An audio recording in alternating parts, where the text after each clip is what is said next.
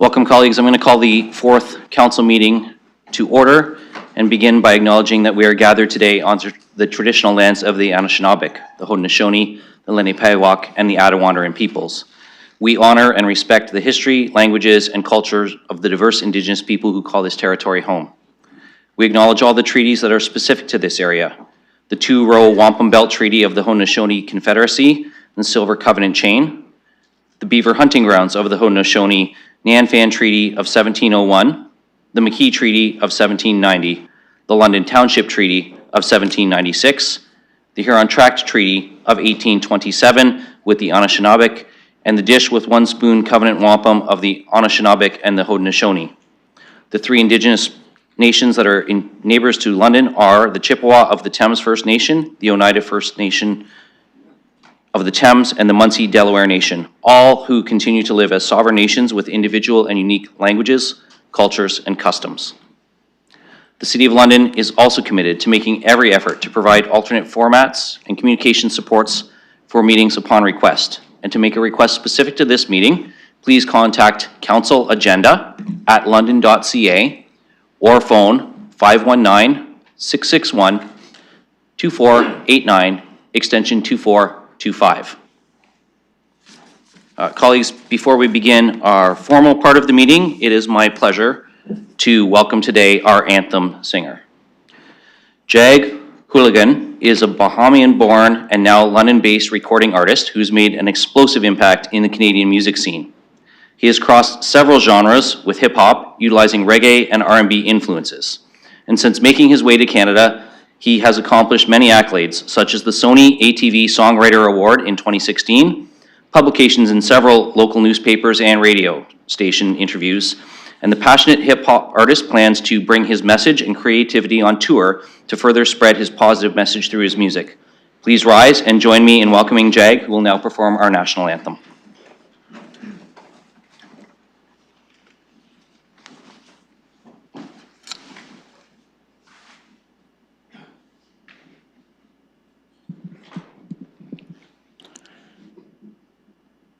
O Canada, our home and native land, true patriot love in all of us command.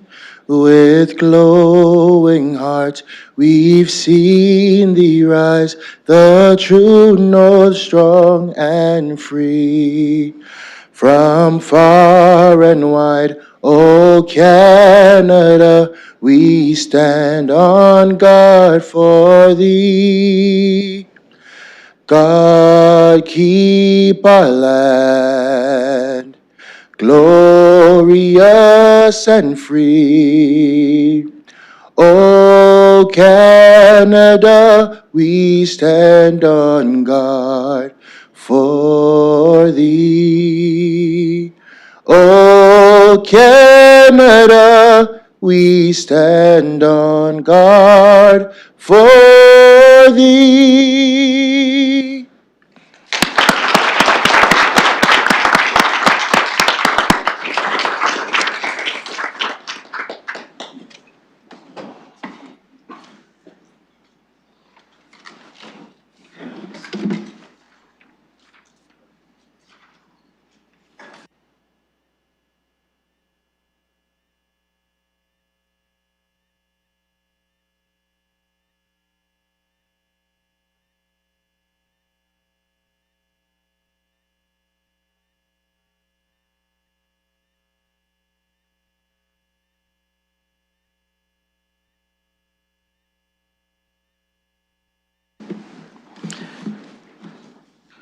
Thank you, colleagues. I'm just going to begin by stating the obvious. I am not Mayor Morgan. I am acting mayor today as the mayor is in St. John's, Newfoundland for the FCM Board of Directors.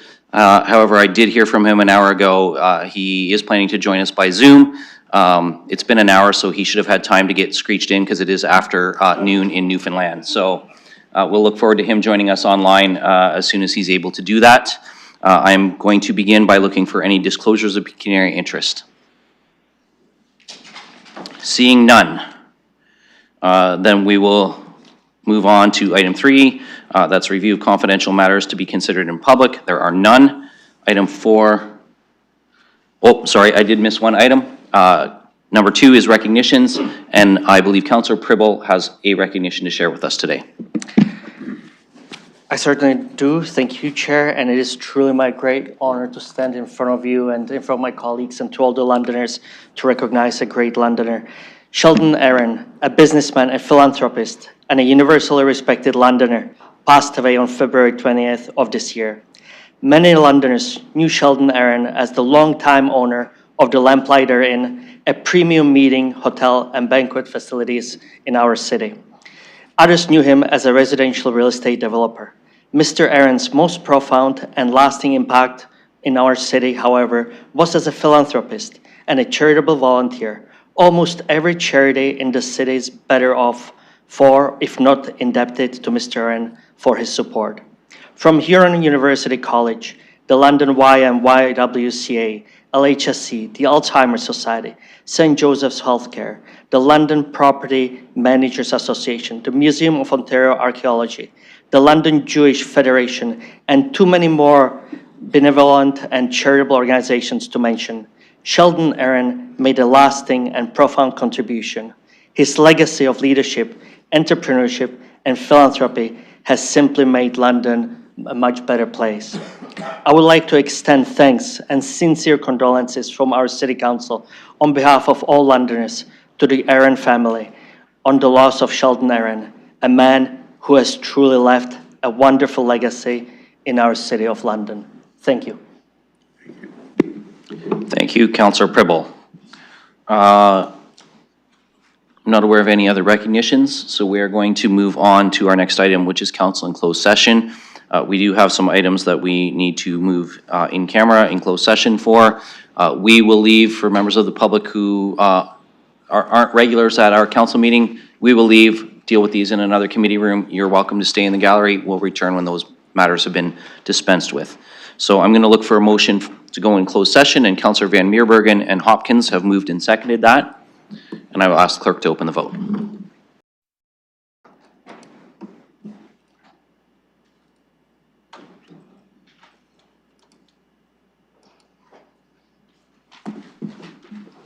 Closing the vote, motion carries 14-0. The reasons are as indicated on the public agenda. Thank you, colleagues. We will move to committee room 5 for closed session.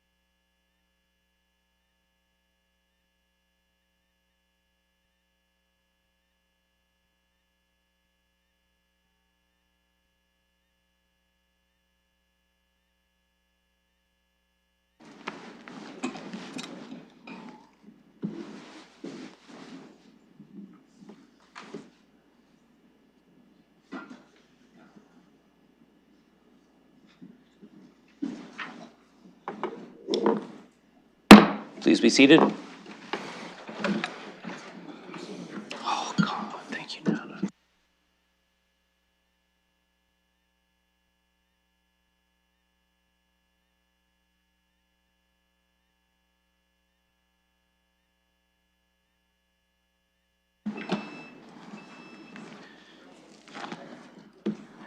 Okay, I will just let everyone know that Mayor Morgan has been able to join us now by Zoom from the East Coast. So welcome, Mayor Morgan, to the meeting. Our next item is confirmation and signing of the minutes of the previous meetings. Looking for a mover and a seconder. Councillor Van Meerbergen, Councillor Cuddy. Any discussion? Seeing none, then we'll ask the clerk to open the vote.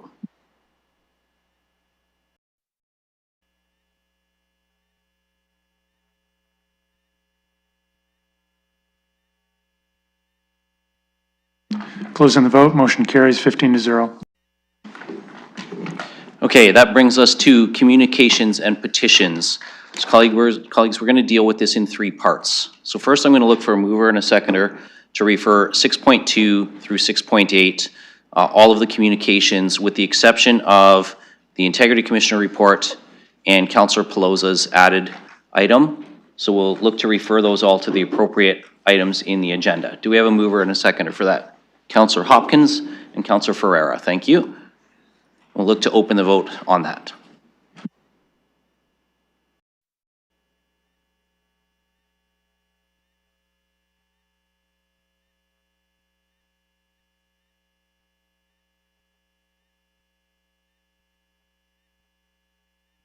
Councillor Trusso. Thank you. Closing the vote, motion carries 15-0. Now, we'll deal with item 6. This is the communication from the Integrity Commissioner, the report on Code of Conduct Complaints 2025-04A, B, and C. And our Ms. Cowan from our Integrity Commissioner's office is with us. So I am going to go to you to provide a verbal presentation to us on this matter. Thank you very much, and good afternoon, Mayor, Deputy Mayor, and members of Council. My name is Megan Cowan. I'm a partner at Aird & Burles LLP. Aird & Burles is the Interim Integrity Commissioner for the City of London, as appointed by Council. As such, we have jurisdiction to review complaints against members of Council made pursuant to the Code of Conduct. As Integrity Commissioner, we act as an impartial, neutral, and objective investigator. We neither seek to shelter members from culpability from wrongdoing, nor attempt to punish them when the objective facts do not support a finding of a contravention. We do not work for the municipality. We are an independent statutory officer pursuant to Section 223.3 sub 1 of the Municipal Act, and we report directly to Council. It is in that capacity that we appear before you this afternoon to present our investigative report on the complaints filed against Councillor Susan Stevenson under the City's Code of Conduct. I will provide a detailed presentation with respect to the investigative report. Thereafter, I would be pleased to respond to any questions that members of Council may have as to our procedure. I'll begin by providing an overview of our investigation. Our investigation was conducted in accordance with our authority as Integrity Commissioner under the Municipal Act, the City's Code of Conduct, and the process and procedures outlined therein. 3 formal complaints were filed with our office in accordance with the requirements set out in the complaint protocol to the code. Those complaints variously allege that the councillor contravened a number of rules of the code in relation to her conduct at the town hall meeting for her Ward 4 constituents held on September 10th, 2025 at the Boyle Memorial Community Centre, and by virtue of comments made to the media with respect to the town hall meeting. Specifically, the complaints allege that the councillor had moved and touched camera equipment belonging to a member of the audience and asked that individual to stop recording the town hall meeting, and had requested that city security staff speak to the same individual to ask them to stop recording or leave the town hall meeting. Now, the individual in question, Mr. Ben Durham, posted an online video on YouTube titled, "I was forced to stop filming a public meeting, legal or not," about the town hall meeting. And I will refer to this as the online meeting commentary, a short form as I've done so in the report. The online meeting commentary appears to have been viewed more than 2,000 times on YouTube and garnered reportedly over more than 1.5 million views on TikTok. It also generated substantial public interest in the town hall meeting. In the online meeting commentary, Mr. Durham shares video that he recorded at the town hall meeting and describes his interaction with the councillor. This includes a video of the councillor asking him to stop recording, and we did not accede to the request, stopping and moving Mr. Durham's tripod-mounted camera while he continued to film and comment on the interaction on his cell phone camera during the meeting. The online meeting commentary also contains video captured by Mr. Durham on his cell phone, in which a member of the public advised him that people did not want to be filmed. And finally, also captures conversations with an individual identifying himself as a member of city security staff, asking Mr. Durham to stop recording the meeting. The online meeting commentary received a lot of media attention. In our report at page 2, we cite some of the articles that we were made aware of, which reported on the town hall meeting. I will now turn to the investigative process itself. Our office received a large number of communications about the town hall meeting in September and October, given the online meeting commentary and the news articles that we cited in our report. Now, a number of the communications purported to be formal complaints, but did not actually comprise of proper complaints pursuant to the code's complaint protocol. We believe it's important to offer those individuals wishing to file a formal complaint an opportunity to do so. Accordingly, we held our initial inquiry in abeyance so as to allow and address any complaints that we received in a collective manner. As we set out in our report, this is not an uncommon practice. Many integrity commissioners utilize such an approach when there are multiple complaints received on the same incident or similar factual circumstances, in order to ensure that the complaint inquiry and investigation proceeds both effectively and efficiently. We ultimately received 3 formal complaints, which were validly filed pursuant to the code's complaint protocol. Given the similar subject matter of the complaints, we elected to investigate them collectively to ensure that they proceeded efficiently, while at the same time ensuring that the councillor was afforded due procedural fairness. As I will describe in further detail shortly, this resulted in us holding the complaints in abeyance until November, when we formally issued a notice of the complaints to the councillor. Now, I've set out in my report, I'm going to briefly touch on some of the summary dismissals that we made early on in our investigative process. Our report provides a detailed overview of our decisions at page 4. Briefly, we dismissed complaint A in full as no response to our request for particulars was provided, despite repeated requests. With respect to complaint B, certain allegations were summarily dismissed as they alleged that the councillor had infringed on an individual's rights under the Canadian Charter of Rights and Freedoms. As we set out in our report, we determined that we did not have jurisdiction to inquire into those allegations, as we are not a court of competent jurisdiction. Finally, with respect to complaint C, we summarily dismissed certain allegations alleging that the councillor had made comments to the media that constituted harassment and created a discriminatory environment for a citizen journalist. As set out in our report at page 4, we would determine that the councillor's comments did not rise to such a level as to necessitate an investigation, nor did they contravene Rule 7.1 of the Code. In particular, we viewed the councillor's comments as containing her opinion, which we could not validate as either being true or false. Freedom of expression is a fundamental right in Canada. As such, the code must be interpreted in a manner consistent with this right and in a way that provides as broad an interpretation as possible. Now, members can still be exercising their right to freedom of expression and yet be subject to reasonable limits as may be set out in law, such as the Municipal Code of Conduct. However, in this instance, we did not view the councillor's comments as rising as to such a level that would constitute a breach. We therefore duly provided notice of the summary dismissals to all 3 complainants, and we also provided notice to the councillor of the complaints and of the summary dismissals.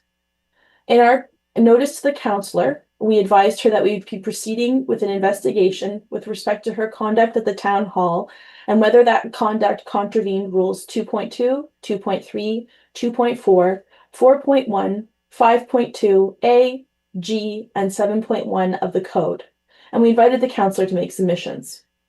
The councillor wrote to us and requested a very brief extension to provide her submissions, which we duly provided. The counselor ultimately provided submissions to our office that set out in part she had made arrangements to record the meeting for her own accurate record of events. She was not aware of any policies that pertain to this matter.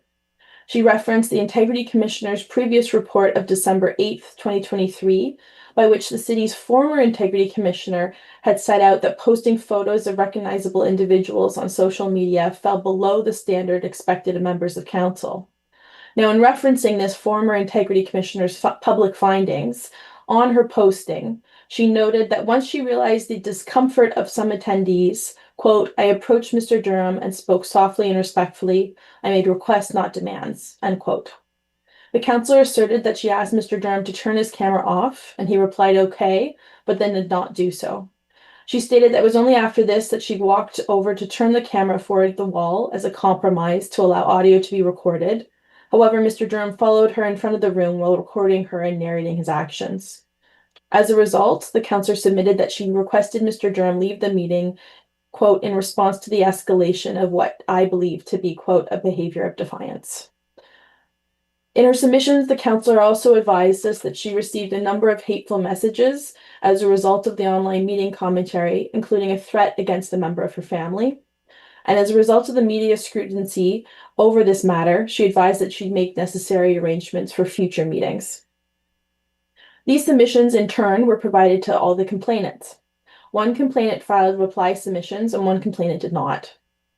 In conducting our investigation, we duly considered all submissions and documentation provided by the complainants and the submissions of the counselor in accordance with the city's complaint protocol.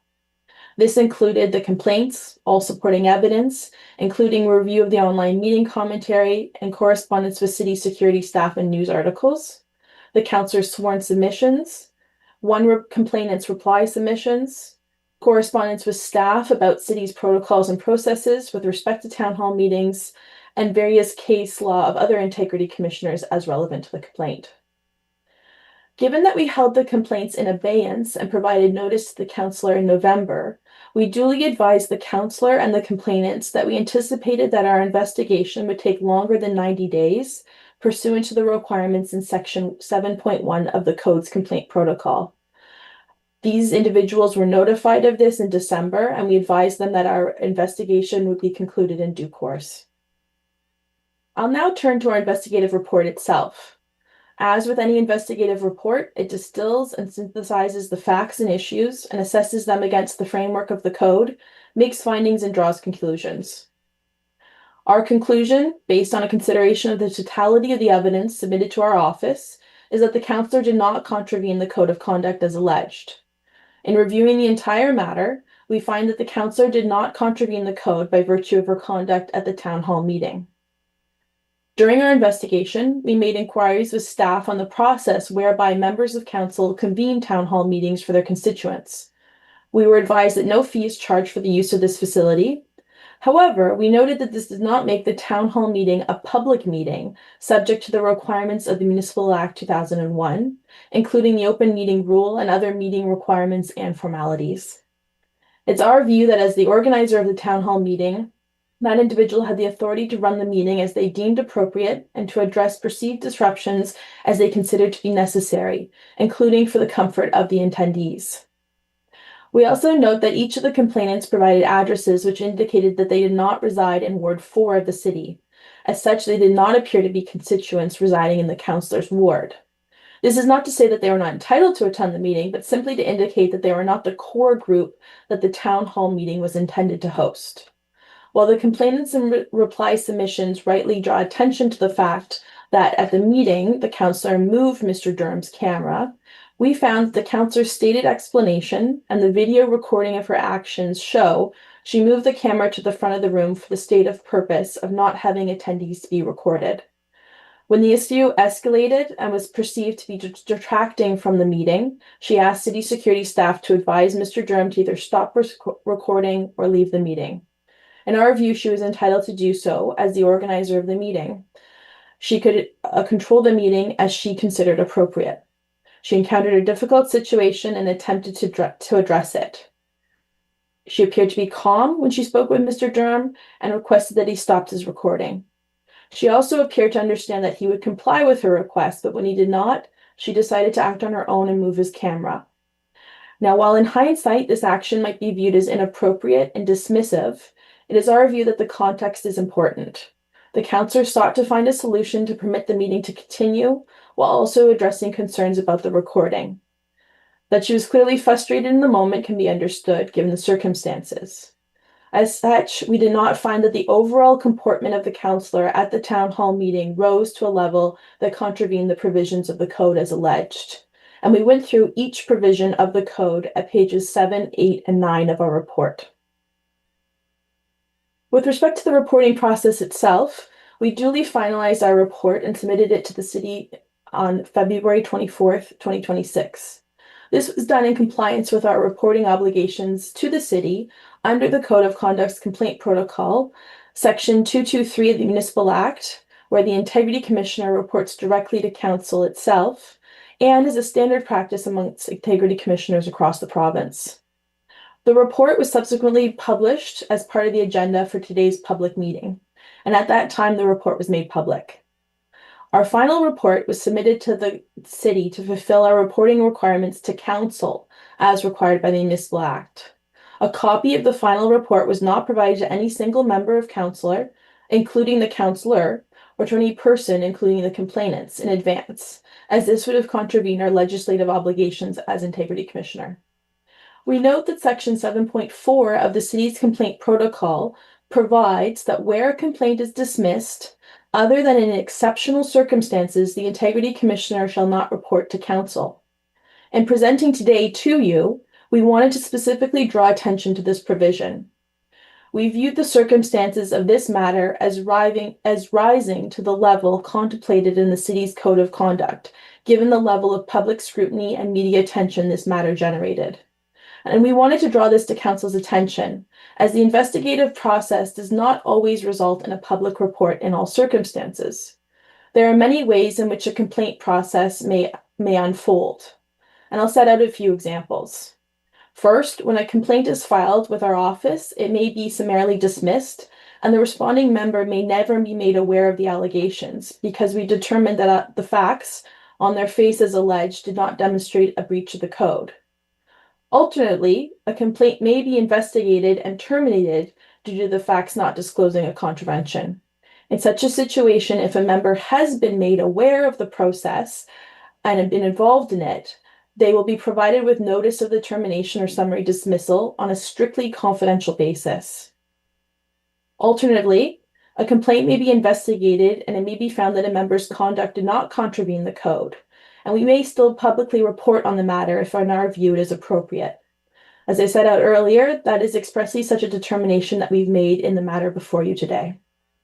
Finally, a complaint may be sustained in whole, at which time we would report our findings and make a recommendation to Council as to any reprimand or penalty. That is not the case before you today. As I set out, based on our review of the entire evidentiary record, and for the reasons set out in our report, is our finding that the Councillor has not contravened Rules 2, 4, 5, or 7 of the City's Code of Conduct. I'll speak now to the conclusions and our recommendations. As Council is the decision-making body for the municipality and is entrusted with enforcing its Code of Conduct. As we noted, we've investigated the complaint and have produced a report that details our findings and conclusion. We have done so in accordance with our authority, mandate, and jurisdiction, with an adherence to procedural fairness to all parties, including the councillor and complainants who exercise their right to file formal complaints. Given that we found no contravention of the code, there is no authority pursuant to the Municipal Act for Council to impose a penalty.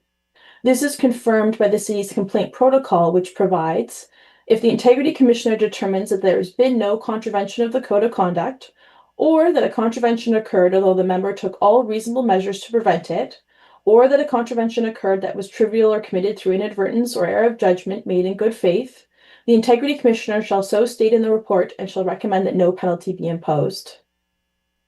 I'd also like to draw Council's attention today to the Divisional Court's decision in Asseley and Town of Hawkesbury, which sets out that a council has no power to contest or question the factual findings of an Integrity Commissioner. Our report is merely for informational purposes only. Council has no authority to substitute or question our findings. This concludes my presentation with respect to the investigative report. I will remain present to answer any questions that members of council may have with respect to the process. But as I set out earlier, I respectfully remind council of the court's decision in the town of Hawkesbury case I cited, and that an integrity commissioner's factual findings are final, and council has no authority to question or substitute our findings, and that our report is merely informational. Thank you very much, and I'd be pleased to answer any questions. Thank you, Ms. Cowan. So before we go to questions and comments, I need a mover and a seconder to receive the Integrity Commissioner's report. Moved by Councillor Cuddy, seconded by Councillor Lehman. Okay, so that's on the floor. Now we can move to questions and comments. Councillor Trussow. Thank you very much, and through the chair, I have no intention of questioning any of the factual findings, but I am a little confused about a few things.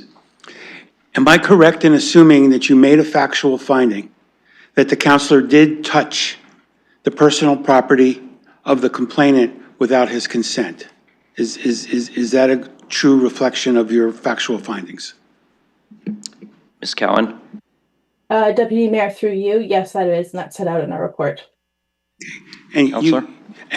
Furthermore, you did not get to the question of whether or not any damage was done to the equipment. You just said that it was taken. Through you, Deputy Mayor, to answer that question, that was not raised in any complaints set before us, and it was not a live issue in our investigation. Okay, my other question, through the chair, deals with the matter of freedom of expression. You stated that there was a summary dismissal on the grounds that you do not have jurisdiction over constitutional issues. And I think that's what you said, and I'll repeat that. Just, you don't have to answer that, just correct me if I'm wrong. Furthermore, at some other point, you indicated that the counselor and all members of council are under obligations to follow otherwise what's in the law. Is that correct? And again, this is not a factual question, this is a legal question. Okay, I will go to Ms. Cowan for that. Councillor Trussow, although I will remind you we're at council, so I do need you to stand. Seeing you chair makes me think I'm at the SPPC. That's okay. Listen, I forgot too, because I'm used to chairing SPPC, not this one. So, but we are at council, so I will ask you to stand. Ms. Cowan, if you can respond, please. Certainly, thank you. Through you, Deputy Mayor. The question really was in two parts and referred to two summary dismissals that we made. The first dealt with, there's an allegation in one of the complaints brought to us that the counselor's conduct had infringed on an individual's charter rights in the meeting and the way that she addressed and dealt with that individual. And with respect to that allegation, we set out that we had no jurisdiction to find or make a finding about that individual's charter rights, as we were not a court of competent jurisdiction. So it's separate and distinct from the social media and freedom of expression issue that I'll touch on briefly. But I just want to set that out very clearly, that there was a specific allegation that the counselor had breached an individual's charter rights. And we had set out that that individual hadn't raised them with us, and we were not a competent court that could opine on that individual's rights. The second part of the question related to the freedom of expression comments I made, and that was with respect to a separate and distinct allegation made in the complaint that the counselor's certain comments that she had made to the media contravened an individual's, contravened the code of conduct, and specifically it contravened section 7.1, in that they were alleged to be harassing or creating an environment that was not welcoming to a public self-proclaimed member of the public acting as a journalist. We, in looking at those allegations, made a comment of determination that in our view, they didn't rise to such a level as to breach the code of conduct. And I touched there, I'll bring your attention to pages 4 and 5 of our report that goes into greater detail on this. But essentially, we noted that all members of council have right of freedom of expression. But that right can be curtailed by the code of conduct. So if comments rose to such a level as to contravene the code, we could have made a finding that they had contravened the code. In this case, we found that the comments themselves did not rise to such a level, especially as they contained the counselor's opinion, which we can neither validate as being true or false. Through you, Deputy Mayor, I hope that answers the questions. It's a bit more nuanced and sort of a two-part answer. Yeah, Councillor Trossau. yes, and again, through the chair, I'm not questioning your finding that it didn't rise to the level of, et cetera. What I'm questioning is what I feel is a contradiction between the first statement that we don't have jurisdiction to delve into constitutional questions, but in finding that it didn't rise to the level of violating constitutional rights, you necessarily recognized that that was a matter that you were adjudicating. So I think that there is a fundamental disconnect, not on matters of fact, but on matters of law and the interpretation of your jurisdiction. Is it your position that counselors have, at least for purposes of the code of conduct, the absolute ability to violate people's constitutional rights and not face repercussions under the code of conduct? Through you, Deputy Mayor, no, that is not my position, or what I've set out in the materials. We've clearly set out that as long as the counselor's comments did not rise to such a level as to violate the code, we would not make a finding with respect to them. So this does not mean that a member of council can make any kind of expression, carte blanche. Political expression is protected, but not such a level that rises to a level that would breach the code of conduct. There are Integrity Commissioner reports that have set out certain comments like those in support of slavery, for example. While it's technically, a stated public expression, it is one that it would not be provided and viewed appropriately under the code of conduct and would rise to such a level that contravenes the code of conduct. So I want to be very specific here on the questions, in that these are two specific areas. I've with respect to the individual's charter rights, I don't have any authority under the charter to look into those allegations, and that's what we set out in the report. With respect to the counselor's rights to make public speech, we acknowledge that she has a right to make public speech, but it can be constrained by the code of conduct if it rises to such a level that would contravene the code. There's a distinction and an element there. Okay, thank you very Counselor. much, and I will wrap up. I've tried to make my point. I can't accept this report as it's written, and I do that very reluctantly because I have the greatest respect for your process and your office and you and what you've done. But I think to say that we cannot look at whether or not there's been a violation of somebody's constitutional right, I just don't think that can be right if we're then going to look at the implications of the violation of that constitutional right in terms of your decision. So I want to be very, very specific. My issue with your report is limited to the question of refraining from looking at the issue of whether or not the complainant's freedom of expression was violated. And I just want to be very clear that I think that is something that cannot be made to go away on jurisdictional grounds. And I want everyone to understand that regardless of what the council does with this decision, the complainant's, the issue of whether or not the complainant's constitutional rights have not been adjudicated here, and he is free to continue doing that without any type of collateral estoppel or other type of binding effect. But I do think we cannot just sort of close our eyes to whether or not a constitutional right has been impacted, especially if we're in a public forum. Whether or not it constitutes a public meeting within the meaning of the Municipal Act, it's still a public forum. And he was told to stop engaging in expressive activity. And I think it's very clear from the facts that you recited, which I'm not questioning, the counselor's conduct resulted in, whether it was intentional or not, the cessation of the complainant's ability to exercise his expressive activity under the Constitution. I'll just leave it at that.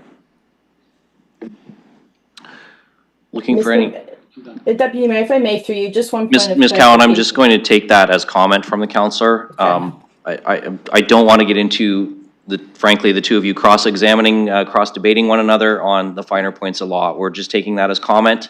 There was no direct question there, and so we're going to leave it at that, look for other speakers.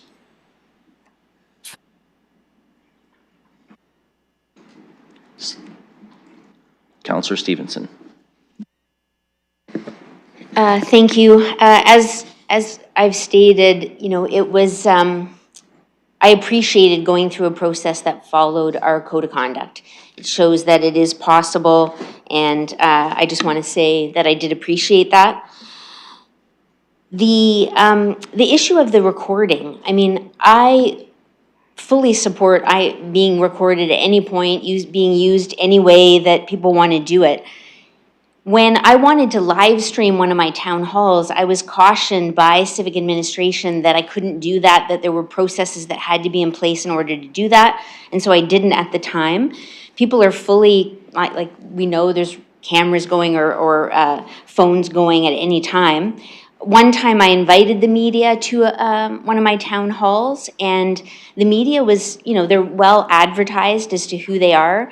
They also asked me to be sure, was this a public space? Was it, you know, to just triple check that it was okay that they be filming. And I took the opportunity at the front of the room to make everybody aware that the media was there, that if they didn't want to be recorded, to please let us know. We would put them in a different section. In this case, I was not made aware that somebody was going to be recording the town hall. And when I first saw the camera, I was okay with, like, I didn't know who they were, but I just didn't see a problem with it. Then I started thinking about it. I remembered the rules, was wondering if I was breaching anything. Then I had some residents tell me that they were uncomfortable with it. There was an assumption that it was mine. It was not. I also had invited panelists for the first time who I had not asked their permission whether they could be filmed. And that was more important to me. The residents that were there to listen and discuss on topics for which it is very uncomfortable for people, and there is a lot of retaliation online that puts people's livelihoods and businesses and family and security at risk. I appreciate the report. I appreciate the learning in this. As far as I know, we've got some policies in place as a city now to preemptively have practices in place for town halls that cover us from the civic administration point of view. And then I appreciated in this report the fact that it says that I have the right as an organizer to address issues that arise and the discomfort or the comfort of the people who are there. And the people who are there have a right as well to speak about the concerns that they are living with on a daily basis, concerns for which there is a lot of retribution at times. And I have done everything that I can since I've been elected to create a safe space for people to speak. Those who oppose me, those who want to say things that I oppose, and I've encouraged the audience and the people to come and be with each other and to hear opposing views in a respectful place, in a respectful way. And it has worked well up until this meeting. And when I make a request and someone answers me and says that they're going to do something and they don't, and I address it in different ways without being able to address the issue. And at the same time, I'm respectful of the people who've come to discuss the issues and listen to the panelists that I had there. So I just want to be clear that as a politician, you can record me, you can put me on TikTok, you can get millions of views. That's all fair and good. I have a responsibility as a leader and an organizer of an event to protect the people who come and who listen and want to participate in a free and open space where their rights are protected as well. And that's something that we may still need to figure out and talk about. How do we balance those rights? And I'm open to working with civic administration and my colleagues going forward. But I do appreciate this report and the process through which our protocols were respected. Thank you, Councillor Stevenson. Looking for any other speakers before I call the vote. Councillor Pelosa. Thank you, Mr. Presiding Officer, Acting Mayor. Followed this one with, I would say, great interest, having watched the video online and waited for this report, realizing we fill a really unique role within our communities. And I hold my own opinions when I host a board town hall meeting. It doesn't matter to me what residents come, which resident trumps another resident. They are all London taxpayers. And for me, it never considered one of my public town halls to be a private meeting, realizing how we host things here at the city and when the city civic administration do pop-up meetings for different engagement. I do appreciate the report, and on page 17, acknowledging that the counselor's husband was recording, and if people didn't know that was her husband and arranged ahead of time, they absolutely might have questions of who is this person, why can they record and not me? A question through you to staff.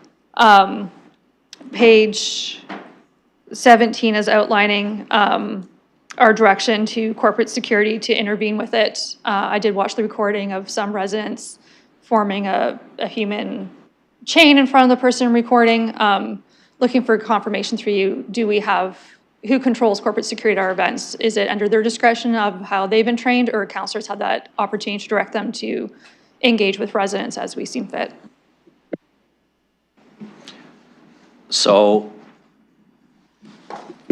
Or to the IC, whoever can, well, who directs it? I want to caution that I don't think the IC can opinion on which staff direct corporate security, but I also want to caution that we are on an IC report, not on internal policies. I'm going to allow a little leeway and ask Mr. Ladouceur if he can respond briefly, but I need us to stay on topic, which is the IC report, and not on internal policies. Mr. Ladouceur. Through the chair, I can say that corporate security is looking at how we move forward with this information from an internal perspective. Obviously, each meeting presents unique challenges, so obviously that's something we have to take back. Generally, our staff take direction from whoever's running the meeting, but in the event that there's an immediate safety concern, then corporate security would intervene. So that's what I can say for now, but we are reviewing how we move forward. Thank you. Councillor. Thank you. A more precise follow-up then of page 20, section 51. The conclusion, in light of the tensions generated by the recording of the town hall meeting, in our view, being the Integrity Commissioner's view, it'd be prudent to identify protocols for future town hall meetings whereby there is clarity on how much meetings will be run and whether individuals will be permitted to record any such meetings. Looking for you, since the IC is with us today, if they could elaborate on that a little bit, or if our staff would be able to walk us through the process. I certainly don't have a motion prepared today of what better policies and process would look like coming back to council, but definitely that for councilors and members of the public, that we both know the direct lines and next steps. Ms. Cowan. Certainly, through you, Chair, that comment was made in light of the media scrutiny surrounding this issue, and that there appeared to be uncertainty about the processes and protocols. As Integrity Commissioner, I can't speak to city processes, procedures, policies. I'm not the lawyer for the city, but that comment was made given in view of and in light of our investigation, what we saw in terms of the uncertainty surrounding some of these issues. We wanted to draw it to all of council's attention, which is what we intended to do by paragraph 51 of the report. Councillor Plaza. Thank you. I appreciate the report. Looking for transparency and accountability on this is we still use taxpayer-funded time to do it, and we welcome residents and just making sure that we can all do so across the board. So regardless of what meeting a resident goes to or what councilor is hosting independently or jointly, that we know our expectations. Thank you. Any other speakers? Can I make a point of order? You can make a point of order, Councillor. Is it possible to, I've already spoken, so I'm not going to talk to the merits, but is it possible to pull out a paragraph and say, vote on that separately? Because I cannot accept paragraph 26. No, that point of order is not in order. The report as a whole has to be received or not. Okay. Councillor Ferreira. Thank you, Chair. So I see we're talking about kind of two different issues here. We're talking about whether there was a violation of our code of conduct, and I've seen the debate kind of touch into whether there was a violation of someone's Charter of Rights and Freedoms, freedom of expression. And I do see from the conversation, or what was presented to us from the IC, that they're not able to rule on a breach of charter rights or freedom of expression. They're able to rule and look into whether we breached our code of conduct. And I do see that there was a good questioning from Councillor Trussell on whether that freedom of expression could be, I guess, restricted or inhibited by the code of conduct. So I would point that out. I do see the IC has said that there has been no violation with the code of conduct, sections 2, 5, hopefully I wrote this right, 4, 7.1. But it does seem that there was a freedom of expression violation here. And I do see that, political expression is protected, but it's not absolute, and I would point that out. We are not protected with absolute privilege. We are protected with a qualified privilege, and that qualified privilege should be shown to be made with no intention or no malice involved or anything like that. And I do see that, just watching the video, there were some areas that maybe weren't captured, because I do see in the video that the councillor did maybe try to turn off the camera or do something with the buttons on the camera. I'm not sure. I wanted to know if the Integrity Commissioner looked into that part, because I do see that there was comments that the camera was turned away. So the audio could still be recorded, but I wanted to know if there was any look into the touching of the buttons on the camera and what was the intent on that. So I will go to the IAC on this once, but I think that this has already been addressed in that they did not look into any property damage or tampering. They just looked at the camera being moved. But Ms. Cowan, I think you've answered this, but I'm going to allow you a brief response on this again, but I'm just going to caution colleagues that I'm not going to entertain the same question to the IC over and over from multiple speakers. Ms. Cowan. Thank you, Deputy Mayor. Through you, our report sets out that the allegations were that the camera was moved and touched. So both elements were raised with us, reviewed and investigated and commented on our findings in the report at pages 4 through 7. Councillor Ferreira. Okay, thank you. So much like Councillor Pelosi's comments, when I have a town hall, I open it for everybody. I don't just have a select few of individuals that are able to attend or record. As far as I'm concerned, as a political official, as an elected official, I assume that everything is being recorded at all times, and that is just part of the gig. So I respect the comments of Councillor Pelosi on that one. I would say that I do think that we should always be creating a safe space when we're having a public forum, especially when it's being paid for by the tax dollar. And I do believe that when we have a town hall or any type of open forum, that is supposed to be accessible to everybody in the city. I do see that there's some restrictions here on how the Integrity Commissioner can look into matters like this, because it seems like we're really restricted with our code of conduct. I will say that, creating a safe space, like I have been called Chicken Little online before, and I don't think that really creates a safe space. Now, that's part of the gig. But at the same time, I would rebut some of the comments that I've heard when it comes to creating a safe space and really trying to make sure and promote that really exists.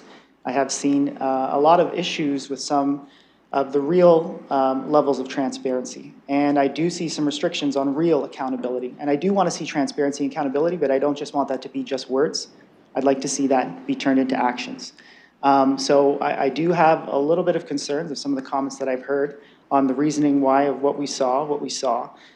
So this kind of leaves me in a weird position, because I respect what the Integrity Commissioner can and can't do, but at the same time, I just want to put it on the public record that this has nothing to do with the freedom of expression or a charter right violation.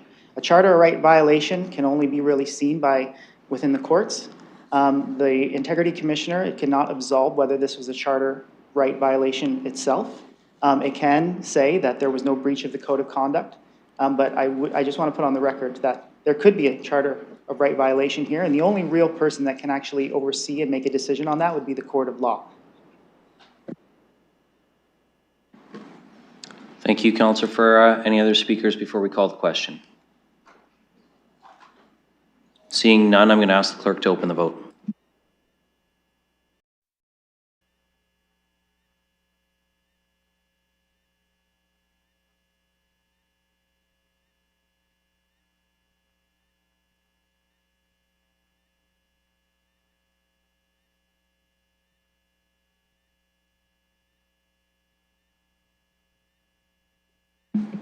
Closing the vote, motion carries 14-1.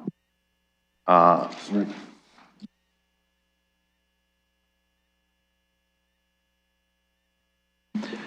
So that was in your package.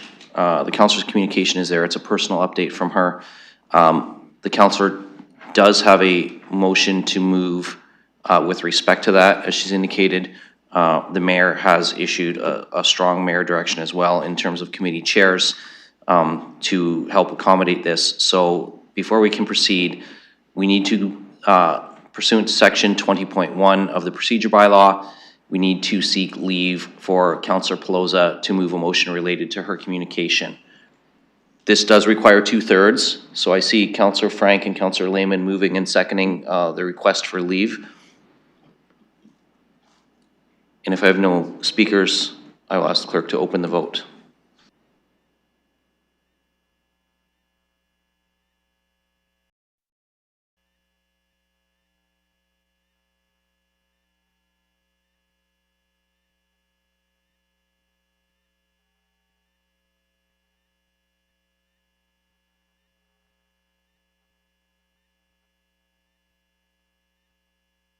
Closing the vote, motion carries 15-0.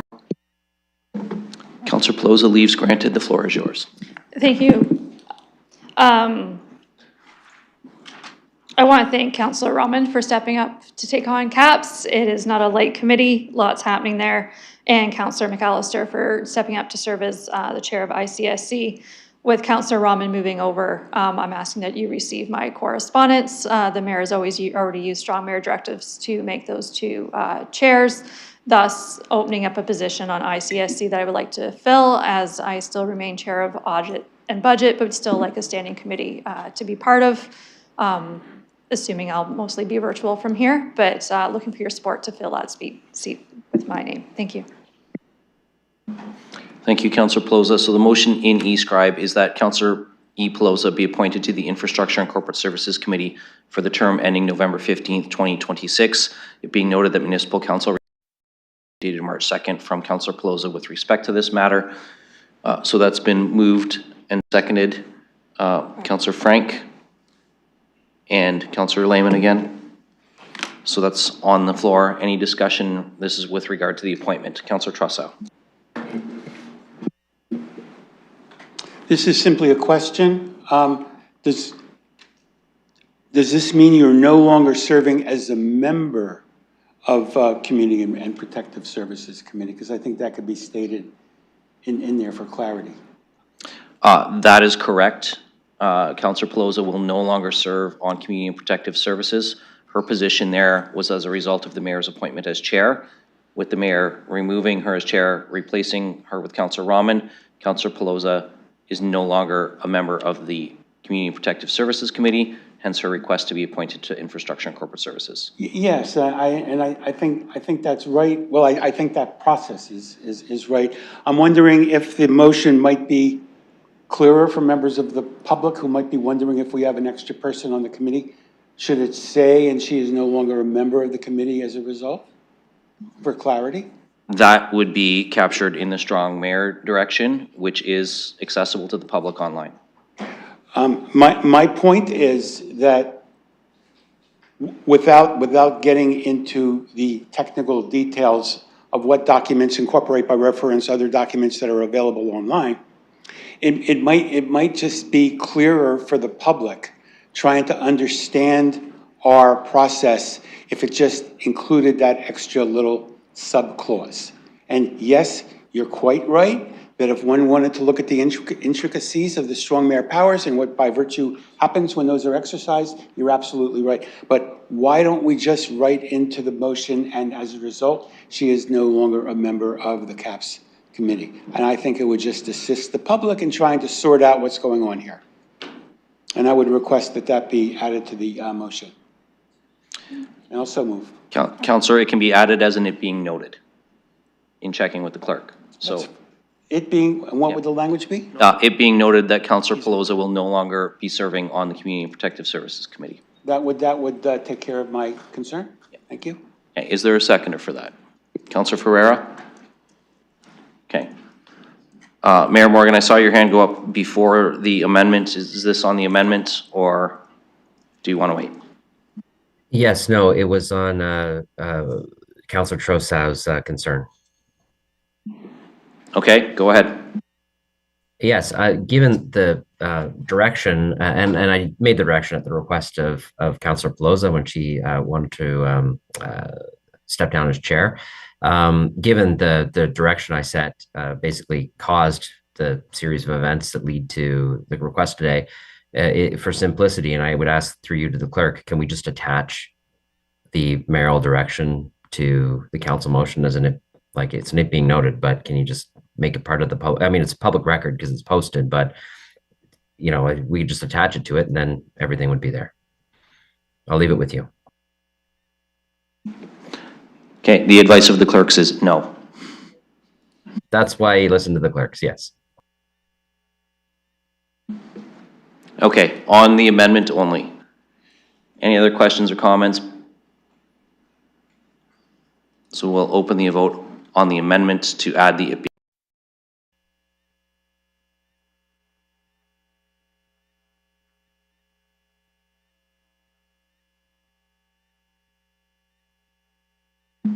Closing the vote, motion carries 14-1. Okay, so we are on the main motion as amended. Any other speakers before we vote?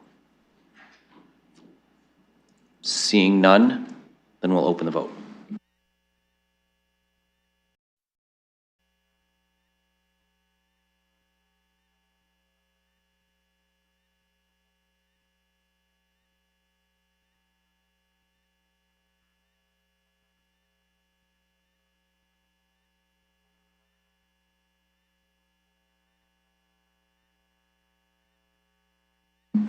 Closing the vote, motion carries 15-0.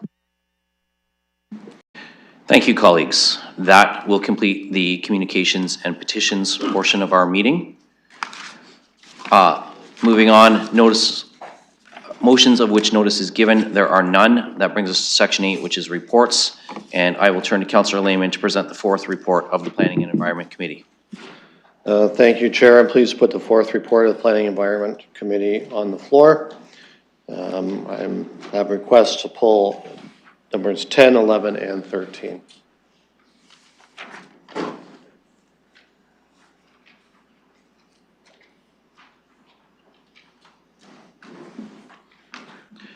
Okay, so would you like to make a motion to move the rest? Yeah, so I'd like to move items 1 through 9, 12, 14, 15, and 16.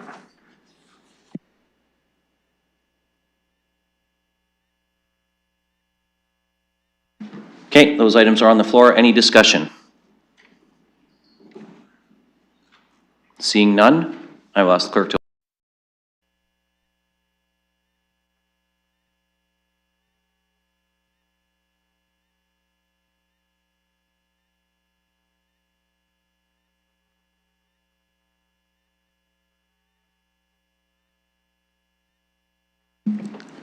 Closing the vote, motion carries 15-0. Councillor Lehman. Thank you. I'll move number 10, which is 550 Rideout Street North and 8290 Kent Street. Okay, that's been moved. And Councillor Frank, you have circulated an amendment. Would you like to rise and introduce that? Sure, I'd be happy to. I'm not sure if you need 3 separate motions or just one altogether, but it'd be nicer to do it all together. But I'll leave it up to you.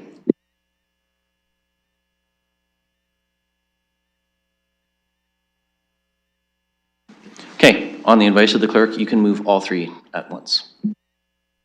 Wonderful. And would you like me to read them out loud? If you could, please. Sure. Okay, so the first being a direction to site plan authority. So A, the site plan approval authority be requested to consider the following issues through site plan process.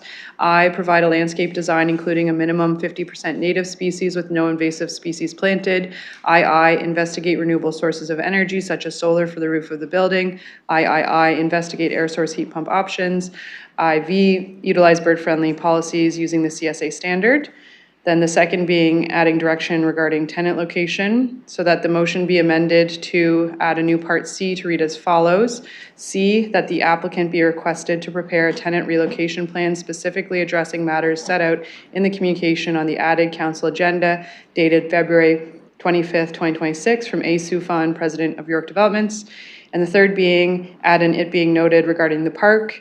It being further noted that the applicant has indicated in the communication on the added council agenda dated February 25th, 2026 from A. Sufan, President York Developments, that they are proposing a privately owned public space, POPs, at 565 Rideout Street North, and at such time when the site plan is submitted for 550 Rideout Street North, the park at 565 Rideout Street North should be included as part of the site plan and part of the overall development agreement process. And I can speak to it if I have a seconder. And the chair has already indicated he'll second that for you, so if you'd like to speak to it, go ahead. Sure.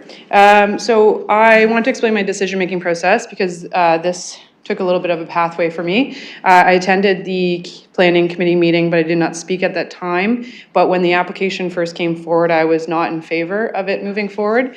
For me at the time, the drawbacks to the application outweighed the potential benefits. And my primary concern being the approximately 30 units currently living on site, many of whom are paying rents between $1,000 to $1,500 range, which is, as we know, below market rate. I was also concerned about the deficiency in green space and whether the proposal was sufficiently balancing the private development return with public benefit. Since then, we've seen, as on the added agenda, York Developments has submitted a letter outlining additional commitments. And the work that I did with this motion was to actually include that in the motion, so that was part of the official record and process. They're offering relocation plans either to a comparable unit at a similar price point, either downtown or somewhere else in the city. Some of their units they have are between $1,000 to $1,500, so it would be able to be a lateral move. Those units are, some of them are new, some of them are current. So there's a lot of variety for tenants, and I called to confirm that they actually had available units, and they said they had about 60 to 70 available within their large portfolio. Additionally, folks would be given $10,000 if they wanted to instead move out and move somewhere else. For the folks who are staying and relocating, they would still get the required 3 months rent for leaving, which would assist within moving costs. So I also consider that to be somewhat beneficial given the cost of moving.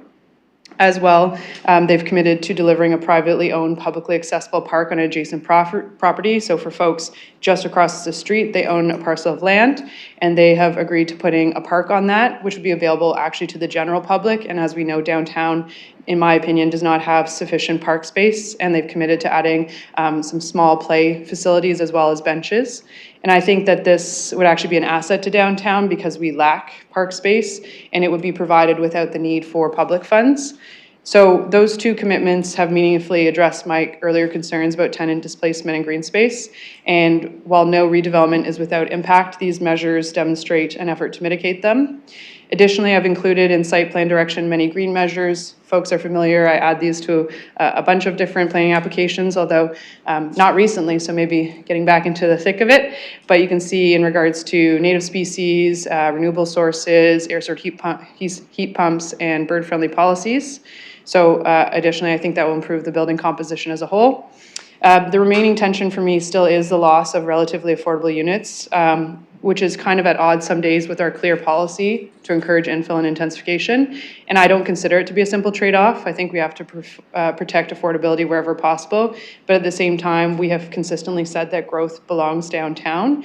And I think if we're serious about intensification and supporting our transit system and strengthening our downtown, infill in the downtown area, I think is where it is appropriate. I do understand that this specific parcel is allowed to go up to 15. Just on the other side of the street, so just south of this property, it can go up to 22. But then just south of that, on the same block of Rideout, it can go up to 45. So I understand it's not in that 45 zone, but I think that's why they're coming forward for a ZBA. And I do think 30 stories is appropriate and consistent with the broader planning framework for the area. So after outlining all of those pros and cons, and in reflecting on my commitment to intensification, I think with the additional commitments and including them into the motion, I am supportive of this application overall at this point. Thank you, Councillor Frank. I have Councillor Lehman next on the list. Thank you. I want to thank Councillor Frank for doing the work here and improving this particular application with some unique features. First of all, addressing the concerns we heard at PEC regarding the folks that live currently in that space, which I was pleased to see. The owner responding with finding comparable spaces or better at the same rent and lease terms that they currently have, or at their option, a $10,000 payout plus the added that Councillor mentioned. I also kind of was really interested in the concept of a private park. I think this is a unique thing that we haven't, I can't recall seeing downtown, and it brings to mind what we see in the other London, London, England, where there's a number of these smaller privately owned parks that allow for green space in a higher density big city. And finally, with the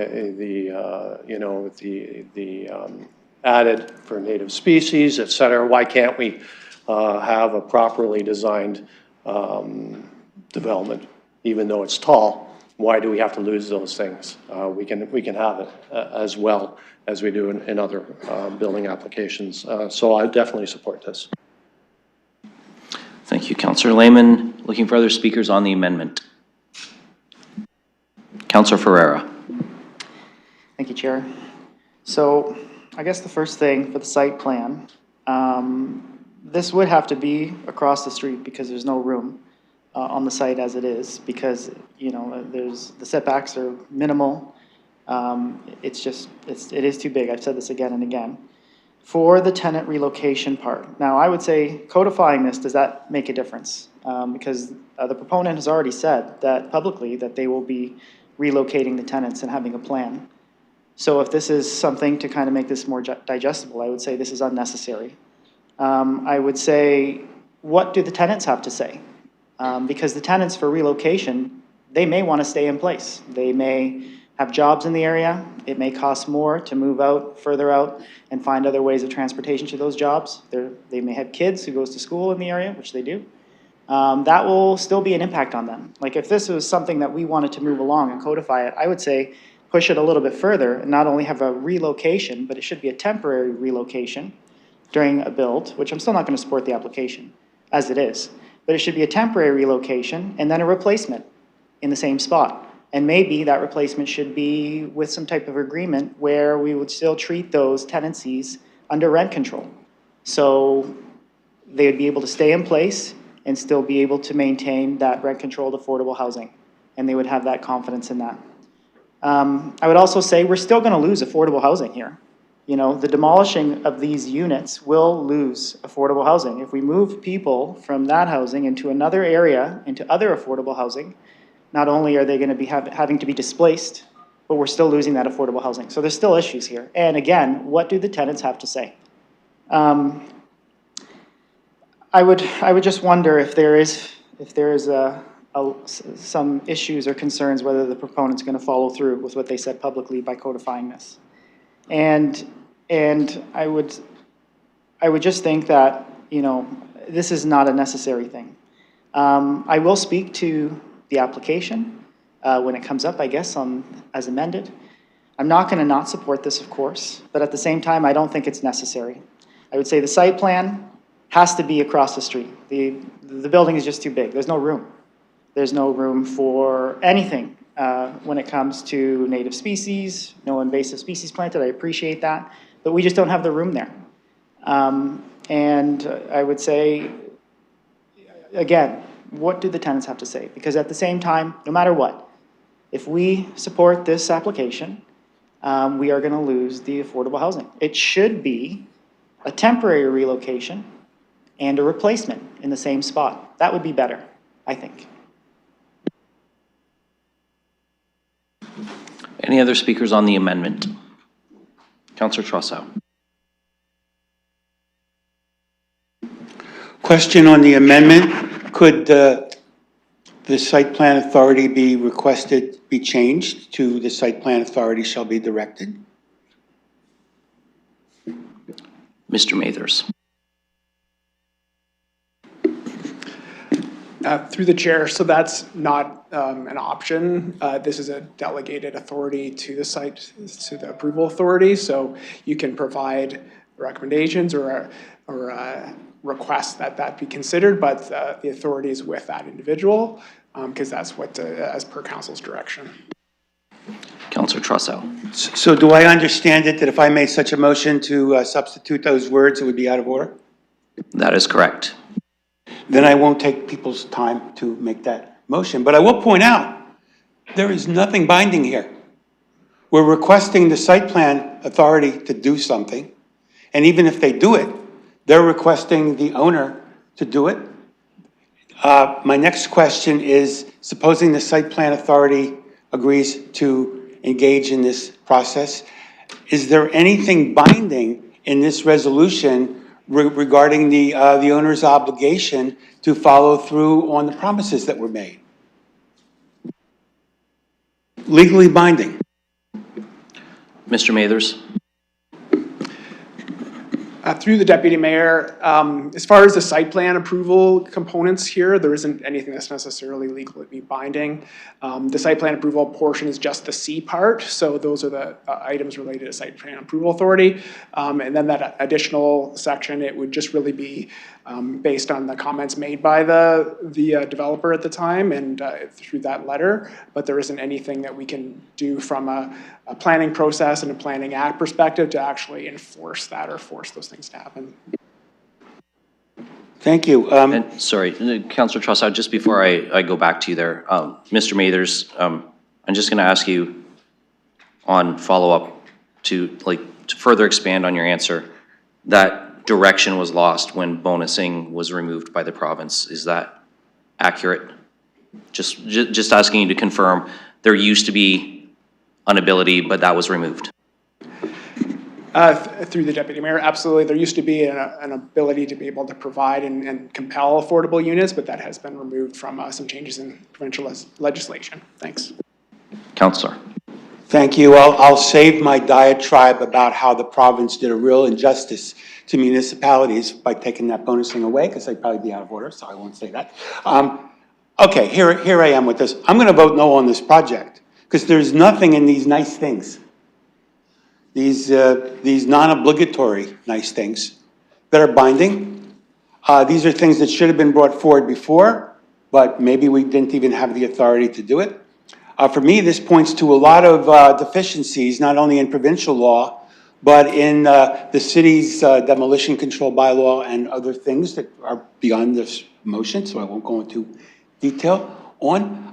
However, I'm going to support the amendment, but I'm going to support it really reluctantly, because I don't really think that it provides the level of protection that not only the tenants in this building, but the neighbors and the city and the city's process deserves.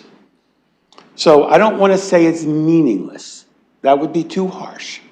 But it's not meaningful. It's not substantially meaningful. And I will support this. I appreciate the councillor trying to make this a little less worse than it could have been, but it's still like worse.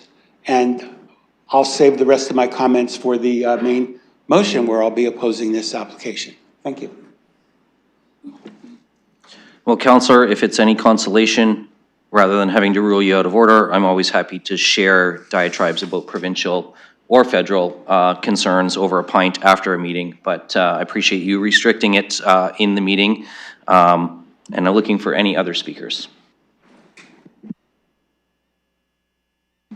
Councillor Rahman.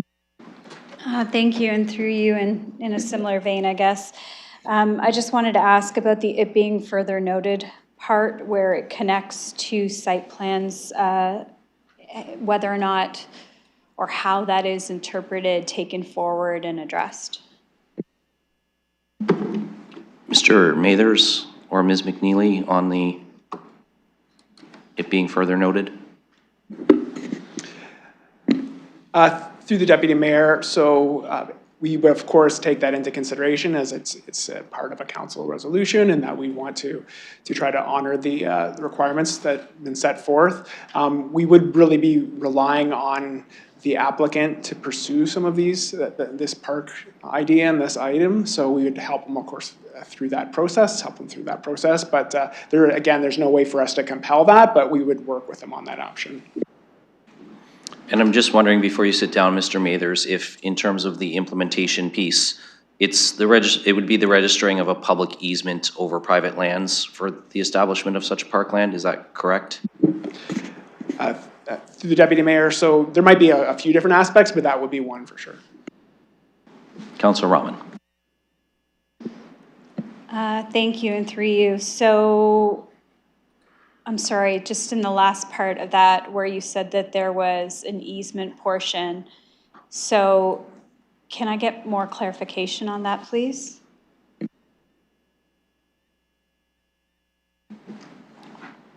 Ms. McNeely? Or Mr. Mathers, whichever one of you wants to take that one. Thank you. Through the deputy mayor. Yes, that's correct. There would be reciprocal agreements and easements over both the 550 Rideout Street as well as the 565 Rideout Street. Those would be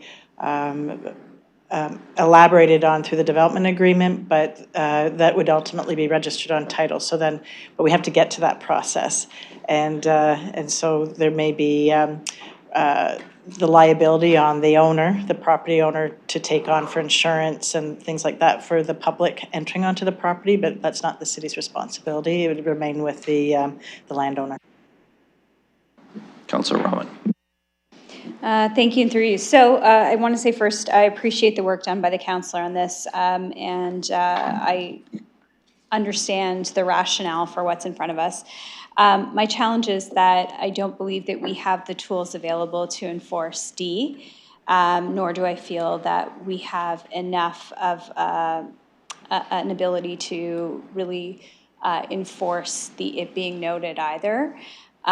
With respect to the easement portion of the discussion, why can't it being noted be a conditional clause where the site plan authority can't grant unless these things are met? Ms. McNeely? Thank you. Through the deputy mayor, what's before council is dealing with a zoning bylaw amendment, not a site plan. So at this point, that's why we have to focus on the zoning, and it's not a conditional zoning. There are matters for the site plan approval authority to consider, which are outlined in clause C, but the request for the private park would be a separate request, the obligation on the applicant to follow through. Once a site plan is submitted, then we could tie those parcels together through that process.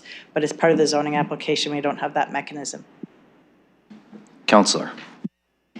Thank you, and through you. So I guess my issue here is that this part, again, does not feel like it's firm enough for us to stand on in a way that compels action, and it sounds actually, in my opinion, rather difficult to actually construct and put together.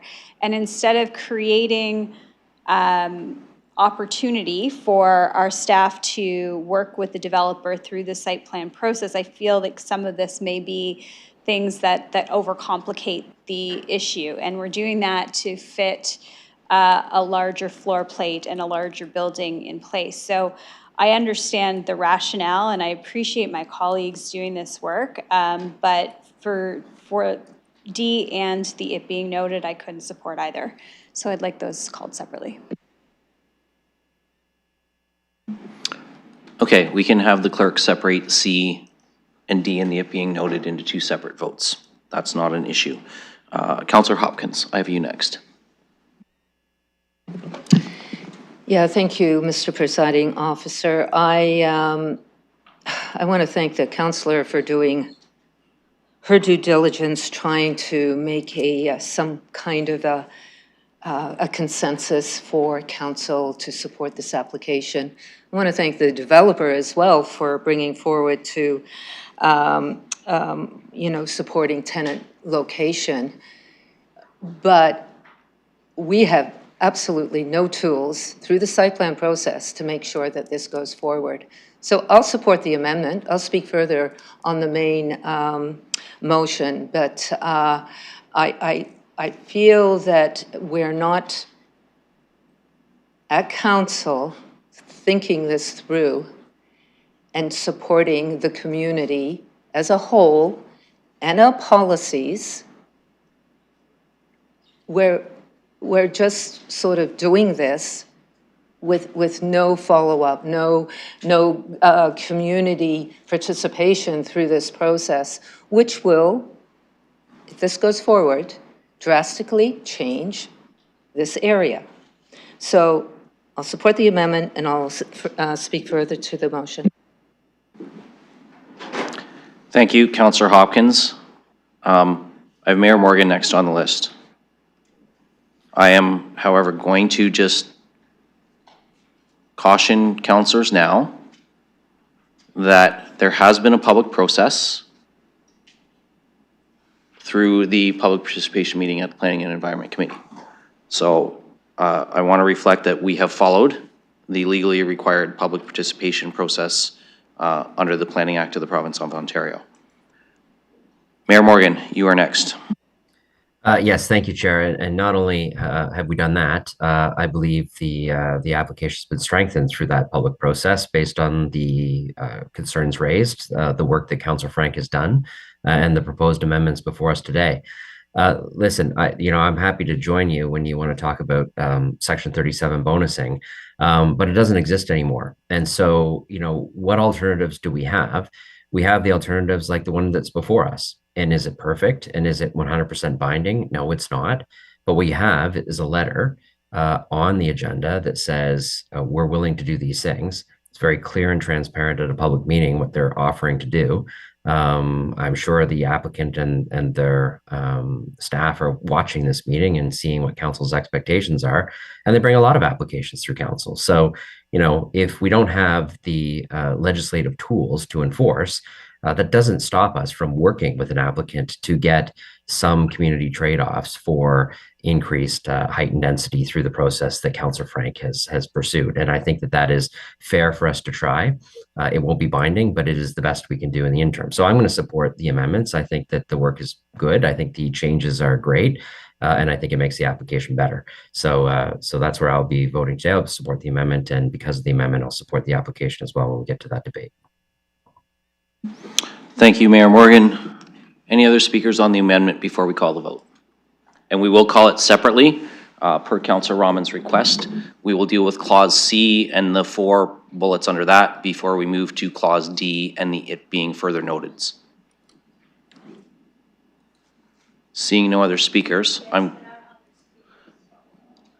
this is not a public participation meeting. This is a council meeting. So I'm going to have to ask you to please take your seat back. It's not a public participation meeting. Ma'am, I'm going to have to ask you to leave if you can't remain quiet. Okay, I'm going to ask the clerk to open the vote, please. This is on Clause C.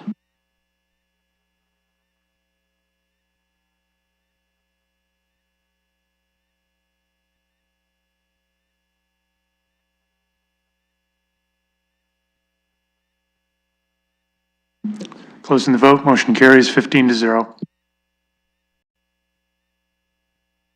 Okay, now on Clause D from Councillor Frank and Councillor Lehman. This is the D, the relocation plan, and the it being noted on the parkland. And we'll ask the clerk to open the vote.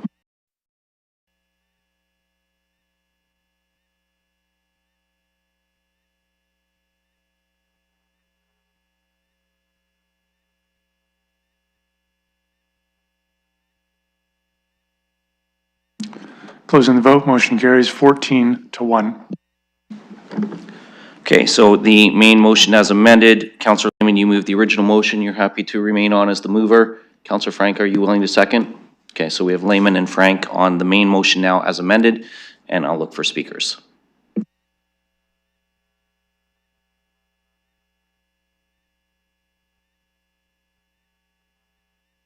Councillor Ferreira. Thank you. So, as was said, that amendment's not binding. It does point to deficiencies. It is some good PR, but it's not enough to carry a vote here. I don't see how this changes anything. Obviously, I'm going to support it, but, okay, I'm not going to say it's meaningless, but it's not meaningful enough. And I did hear some points about across the street at Kent Street, it's 22 stories. That's correct. It's on the periphery of the downtown place type. In the core, the TSA 5 zone, that's 45, but that's a TSA 4. Can I go to Ms. McNeely and just confirm that? What is the height limit across the street of Kent? Ms. McNeely. Thank you. Through the Deputy Mayor, under the TSA 4 zone, directly across the street, it's 22 stories. Councillor Ferreira. Thank you. 22 stories. This is 30 plus 1. I did hear from the mover on the last amendment that on the other side of Rideout, it was 45 stories. What's the height limit of that area?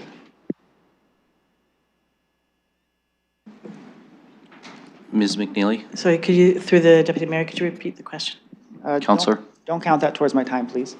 What's the height limit on the other side of Rideout? Ms. McNeely. Through the Deputy Mayor, it's a varying height from the existing zoning today, 4 stories up to about 12 stories. Councillor Ferreira. Okay, I got to clarify that on the record. It's not 45. Point of order. Councillor Frank. Thank you. I said just further south along Rideout is 45 stories, not on the other side of Rideout. Thank you, Councillor Frank. That's technically a point of personal privilege to clarify your remarks, not a point of order, but recognized. Councillor Ferreira, go ahead. Appreciate that clarification.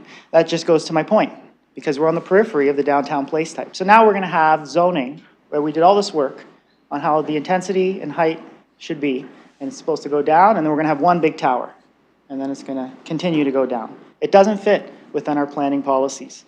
I would also say I wish I saw something like this for the Kent Street apartments, because there was 11 households displaced there. I heard nothing.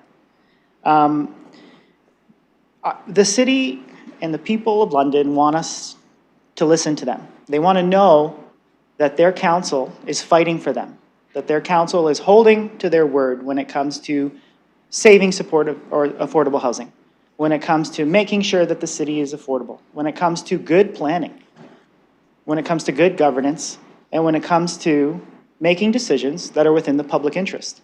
I don't think I've ever seen a planning report, maybe I'm wrong, say that the proposal as it is does not constitute good planning. I don't think I've ever seen a planning document, a planning report say that the proposal as it is not in the public interest. So I'm just wondering, this, what we see here, the amendment, doesn't change anything. The proponent has already said that they're going to do this. And I hear that this is enough to sway us towards supporting the proposal as it is. I don't understand. I don't hear anything. I don't hear anyone saying we need to speak to the tenants or we need to speak with staff. You know, staff did give us a pathway to approval. We're not talking about that. We're just talking about supporting a building that is way too big for the site that is there. We see a report that says it's going to push services out onto the public space. We see the report also saying that it is not going to be conducive to the walkability. I'm not using the words specifically, but it alludes to that. It does say things about how the frontage is going to be. If it's friendly to people walking along on the space, it's just completely out of proportion for the area. And these amendments aren't enough to push us into supporting this. We should go back to the proponent and say, we have a concern of a loss of affordable housing, a real concern. And if we don't want to see that loss of affordable housing and we're trying to find a way of compromise, we should say temporary relocation. If you have to demolish the building, bring those people back to the building. Bring those people back to the site and make sure that they're still within a rent-controlled agreement and framework so they don't have to worry. Because in that case, we're still gonna lose the affordable housing, but at least we're not taking over other affordable housing elsewhere. And in that case, we're not moving people away from where they live. Like, this is about where people live. This is about people's homes. This is about their livelihoods. And I think Councillor Trusso said to this, there's a real human cost here. And I don't see that being discussed enough. So I really would like to see us really use our staff's expertise, really use what is said in the report, and take that direction. 30 seconds, Councillor. So I would say the City of London and the people are not going to accept this amendment as a reason to support this application. It's not binding. It's already been said it's going to be done, and we're not pushing hard enough. We're not fighting hard enough for London. So that's what I would say to you. Don't support this application. Thank you, Councillor Ferreira. Looking for any other speakers? Councillor Trossau.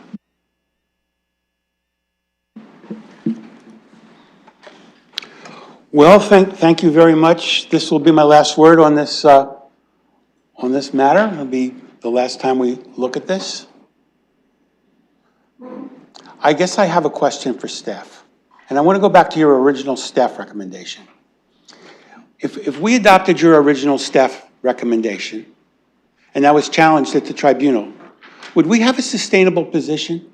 Or is the original staff recommendation a frivolous position that will be struck down in your view? And I know I'm asking you for somewhat of an opinion here in terms of what's likely to happen, but do you think your staff recommendation is viable and sustainable at the level of an appeal?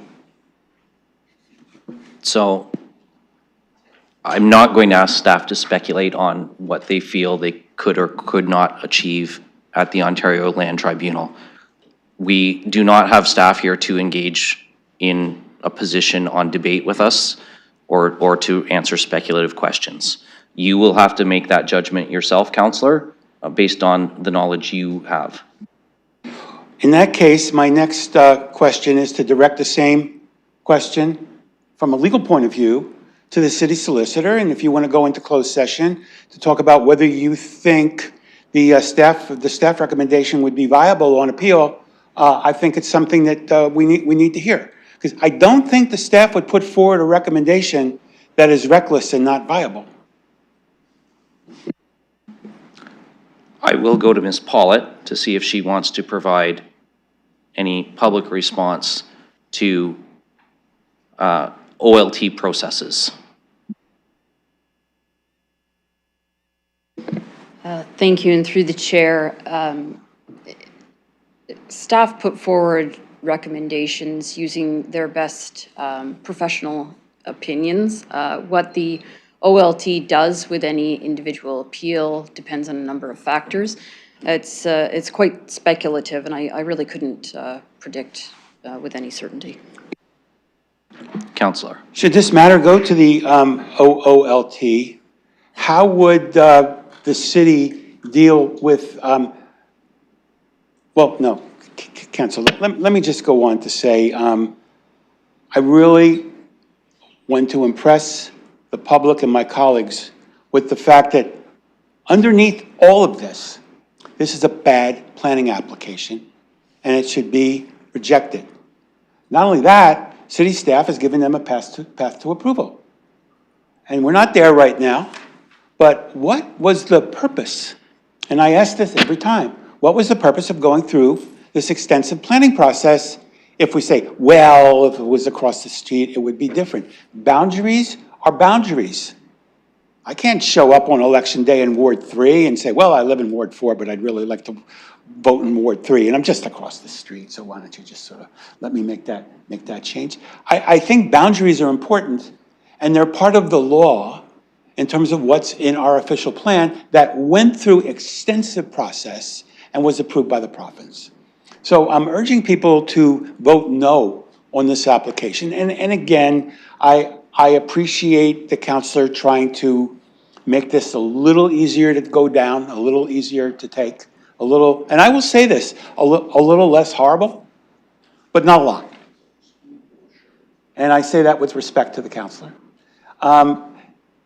There's nothing enforceable here. There's nothing that's going to protect the tenants.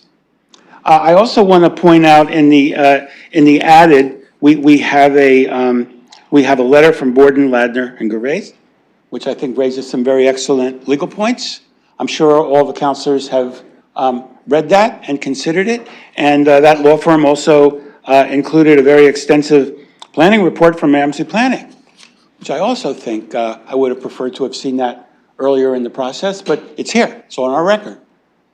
And I guess the question I have is, how can we support this flawed, by the words of our staff, recommendation and look our residents in the eye and say, you know, when we hold public when we do get involved in public participation sessions and we ask you to come out and get involved in these long processes, at some point people are going to just look us back and say, why? Why? Because whatever we tell you, you're just going to ignore later when a developer comes to you and says, nah, let's just do this anyway, even though it's not in keeping. Even though it's not in keeping with our policies.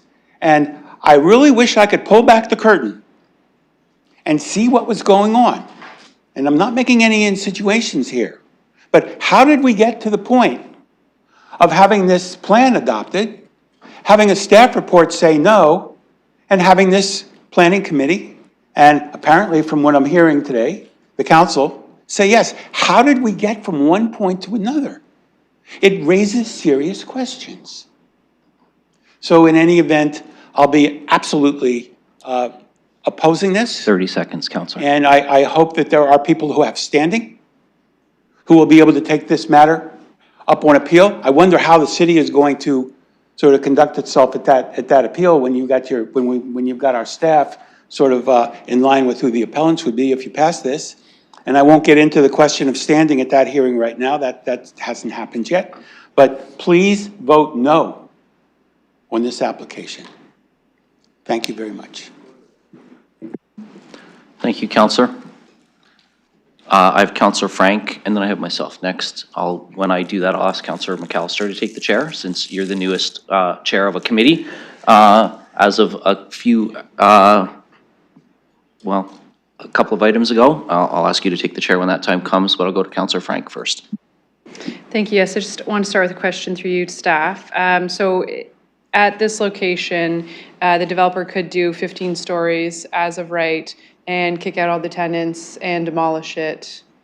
I just want to confirm that that's possible within our framework. Ms. McNeely. Thank you. Through the Deputy Mayor, they could build 14 stories with the high-density residential overlay from the 1989 official plan. Councillor. Thank you. And to confirm then also, there's no additional requirement for tenant relocation if they are going with, in this suggested amendment, there is a process and a pathway for that. I'm just wondering if they're able to do the 14-story one, there's no mechanism for us to enforce that. Ms. McNeely. Through the Deputy Mayor, under the Planning Act process, there is none, but the applicant would be obligated to follow the Tenancy Act. Councillor Frank. Thank you. Yes, I just wanted to point that out, that in this case, I think actually it is better that we have on written record and codified into this language. And I understand fellow councillors' perspectives, the inability to further enforce it. I share the same worries. I at first tried to make it a holding provision and then tried to put stuff into the site plan authority and tried to put stuff wherever I could where there was some sort of staff jurisdiction and oversight, and it being that this, having it in the motion and having it approved by council in the motion, at least then is a point and a reference point that staff can point back to when they're discussing the site plan and the next steps with the developer, and that if there is staff turnover or if this parcel gets sold, it will carry on with the approval at the motion level. So this was the most I could do and really the least I could do to get it into some sort of formal arrangement. That being said, I do again recognize the concerns that councillors have. And in that vein, I think it is a struggle for us because we see more and more of these infill projects. This isn't the first one where we've seen the potential for displacements of tenants. And in fact, at 145 Baseline in my ward, we did add some additional conditions that required the landlord to put in some relocation programming. So this is actually the second one I've seen that we're trying to make do with what we can given the limitations that the province has provided us. One of the things I do hope to move forward on, and I think that will actually help all of us and codify this, is a tenant relocation assistance program. And I think that's something that potentially we could have a discussion about, having an actual policy in place that we would have to follow and developers would have to follow. We do not have that here right now. Other cities in Ontario do. And I think that this demonstrates to me that we should. All of that to say, I think that we know that the developer at this point could move forward with an application that's 14 stories at this location and have no further responsibility to provide for extra green space or for tenant relocation. So I'd prefer to approve something that carries both of those. And again, I personally, again, this is my personal perspective, I do not mind 30 stories at this location. It is literally 30-second walk from somewhere that could be 45 stories. And I do not see that to be, again, in my opinion, a significant jump when it is so close to being within the infill catchment for 45 stories. Thank you, Councillor Frank. Councillor McAllister, can you take the chair, please? Okay, recognizing that I have the chair, go ahead, Deputy Mayor. Thank you, Councillor McAllister, as presiding officer. Appreciate you overseeing this while I speak. Just want to share a few points. First of all, thank you, Councillor Frank, for doing the work. I had mentioned at committee that there were a couple things that I wanted to see technically adjusted beforehand, and you beat me to the work. You already had it underway by the time I got around to it, so you saved me some time. And this is not the first time you and I have been supportive of things like the native species planting and the bird-friendly window compliance. So happy to support you on that in the amendment and see it in the main motion. I also agree quite substantively with everything that Councillor Frank has articulated here. There could absolutely be a 14-story and likely an 18-story with no accommodation, with no requirement or with no request for public easement over a private park to create some extra green space downtown, with none of that. And I know from talking to alternate builders in our city, just to get a different opinion, that when you're talking about a floor plate, the floor plate size between an 18 and a 30 really doesn't change. It's pretty standard. There might be some additional shoring pieces, but in terms of the dimensions, when you're going high, the laws of physics sort of take over and you need a certain base to do that. I also appreciate that we're actually losing a surface parking lot to create some green space. That's actually a nice little bonus from the perspective. But I've heard a lot of talk about, you know, the policy. And I've done a look back. Even in the past year, every single member of this horseshoe has at one time or another voted against a staff recommended planning application or voted for a staff refusal for approval of something the staff had recommended refusal on. Every single one of us, all 15 of us, have voted against a policy at one point or another during our term of council, and I can get to most of us within the last 12 months. Because we have neighborhood pressures, because people feel differently about things. There's nothing wrong with that. But when we're voting against these things, we have to keep in mind that people are going to bring different perspectives. And the policies are there to provide guidelines. They are there to help with good planning. But there are times when staff have said that this doesn't represent good planning, and we have still gone ahead and done it. I know we have, because I myself have moved an amendment on another application that said the same thing, and Ms. McNeely said, yes, that's our recommendation, but notwithstanding, if this is what you want to do, Councillor, then this is the path that you take to do that. And so when we look at these things, all of us as council get to bring our ideas and opinions to the table. But the policies are there to provide guidelines for planning. They're there to make sure that things like sanitary and storm sewer servicing is adequate, things like that. That's where, to me, those weren't issues that were raised. Servicing's not an issue. I agree with Councillor Frank, the downtown core of our city, that's where we want to see the height and density. And so I'm going to be supportive of this application, as I was at committee. I'm more supportive of it now because of the work Councillor Frank's done. I want to thank her for that. Again, I know I've done that already, but I want to thank her for that again. I also think that we need to keep in mind when we talk about affordable housing, this isn't a building right now, the current one, that has any sort of public subsidy, 20-year, 25-year, 50-year AMR agreement in place. When we're talking about this type of affordable, we're talking about a building that is subject to the maximum annual increases under provincial rent controls. That does not in and of itself make it the same as an RGI unit at LMCH or a high supportive unit or 70% of AMR. It's just a pre-existing condition. When we talk about affordable housing, there's actually a whole gamut of things that constitute affordable housing in our community. And so for me, I think we need to be careful when we're talking about affordable housing to focus on our municipal housing and our partnerships with our not-for-profits and our social housing providers, which we absolutely need more of. I think that's one thing we all agree on. But that's not something that the private sector provides. So I know I'm almost out of time. I'm going to finish it there. Thank you, Deputy Mayor. Yeah, you got 15 seconds left, and I'll return the chair to you. No speakers on the list. Go ahead. Oh, Councillor Pelosa, go ahead. Okay, I've got Councillor Pelosa and then Mayor Morgan. Councillor Pelosa. Thank you, Mr. Chair. Just through you to staff, realizing it's been different conversations in the media, and appreciate the staff report and the close proximity to transit that's already nearby and higher zoning. Is there any concerns with this property for emergency vehicles being able to access it at the increased density? If they're able to speak at this time to that. Would that be Mr. Ladouceur or Ms. Scher? Mr. Ladouceur? Mr. Mathers put his hand up. I'll go to whichever one of you wants to take the first crack, and then you can pass it to the other one. How about that? Mr. Mathers, why don't you start? Through the chair, so we would ensure as part of the site plan process that anything that is brought forward, that to be able to get that approval, that it meets any kind of requirements from London Fire or other service providers. So we would ensure that that's the case. We wouldn't approve a site plan that is inherently unsafe. Councillor Pelosa.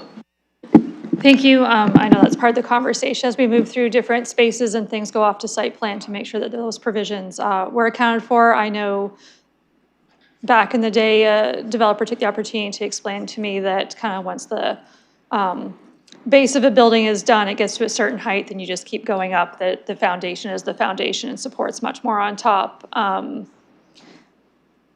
also appreciate their willingness to work with the tenant relocation. I had a project on Southdale that went a little bit, maybe not so much as easily that way, and making sure that the housing stock is available is important. At this time leading towards it, recognizing some of these concerns regarding accessible vehicles, emergency services, waste disposal will be dealt with during site plan, and it might just be garbage because picked up twice a week instead of once. And I know that site plan would take care of those, and that would be out of our jurisdiction. And some of the bonusing that I did enjoy in the past is currently removed from our purview. I do miss it. I thought it was very impactful, and interested in the green space, adding some things to downtown as well, as we know that vibrancy needs to be there. Thank you, Councillor Pelosa. Mayor Morgan. Yes, thank you, and I appreciate the comments of my colleagues, and I also appreciate the perspectives of those who are looking to try to balance things. Here's the challenging piece that we have. Like we face this across the city in multiple different ways. In this case, it's residential intensification in generally the downtown and core area. We face intensification along rapid transit lines. We've even expropriated lands along rapid transit lines and used those for municipal purposes in those cases. What we're trying to do in the downtown area, though, is create some density, and I still support that. And if we have the ability of having a builder in the area who says, I want to build 30 stories in close proximity to where businesses can be supported, where there's walkability, where there's transit, that's going to strengthen our downtown and core area. The 30 floors of people are going to shop at local businesses, eat at local restaurants, utilize municipal facilities, create feet on the street, and create a vibrancy and safety in the core. At the same time, we recognize that affordable units are important. We have just down the street from City Hall an office residential conversion where we're converting office into residential units, of which a good portion of those, or a meaningful portion of those, are in the affordable category. And we have to continue to do that work. And everything has to work in balance with each other. So, I think that this is certainly a difficult one, but I go back to what I said in the amendment. I think, Councillor Frank has made some good adjustments here. And I agree with her comments wholeheartedly that there are as of right permissions that displace tenants and they get not much of anything for it. And you don't get the other additions that are being added in here. And so, I like the commitments that are being made. We give a little bit more density. It feels a little bit like the bonusing process we used to have. And I think that was an advantage to the city. We created a lot of units across the city through that. We got a lot of public trade-offs for it. So I'm going to support this. It's hard for me to say no to increase intensity in the downtown area. This is the kind of things that my mayoral colleagues in other cities would say yes to in a second if they had that opportunity to build that sort of density in their downtown cores to support that revitalization of those areas. So I'm going to be a yes on this one. Thank you, Mayor Morgan. I have Councillor Lehman next. Thank you, Chair. I first want to say thank you for the debate and viewpoints expressed by all of us around the horseshoe. We're not always going to agree. And I think that's very important. Between the 15 of us, we'll somehow, more often than not, the right decision will bubble to the top. So I want to give my viewpoint. And I'll say this. I believe strongly in our downtown. And I also believe the key to a vibrant downtown is the high density of people living in the downtown. If you look at cities with successful downtowns, the commonality, you'll see high density population living there. But with that comes high buildings for those folks to live in. As expansion space is not available. And we spoke a bit tonight, today, we've touched on different policies, et cetera. I think if you look at the London Plan's base is up and in. High density in the core mitigates urban sprawl, traffic congestion, as we're not seeing people having to travel to and from work using up our road space. And as I mentioned, a vibrant downtown with thousands living downtown that can walk to their work, entertainment, restaurants, parks, Dundas Place, and all the events that are held there. When you have people living downtown, business will follow the people that are living downtown, and those businesses will create more attraction for people coming downtown, which creates that vibrancy. It's also important for our downtown employers. As parking becomes more expensive, our downtown employers are more concerned with the cost of their employees. So I think having high density downtown offers a lifestyle to those that wish to work downtown, be able to walk to work, and then to be able to walk to all the other amenities. So I'd like to speak more specifically to this particular location. We've talked about boundaries and it's across the street, few steps, but to bring things into perspective, this is a block and a half from Richmond Street. It's a transit corridor. It's a block away from a 40-story apartment building and two 29-story apartment buildings. It's kitty corridor from a tall office tower and another apartment building. It's a 5-minute walk to Canada Life. It's a 7-minute walk to the Grand Theatre. I think this is the type of downtown and residential space that the London Plan spoke to, and that I believe strongly that will make our downtown a vibrant place. I've supported all housing in the downtown area, regardless of where it's been, in the core, Old East, along York Street, Hamilton Road. Because of that belief that the more people we have living downtown will create a better downtown. And that's why I support this particular application. And I encourage those at council to support it as well for that reason. Thank you. Thank you, Councillor Lehman. We'll look to see if there's any other speakers before we open the vote. Seeing none, then I'm going to ask the clerk. Oh, Councillor Hopkins, sorry, I couldn't see your hand behind Councillor Lehman there. Go ahead. No need to be sorry. I was just waiting for more councillors to give their comments and their perspectives. I want to thank the councillors that have already done so. I'd like to just make some comments on this one from my perspective. So first of all, I support intensification. I support the London Plan, our official plan. I support development in and up. Intensification should happen in the downtown core, without a doubt. I support true affordable housing. I think we get really, really stuck, though, as a council and as a committee, when it comes to not understanding our policies and following through. We really get stuck. We get stuck because if we've approved something over here and said yes, and then we say no over here, we get stuck.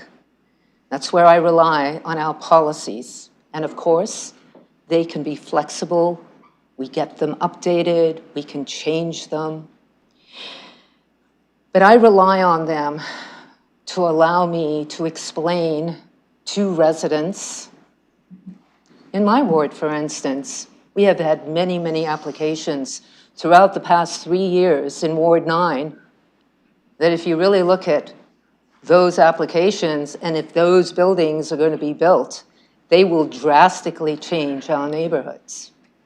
And I see this application doing the same thing. As much as we could try, we could request, we could plead to the developer, we need to really step back and understand the consequences to the decisions. We are not the experts here. I rely on staff recommendations. Yes, plans can be flexible, they can change. Why not 35? Why not 25? Those are the conversations I've had with myself when we as a council have approved drastic applications that will change our neighborhoods in my ward. And I'm trying to do the same thing here, supporting intensification, understanding our policies. Again, I'm not the expert. I think everything, if you go to a planning committee, everything gets approved. Most things get approved, most refusals even get overturned. I have never, throughout my years on council, seen how much we have gotten away from our policies. And I will be the first one to say, if you don't like the policies, then let's change the policies. I agree, Councillor Frank, you know, the need to put in more programs, our tenant assistance programs. There's a lot more work that we can be doing, but doing this right here at council, just changing things, is not the place to do it. I don't have confidence in us making these decisions, so I won't be supporting it. Any other speakers? Councillor Rahman. Thank you, and through you. And I just want to follow up on Councillor Hopkins' comments. First, I want to say I do agree with a lot of what you said, Councillor Hopkins, in my support for those things, intensification, building and seeing our downtown revitalized, and looking for opportunities to do so. And I will say, When I evaluate a proposal, I do look to staff's recommendation, and I do take into consideration that pathway to approval that's outlined there when a refusal comes through. And what I saw in the pathway to approval was a way to find a way forward. And I understand that that way forward may not have been in agreement with the neighborhood. And I understand that that way forward may not have been fully supportive of what the developer had put forward as well. But I did see that there was a balancing act there in that pathway to approval. And part of that balancing act, in my opinion, was that it outlined there that if 18 stories was contemplated, it should be contemplated with appropriate setbacks and the step backs, as well as the site functionality. That was our way to move forward with this application in a way that demonstrated a compromise, in a way that demonstrated that we were able to meet the context of allowing for more development downtown, increasing intensification, but not doing so in a way that was as obstructive. And my challenge here is we had these comments about the floor plate. And my understanding is at an 18-story, you can have a reduced floor plate. So I just want to ask staff if they can clarify that for us. Ms. McNeely. Thank you. Through the Deputy Mayor, yes, that's correct. But in terms of the application that we were looking at, the floor plate could be the same, notwithstanding the height. But with the path to approval, where staff were looking at was basically a different design development altogether that would incorporate those sensitivities, the mitigative measures for the surrounding lands. Councillor. Thank you. And through you, I'm just wondering, through pre-consultation and consultation on the application, how long would this process have taken, potentially? Ms. McNeely. Thank you. Through the Deputy Mayor, well, consultation is no longer a requirement under the Planning Act, so we have 90 days to process an application. Councillor. Thank you. And in that 90-day conversation and in any pre-consultation that may have happened on the application, these ideas of the pathway to approval would have been discussed with the applicant? Ms. McNeely. Through the Deputy Mayor, yes, that's correct. Councillor. Thank you, and through you. So the applicant is aware that there was a pathway here to find common ground. And so when we're talking about the fact that we have developers in our community that are willing to work with our staff, willing to work with the community to find a way forward, to build something that fits within the context of our neighborhoods, that fits within the context of our downtown, that is something that our communities will benefit from and find livable. I think that within the pathway for approval, there was an aspect of that consideration herein. One of my challenges with what's in front of us with the 30 stories is I don't see those additional conversations or ability to compromise. I do appreciate that, other councillors have amended what's been brought forward to include some of those other elements. But for me, the challenge is how do we then hold ourselves or hold the developer in this case to account on these extra items. And I still think that that's going to be a challenge. And I think that it's going to create even more sensitivities in the neighborhood. We have from the community a letter from a community member's legal lawyers, as well as a planning application or a planning review, of this application from their perspective as residents next door. And I think that has to be considered as well, because what we're doing is we're going to have to, in a way, rely on the community to take up the mantle on the concern if we don't, or if we move forward with what's amended here and put on the floor. So I think for me, I'm still at the same place where I was when I heard that this debated and discussed at PEC, and that is I'm supportive of the pathway to approval and would support moving forward with that, but I cannot support this application at 30 stories. Thank you, Councillor. Any other speakers before Councillor Stevenson?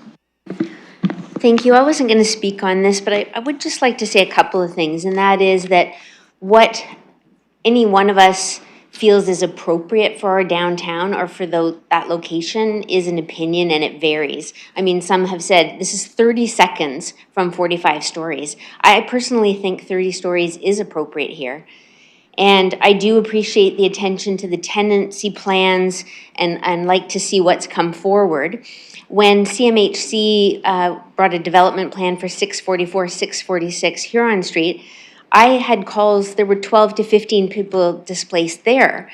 And developers often, do their best to take care of people, and we don't always get involved. So I'm interested in, certain developments we get involved, certain ones we don't. There's been mention of a plan or policy, maybe that's something to look at, but this does happen. And it was mentioned that this could happen a different way without us being able to advocate here. So I am supportive of this and just wanting to remember that it is differences of opinion here. And as was said, we'll come to the best decision usually as a council. Councillor Preble.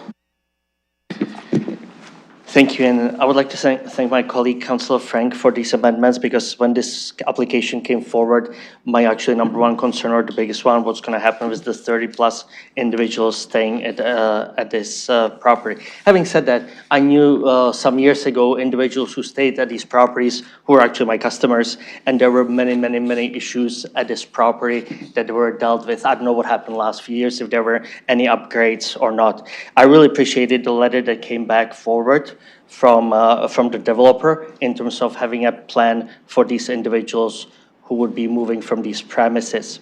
I'm going to take this from, if I look at the intensification and high density, I really think that downtown and core is the place to do it, and I like to see maximizing the opportunities of developers more downtown than in some other parts of London, which actually we have, and we have these applications coming through where the neighborhoods are even more, I would say, low density or lower grade bungalows, etc. Not saying that they are not here in this area as well, but again, downtown, I don't want to repeat again how many seconds it's walk from kind of where we can go even over 40. I think with this, there will be improved, and by the way, our staff said, and my colleagues as well, in terms of the services, how they are in place, etc.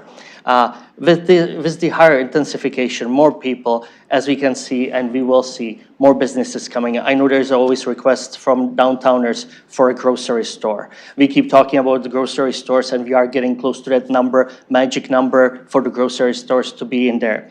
Park space, and we always hear from people that there's not enough athletic and sports facilities grounds.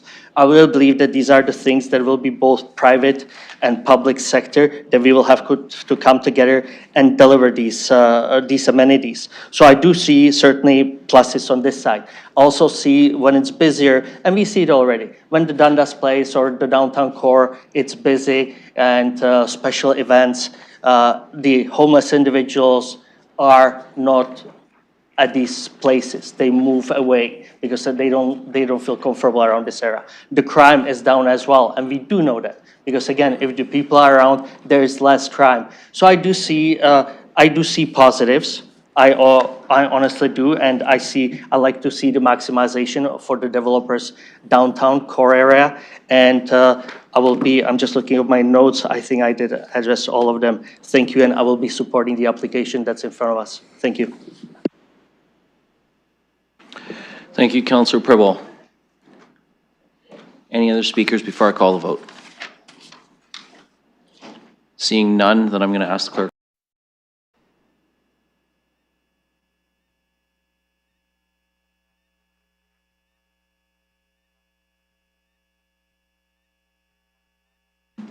Closing the vote, motion carries 11-4. Thank you, colleagues. Moving on, Councillor Lehman, your next item that was pulled. Thank you. I'd like to move item 11, which is regarding additional residential unit permissions. Thank you. Councillor Rahman, I believe you have an amendment or an addition.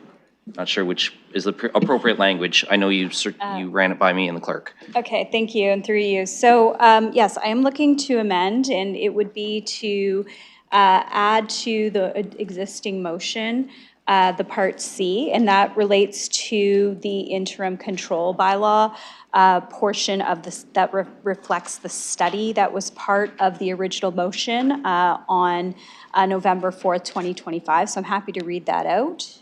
If you could, please. Sure. The staff report to the Planning and Environment Committee dated February 18, 2026 be received to fulfill Municipal Council's direction on November 4th, 2025, that a land use study be undertaken in regard to appropriate restrictions for the use of ARUs within the City of London in accordance with Section 38 of the Planning Act 1990, and that no further notice be given is included in the rest of the preamble below as well. Okay, and do we have a seconder for that? I'm happy to second that. Oh, I also see Councillor Councillor Hopkins, are you seconding or want us? Okay, we'll put Councillor Hopkins as the seconder, and then we'll look for speakers, but I'll start with you, Councillor Rahman, so you can provide your rationale.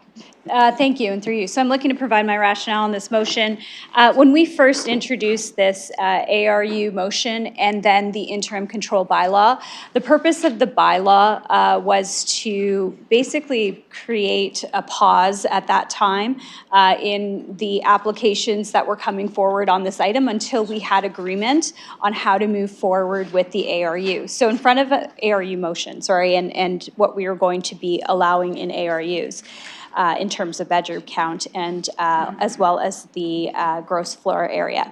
So once that was put in place in this motion contained, my point here is I don't believe we need a further study.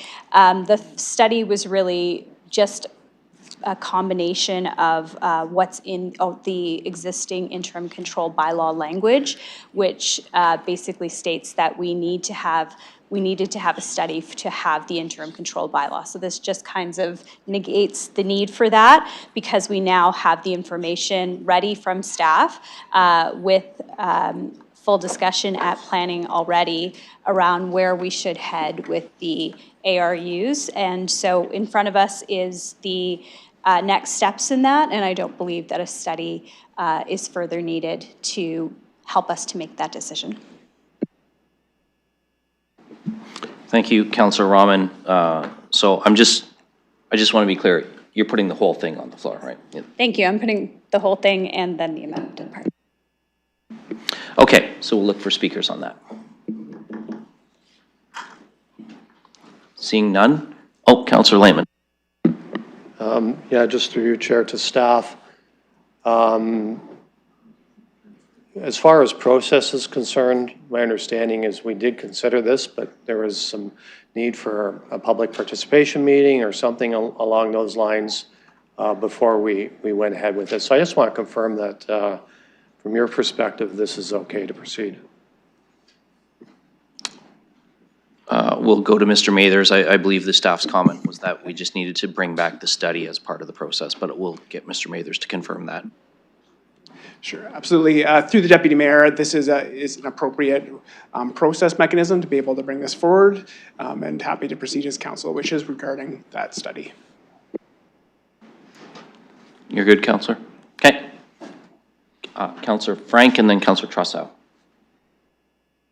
Thank you. Yes, I'll be quick. Similar to at committee, I won't be supporting this motion. I've had, since the interim control bylaw was in place, I've had 3 different residents reach out who were in the process of doing ARUs and now are unable to, despite spending lots of money and doing all the planning works and submitting different permits, they're not able to finish the work that they're doing because specifically the 80% gross floor area limit. We did try to change it to 90%. That was not approved at committee. So specifically for that reason, I won't be supportive of this. I think that we had been doing good work on ARUs. I know that there was an exceptional case that really caused the desire to make these changes. But I do think that we had been doing good work and giving flexibility to folks to be able to fit the ARUs within different complex situations and existing neighborhoods. And I was enjoying the move towards that gentle density. I understand my colleagues' perspectives on it, but I won't be supporting it. Counselor Trossau. Thank you very much, and I hate to admit when I'm confused, but I'm confused. At least I'm honest. So if staff could, in a nutshell, in your own words, explain to me the difference that this amendment would bring about in terms of the actual substance of what is going to be permitted. That's the first part of my question. The second part of my question goes more to process, and that is, what's the downside of holding another public participation meeting?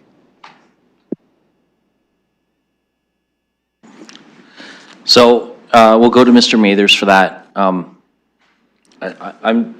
If you'll allow, Counselor, I think it might be helpful if I just said, Mr. Mathers, you, in the lead up to the committee, knowing that the repeal thing was coming, you did explain to me that essentially staff, the study means staff just have to go back and count all the bedrooms in the previous applications, which is a lot of manual labor.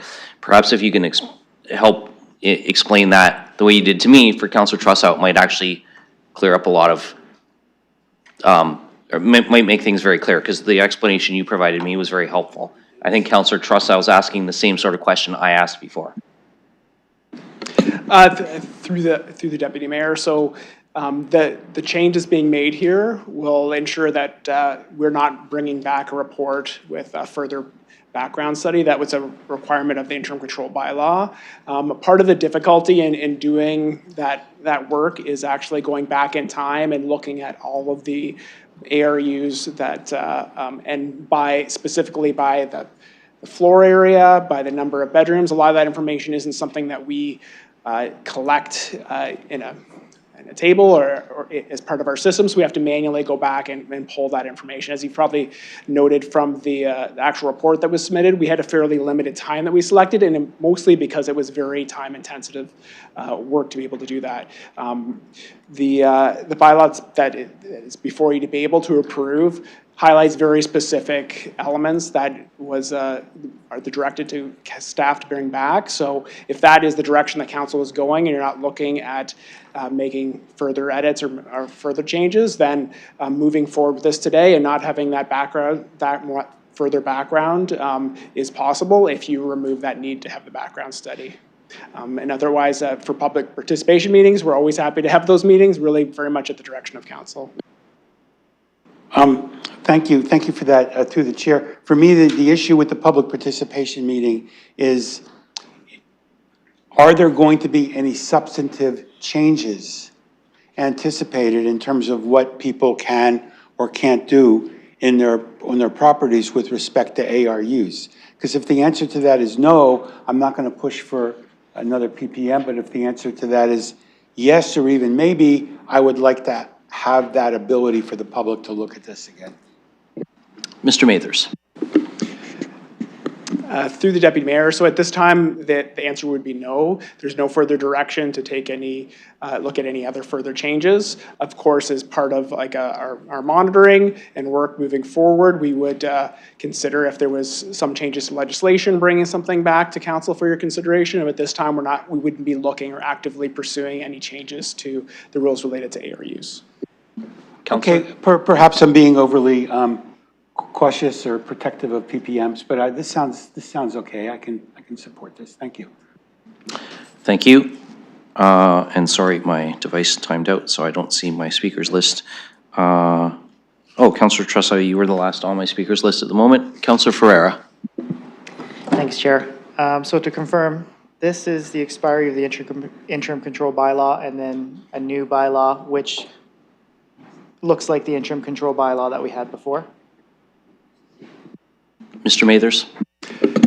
Through the Deputy Mayor, yes, that's accurate. Councillor Ferreira. Thank you. So can I just get, and I know I had this conversation with staff like a month ago, but I just want to put it on the record. Can you tell me just the distinction, the differences now with the new bylaw with respect to the near campus neighborhoods and what the differences are between the two?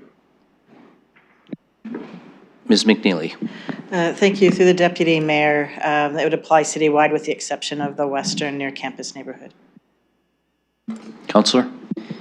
So the near campus neighborhoods has a maximum of 5 bedrooms per main dwelling unit with a maximum of 3 additional residential units with a maximum of 8 bedrooms total on the property.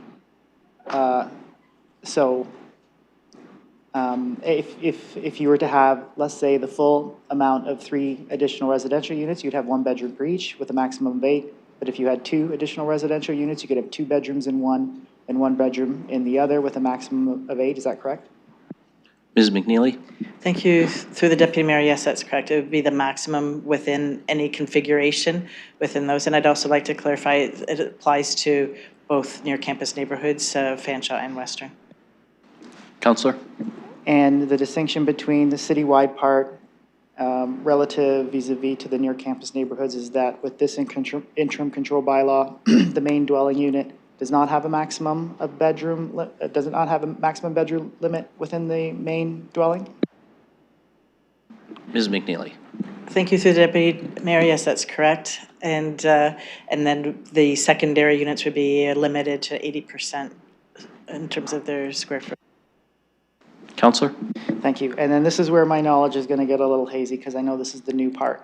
There's a maximum of 2 ARUs, I think. How many is the maximum of ARUs now with the new bylaw, not in the near campus neighborhoods, per any property? Ms. McNeely? So again, are you talking about bedrooms or the units? And that's the challenge. There's variation within, and so it's a maximum of 5 in different iterations. But maybe you could clarify for me. Counselor? Both ARU maximums on a property, and I guess the maximum amount of bedrooms per ARU, or the maximum amount of bedrooms per ARU, or maximum amount of bedrooms on all the ARUs total, if that's how we do it. I'll start with the first. The variation would be a maximum of 5, and the maximum of 4. Counselor? Thank you. Maximum of 5 ARUs or maximum of bedrooms? Ms. McNeely? Through the Deputy Mayor, maximum of 5 bedrooms. And Counselor? Then the last one, sorry. That's a maximum of how many ARUs? Ms. McNeely? Through the Deputy Mayor, it's a maximum of 4 units. Counselor? Okay, so last thing, it's a comment, it's not a question. So maximum of 4 ARUs with a maximum of 5 bedrooms total within all of the ARUs, and it could be distributed in different ways or variations within those ARUs. Ms. McNeely? Through the Deputy Mayor, yes, that's correct. Counselor Ferreira? Thank you. Any other speakers on this? Seeing none, then I'm going to ask the clerk to open the vote. Oh, and just to be clear, this is the this includes the revised bylaw and the additional bylaw. So it's both, like Councillor Rahman has moved the whole thing, so we're voting on everything at once.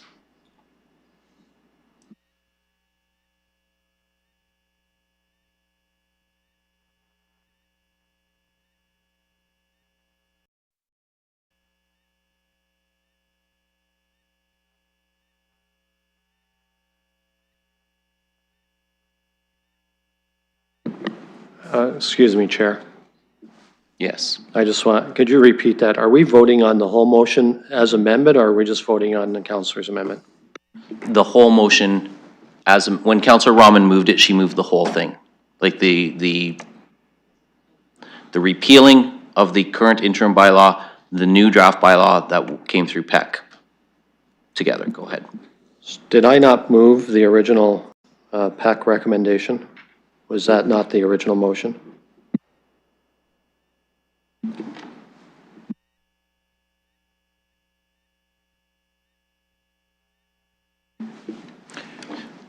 You did put the original motion on the floor, then Councillor Rahman moved an amendment to the whole thing.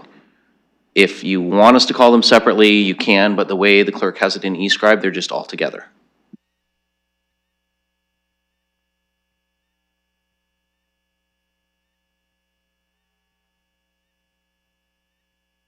So right now, the way the vote is set up, we'd vote once. We would approve the new draft bylaw that came through PEC from staff, and we would repeal the interim control bylaw at the same time with one vote rather than do two.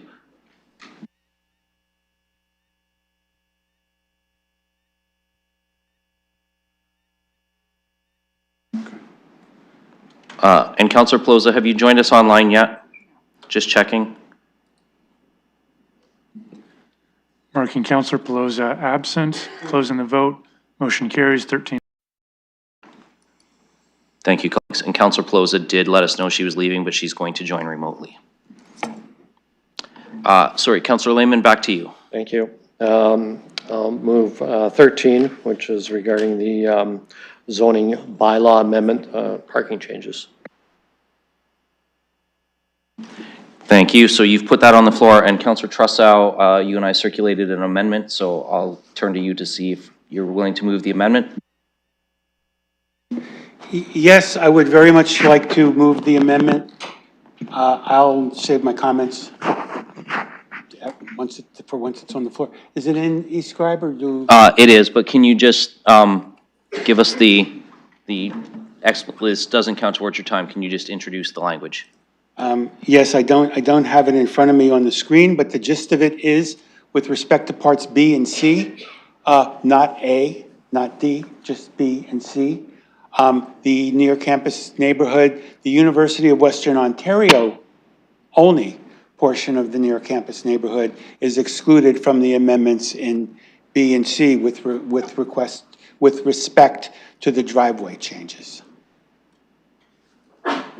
Thank you, Councillor Trussow, and I had indicated to you that I would second that, so that's been moved and seconded and is now on the floor for debate.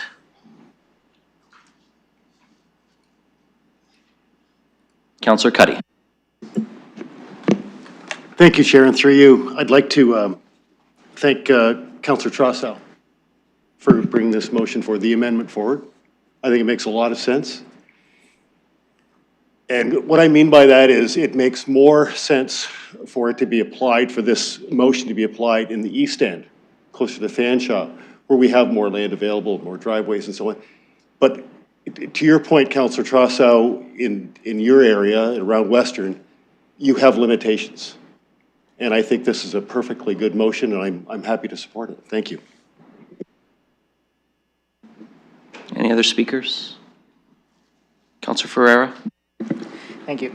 So the Western Near Campus neighborhood is in a big portion of my ward as well. And like this motion, looking at this, I am going to support it. And I'm going to support it for the reason that it is going to preserve the frontages of the properties there.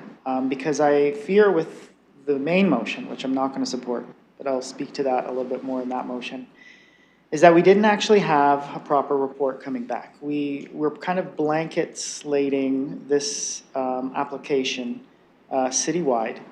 And I fear that in the future, especially when we start kind of trying to track up to our mode share targets, especially when I hope that we see a public transit system that is able to accommodate, especially in these areas. If we have private residences kind of changing the widths of the lots of their driveways on their front lawn, we can't change back. We can't change that back. There's a cost, there's an individual, personal, private cost on that.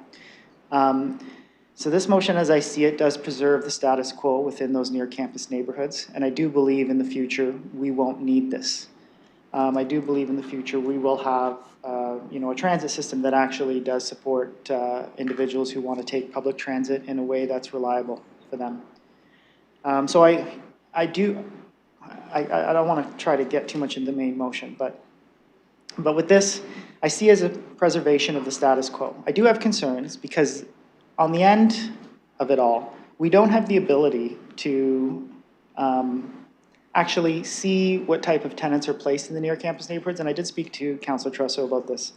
But I see why you'd want to do this. And I say on the end of it all, especially with respect to the public transit system as it is right now, there are a lot of students who come in and they do still bring their cars. And those cars still park on on the neighborhood roads. And there's a lot of issues with that. Like, I live in a near-campus neighborhood, and I see these issues every single day. And I see cars parked on the road every single day at nighttime, getting parking infractions, so I guess there's a source of revenue there, but still, it is an issue when it comes to the neighborhood. Sometimes I can't even get to my place without knocking on doors to get someone to come out and move their car, because it's literally blocking the way. The route is just not big enough to get there. So I do have that concern. But at the same time, I do believe and I have faith in the future that we are going to be making some real, tangible moves towards a public transit system that won't necessarily need to have this in the first place. So we are preserving the status quo within the near-campus neighborhoods because of that. I just fear when it comes to the citywide applicability of this, we will be reducing those frontages, and I have real concerns when it comes to the storm runoffs and the percolation of water being able to infiltrate into those front lawns. We already have lots of pavement as it is, and we are now reducing even more permeation of water when it comes to raining alone. So I have fears with that. That's why I'm not going to be supporting the main motion, or maybe I spoke to it just a little bit too much. But I am going to support this because it does preserve that status quo. I fear the rest of the city will be irreversible in a lot of respects. But this side, we are protecting those areas for that. And I do have faith in the future that we'll have a transit system that eventually you won't need to have this.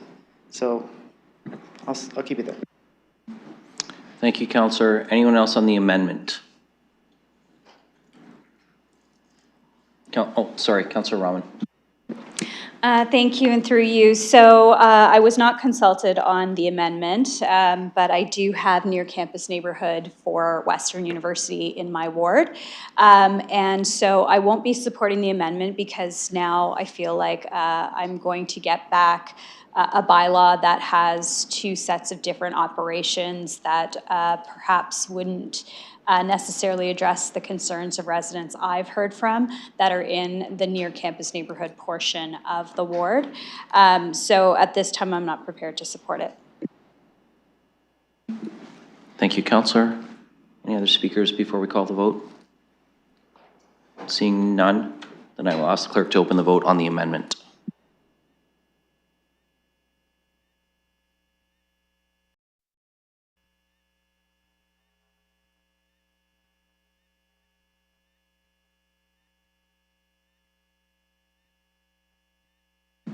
Closing the vote, motion carries 11-3. Okay, so we now have a main motion as amended. Looking to see if somebody wants to move and second that, just so that it's on the floor. Councillor Cuddy.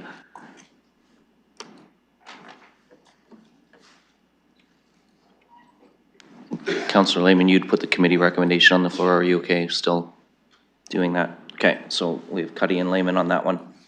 Okay, so the main motion as amended. Now I'll look for other speakers.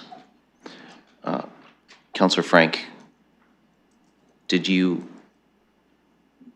had suggested you might be moving an amendment, so I'm going to go to you next because I'd like to deal with amendments before we deal with main motions as amended. Yes, thank you for the reminder. So I circulated, did we circulate? Yes, we did. Circulated two amendments, mostly in reference to some of the communication we got. Would you like me to read it before I get going too far? Yes, please.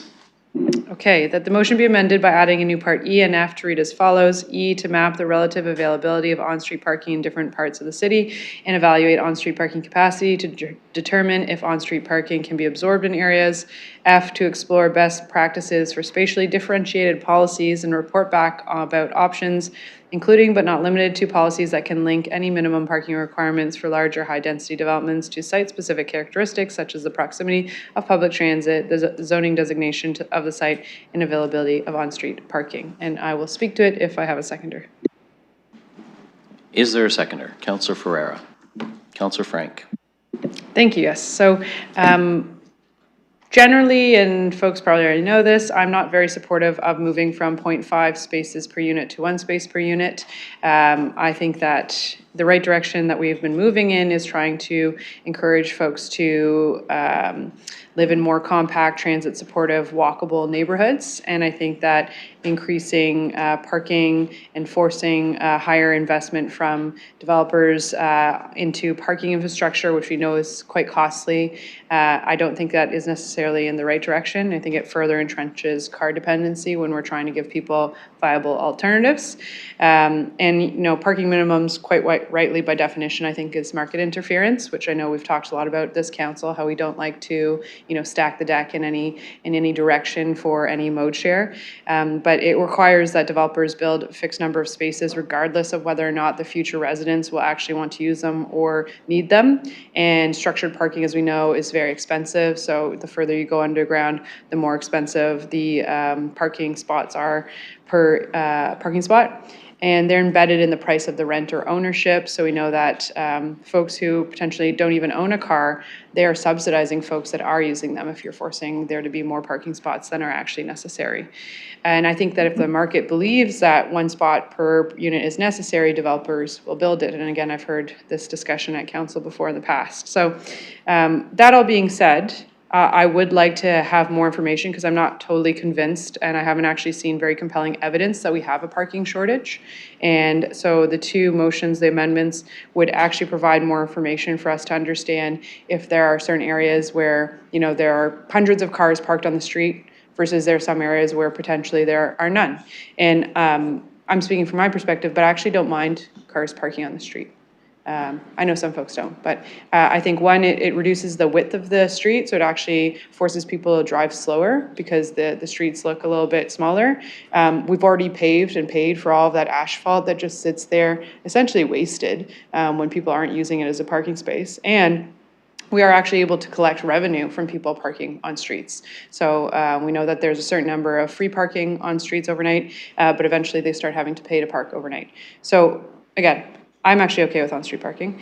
That being said, I would like to understand from staff where in the city there's, you know, potentially some empty areas for on-street parking to happen and where there's not, and actually make a case-by-case deliberation on that. And I know that included in the motion was, you know, a request for them to come back and provide some of that data, but I would like to see it in a map format so I can fully understand what we're committing to, and I appreciate that this is a future report back. So that is explanation of the amendments. Thank you, Councillor Frank. Any other speakers on the amendment? Councillor Ferreira? Thank you. So I'm supporting this because this is kind of what I was asking for, so I appreciate the work on that. I understand Councillor says that she is okay with on-street parking, but it doesn't apply. You can't just have a blanket slate citywide. Like at the end of my street, it's a dead-end street. And more often than not, cars park right at the dead end of the street, like as though it's a parking lot. And I do call city staff to come out, and you guys are great. You come out real fast when that happens. But when you have one person park that way, you have another person park that way immediately after, and then another one, and then another one. And it literally is like, you know, an effect where people are just following suit because they think it's okay. So I do think that there's definitely areas, I know that there's definitely areas that just doesn't apply. And I think that the report back and just a little bit more of a review and an analysis here would kind of help us differentiate between those areas that would be more sufficient for capacity and areas that just don't work. I also see the part about how it's such as proximity to public transit. And I do think that if we do have a report back, we will get information that shows that, you know, a lot of these issues when it comes to parking is because, you know, public transit may not be necessarily sufficient in that area. And I'm hoping that this report back will speak to that. And this report back will kind of help us in our decision-making in the future so we actually have more data and more information on how much more of a benefit it is when we start really trying to expand the capacity of public transit. So those would be the two things that I'd really point at, but I think this is really good because I'm just not comfortable of making like a full, you know, blanket slate, let's do this direction with no real information on that, especially considering a lot of things have changed since we've had this last as a policy in the city. And especially considering we have those mode share targets that we just set, I don't know, a year ago or something like that. So I'm supportive of this. I hope that council supports this as well.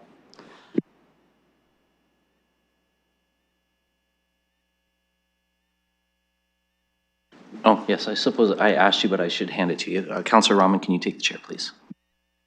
Yes, thank you. I have the chair. Go ahead. Thank you. So, through you, Madam Presiding Officer, I am not inclined to support these two additional amendments for a couple reasons. I hear a lot of justification that, well, we need to see if on-street parking can absorb. Through you, I'd like to ask staff, not counting where there are parking meters, when we're talking about residential on-street parking out in subdivisions, how does staff even envision measuring absorption capacity with the staffing resources you have? Thank you. I'll go to Mr. Mathers. Through the presiding officer, that would be an intense activity of just mapping throughout the city. It's fairly broad, but it's very broad what is suggested here, so it would be us going through systematically, street by street, just assessing where there's parking available, and then coming up with some other kind of a strategy. That would be something, I guess, we would highlight in a report, but it would be very time and staff intensive effort. Deputy Mayor. And through you, Madam Presiding Officer, would that method not just be staff and time intensive, but would it really be something that would require, realistically, an all 4 seasons evaluation, noting different changes through school years, noting different changes of guest patterns and things, because ultimately on-street parking is meant not to accommodate residents living there full time, but is actually meant to accommodate things like guest parking when you have visitors, delivery parking perhaps, and so time of day and seasonal changes would actually be something that you would have to evaluate through that process, would it not? Mr. Mathers. Through the presiding officer, yeah, it would be a multifaceted elements that would be looking at that, because I think the holiday related parking could be times of year that would be ups and downs and swings of parking, so we'd have to come up with some kind of a strategy to determine that and evaluate that as well. Deputy Mayor. Yeah, so that right there is for me the reason I can't support these. Staff don't have, they're actually going to have to create from scratch a way to map out and then evaluate the use, and we're going to have to look at it from seasonal changes, time of day changes, and everything else. We have a problem today in neighborhoods in our city. And we don't have, honestly, in my opinion, the luxury of waiting 5 years till BRT's up and running, or waiting to see if patterns change as different transit routes come online over the next few years. We have a problem today that residents complain about. We talk about and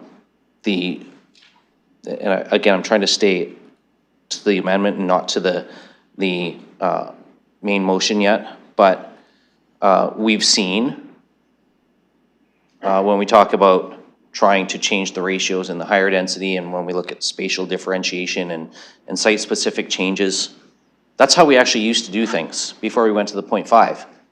A planning justification report would come in for a reduced amount. Unfortunately, what we're seeing now is that we're seeing a lot of standardization, and then we're seeing neighborhood impacts, particularly away from neighborhoods where there's transit service. And I know Councillor Rahman, when we designed the original motion, I know we talked about some of the neighborhoods in your ward that don't have transit service and thus are impacted by some of the higher, medium and higher density developments that are happening in the Hyde Park area. So I can't support tying studies that staff aren't even have a mechanism yet to try and advance. I can't support asking for those kind of studies on something that we need to start to find a way to address. When we talk to the main motion, I'm going to talk about how we're actually going back to something that we had previously. Because for me, I think where we made the mistake was when we made some changes, not just in the reduced parking minimum ratio outside of the primary transit areas, but also going back from long before any of us were even here, some of the changes that were made under a previous regime around so-called front yard parking for urban design guidelines, which were put in place after decades of allowing front yard side parking. And so I'll talk to that more in the main motion, but that's why I'm not supporting either of these amendments. Thank you. Returning the chair to you with no one on the speakers list. I think we had Councillor Trussow next, so I'll go to Councillor Trussow next. Is this motion with respect to Part A only, or is it with respect to Parts A, B, and C? The way it's written, Councillor, it would apply to everything. Is there a reason why in Part F, there's the words report back, and in Parts E, there's not the words report back? I can only ask the mover of the motion. Councillor Frank? Sure, yes. So these are intended to come back at the same time that all the other bylaw amendment stuff that was included in A to D is coming back. So that is the reference to report back. Like, I want this information at the same time all this other stuff comes back. Councillor? Yeah, that confuses me a little bit, because you wouldn't have used the words report back in one and not in the other if it was happening anyway. So it makes me, it worries me that the two are not being treated the same way. Report back when, that would help. I just find this wording to be a little confusing.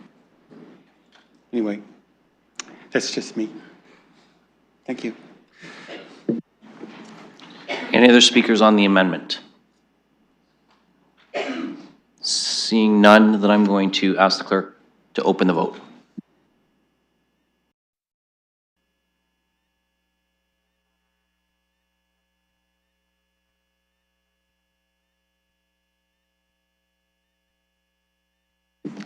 Closing the vote, motion fails 4-10. Okay, so this brings us back to the main motion as previously amended. And we hadn't started speaking on that, so we are now on the main motion as amended to go ahead.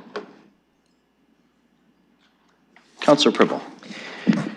Thank you, and through the chair to the staff. Even though it's quite clear that it says bring forward a zoning bylaw amendment in the future, I just want to verify, because there were a few residents of mine that asked me if we are approving anything today.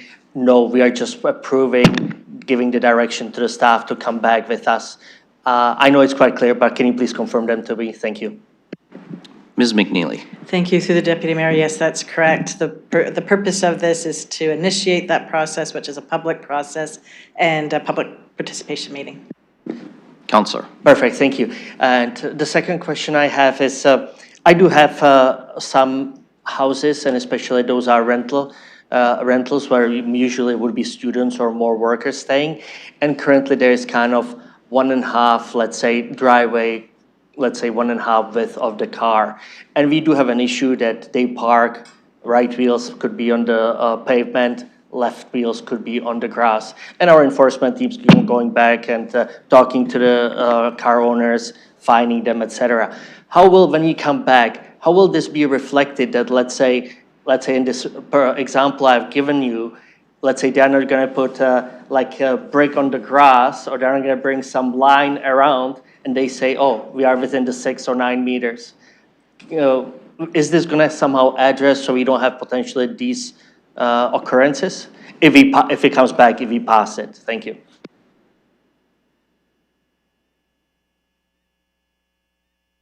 Mr. Mathers. Through the Deputy Mayor. So we'll include a portion of that report just to speak to the enforcement elements of it. But at the end of the day, if it is something that is approved by council, we'll ensure that it's enforced as per the direction of the zoning amendment. Okay, thank you for that. I will just I will end it by making a comment. I certainly hope if this does go through, if we de-approve it, that the driveway will be certainly same solid material, interlocking block, asphalt, whatever it is, but it's not going to be kind of just grass. So in the bylaw that's going to be coming back, I hope it's going to be quite clear that people will not be taking advantage of just the size, but also the quality. Thank you. Yes, thank you, Councillor Pribble. And just to be clear, the motion that's on the floor is about driveway widths, not about parking, like front yard parking and front lawn parking are actually two different things. Front yard means you're on like on an approved driveway surface in front of the dwelling. Front yard would mean you're parking on the grass. So there actually is two different things. So I just wanted to clarify, that's why the motion was written the way it is about driveway widths, because that doesn't change the requirement to your point about interlocking brick or asphalt or anything like that. That would have to be something when the staff comes back. If we wanted to make some other change, we'd have to consider it at that time. Thank you. Councillor Cuddy. Thank you, Chair, and through you, and I'll be very brief for fear that Councillor Lehman may fade or pass out in the next few minutes after an hour and a half of being on his feet. Deputy Mayor, I want to thank you for once again working with me, co-sponsoring a motion, and also Councillor Rahman for coming on board with this.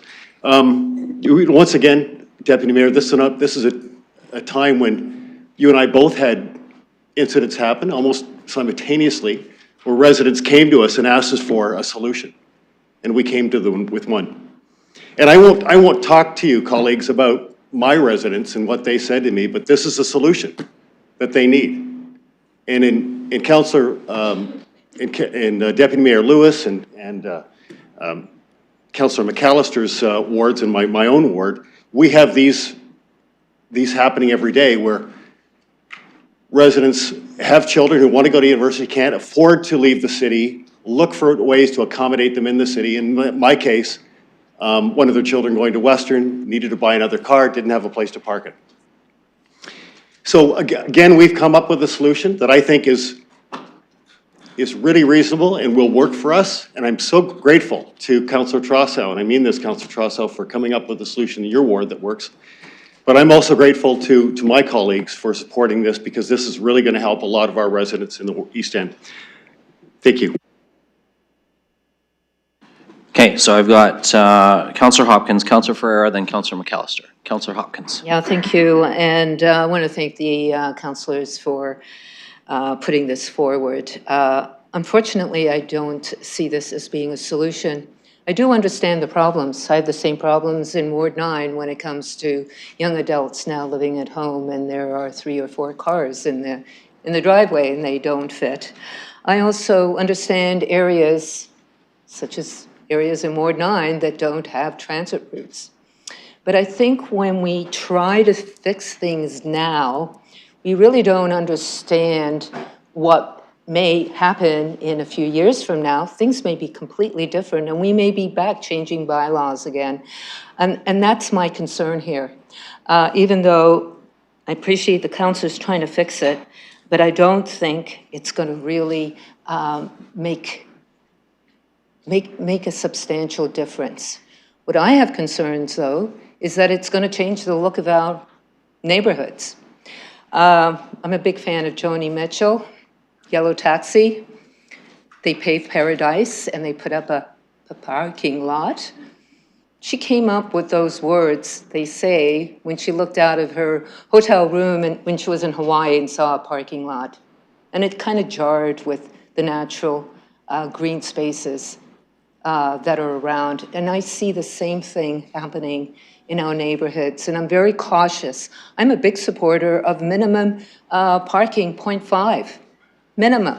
It's really up to developers and the planning application and process to figure out how many parking spaces will there be when we do infill projects and development. But I don't see this right now. It may solve 1 or 2 problems right now, but we're not solving the problems for the next generation or down the road. So again, think the council is coming up with trying to find a solution, but again, I don't think this is the solution. Councillor Ferreira. Thank you. So I will say thank you to the councillors for trying to find a solution. I think that this is a little way more complex than we are making it out to be. I appreciate Councillor Hopkins' comments, and I think that, you know, if we dive in a little deeper, you can see some of the nuances that are kind of approaching us. First thing I'll ask, I guess, so this is a PPM, so there is a report coming back, and in that report, what are we going to expect? Are we going to get the impacts that may arise out of this motion? Are we going to get impacts with respect to, I guess, the cost of housing, where it would kind of bring in extra costs? Would we get any information on the impacts with respect to the ARUs? I know we just approved a motion for ARUs, but I do see this as one lot per residential unit, so I would assume ARUs are included there. I would assume that this could be a restricting factor of how many ARUs could be added to a certain lot. Mr. Mathers. Through the chair, just looking through the resolution here, so it is specific that it's asking us to bring back these zoning bylaw changes, and of course, with any report that has like a zoning bylaw component of it, we're going to provide some analysis and details from a planning perspective, whether those are justifiable as far as the opinions of our planning staff. We're not intending to do a huge amount of research, just from the planning perspective and looking at the PPS like we usually would. It's not for us to go and look at reasons or rationales of why these may not be appropriate. We're taking the council direction and then just providing from a planning rationale, whether it's something that's supported by the PPS. Councillor. Thank you. So I guess with respect to the ARU comment or question that I just had, like it does say that there's a minimum of 1 parking space for each residential unit while providing exemptions for the developments of affordable housing. So for each residential unit, there could be an impact here that could constrain the amount of additional residential units we're looking at with the last motion that we just approved. So there is some issues there. We should look for more information because this is very explicit and clear of the issue.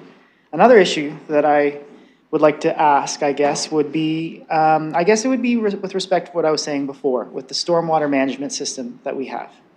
So currently, as I understand it, our stormwater is not treated. We have water grates that collect stormwater runoff from driveways, from roads, and that goes in to the system and it goes out into the Thames. Is that correct? Ms. Scher. Thank you, Mr. Chair. That is correct. Stormwater is generally not treated by any cities in Canada.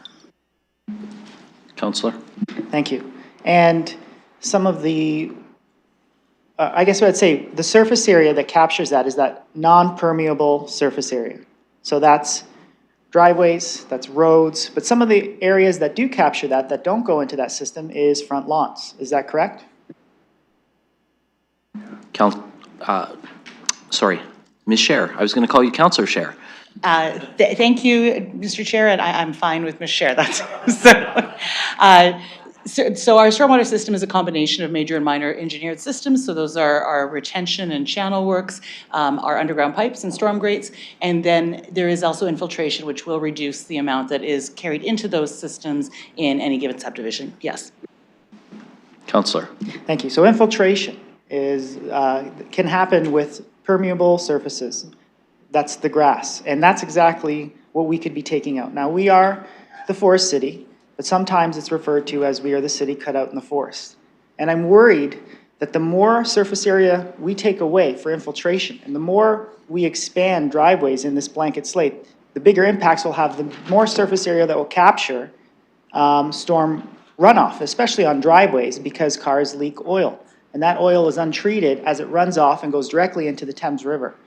So I would ask, and I know, and I'm sorry to put you on the spot, Ms. Scher, but here's another question. What would the impacts be? Do we have any idea of how much more surface area we'll be creating with this motion that would be eventually capturing more runoff and going into the Thames? Ms. Scher. Thank you, Mr. Deputy Mayor. It would be impossible to speculate on that without knowing the current state of permeability of those lawns that could potentially become driveways, as well as the degree of uptake that happens throughout the city. So I'm afraid I'm not able to answer that. Councillor. Thank you, and I thought you were going to say that. And that's why we need a report. And that's why this is more complicated than it seems to be. You know, we do have problems today. And one of the biggest problems we have is with waste materials going into the Thames. And we can't take away more areas of infiltration and then just say, you know, this is the problem we have now, this is the solution, but it just goes into our watershed for the future to deal with. We used to do that. We used to do this, but you know, we've smartened up a little bit and we've learned a little bit more. So going back to the old ways and saying the old ways is, you know, it worked before, we should do it again, that doesn't apply. I think we need to be approaching this with a different lens, and we need to be getting a little bit more information on this because we don't know what the impacts are going to be. You know, this pollution that goes into the Thames is permanent, and it will go downstream, and it affects everybody. The biggest thing that I would say is it doesn't necessarily affect us today, but it will affect everyone's kids tomorrow. It will affect my kids tomorrow, and it will affect everybody downstream in the watershed. That's not just in London. And we need to start looking towards solutions that don't necessarily do that, because we're just kicking a problem down the road that's inevitable right now. So I really think a report and looking into this is a smart way to go.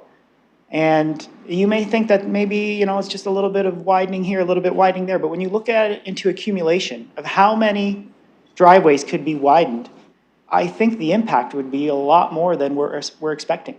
But we don't have that information before us. And I really think that it would be wise and prudent to look into a report. That's why I supported Councillor Frank's report. At least it was something.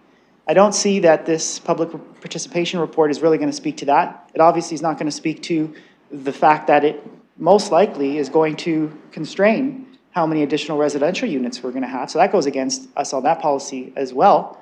But I think that there's a lot of different issues here. And that's just what I kind of came up with just looking at this motion as it is now. There's probably more, but I think maybe having staff look into this would be a wise choice, because it's not as simple as it looks. Oh, and that's why I'm not going to support it. Councillor McAllister. Thank you through the chair. My train of thought it's gone here. First time speaking, actually, this afternoon, or almost this evening. So I appreciate in terms of where the councillors are coming from with this. It's an issue I've heard as well, and I'm just kind of speaking to my own experiences and my thought process with this. I mean, I'm curious to hear from the PPM, people coming forward. I know Councillor Cuddy kind of touched on this, but in terms of the east portion I have, it's a real mixed bag of housing and number of issues in terms of parking come up with that. When you have older neighborhoods, there really wasn't a lot of thought in terms of a driveway back in the day anyways. They're very narrow. I personally think the shared driveway model is hell for a lot of homeowners, and I'm sure that they all get very creative in terms of where they put their cars.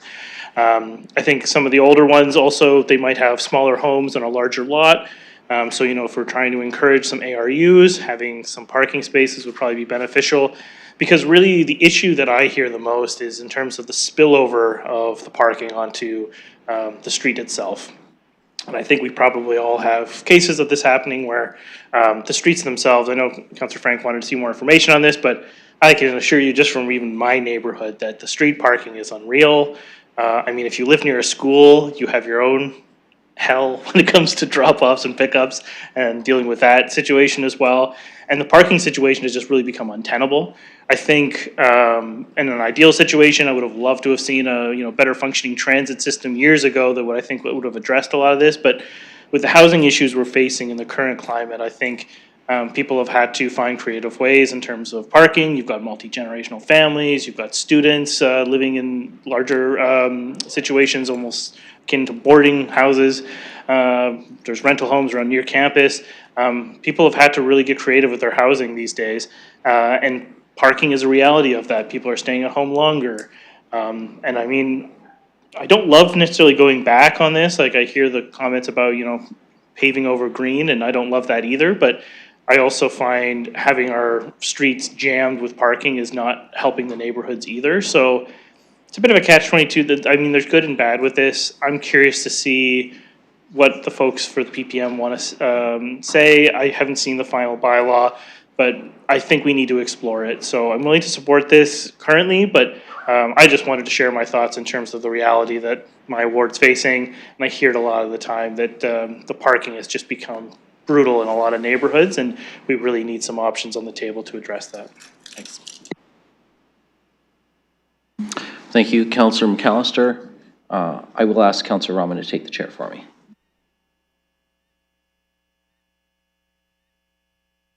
Thank you. I have the chair. Go ahead. Thank you. I'm going to try very hard to not repeat everything colleagues have said. We're already over 3 hours in, and I don't think the repetition is necessary. What I will say is this. I'm going to share an example from one family in my ward. When we talk about cost, Councillor Frank referenced, great, we've got some revenue. Sure, we do. In the winter months, when they have to pay to park on the street overnight, at $5 a night, if they've got to do that for 3 months, that's $450. So that is an impact on families, right there. And then there are nights they can't park on the street because Ms. Scher's team needs to clear the snow off the road. And while they can't do every road within 3 to 5 a.m., they need that time when they can go do cleanup. So we already don't allow that. I could not disagree more that we're going to see, the fears realized of somehow there's going to be a massive uptake of this and we're going to pave over the city. There's going to be a cost to the homeowner to widen the driveway. But if a family has to pay $450 for winter on-street parking every year versus having a one-time cost of $3,000 maybe, $5,000 maybe to do a driveway widening. And we have materials that are permeable today for driveway surfaces. That'd be up to the owner to decide what they want to do. But that's an option for them to pursue. A one-time cost makes a whole lot more sense. And then when that multi-generational family situation changes, maybe they do pursue the ARU. But I know that there are people who won't pursue an ARU because they have no way to provide parking for their tenant, should they have one. Not every ARU tenant is going to come without a vehicle. Not every neighborhood, as we've all mentioned, in some way, shape, or form is going to have transit. And I respectfully, I understand where Councillor Hopkins is coming from, but I don't agree that we need to wait. Because if we change this today, we're imperiling future generations. I think we need to solve the problems of today. We could change the bylaws again in the future. We did that, and we have a problem now. So I think we have to step back from what we did and move forward, especially when we think about how, and we're not talking about the 1-to-1 parking ratio or the 0.5 parking ratio here. I'm talking specifically about the driveway bump out spot or the extra lane of driveway for width. That was frankly driven not by anything more than urban design guidelines of a previous regime. Like I said, long before any of us are here, it's not a comment on any decisions we've made, but it was about people thinking that we should just not allow people to park in front of their house, and that a parking spot had to be defined by leading to a garage or rear yard. That side laneway, as Councillor McAllister said, those narrow laneways in many neighborhoods, there is still going to be permeable surface in front yards, even where this is taken up, because there's still maximum limits. And it's based on frontages. So you can't go the entire width of your yard. You can't turn your entire front yard into a parking lot. What this ultimately does, and we have to think about what our current bylaw is, which is an 8 meter and point something. But basically, the current bylaw says you can't do double wide if it's not double wide all the way back. So if you've got a narrow side yard, you can only be single. This would allow for a double wide where a car might be parked in front of the living room window or the kitchen window or the bedroom window with what I call the bump out. We're not talking about widening curb cuts or impacting boulevard trees. That's a streets bylaw thing. It's only on private property. So there's no cost to us as a municipality for letting homeowners widen their driveway on private property. We will continue to have opportunities in new subdivisions, in existing subdivisions to retrofit things and to create ARUs, to create units of housing that people are going to take because there is a parking spot included. And we know that some of our vacancy, and not all of our vacancy, but some of it is attributed to the fact that we had building with less than one-to-one, or we have an ARU without a parking spot, and now it's hard to find a tenant. So I encourage folks to let staff come back with a bylaw. We'll take some public input and we'll go from there, but let's move this forward today. Thank you. Returning the chair to you. And if there's no one else on the speakers list, Councillor Rahman. Thank you, and through you. So I want to talk a little bit about A, and then a little bit about the changes that have been made in B and C. So A is something that in the last few months, and actually in the last year or so, I've had a number of applications that have come through, and this has been a concern around one-to-one parking.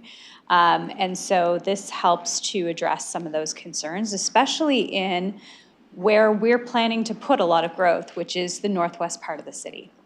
You know, when I look at the current, the changes that we've made and that are planned for the urban growth boundary expansion, if those are to be changes where we're seeing more high-rise, mid-rise in those areas, we are going to need parking in order to address the needs of residents in those areas because we do not have transit around where we've approved the expansion of the urban growth boundary.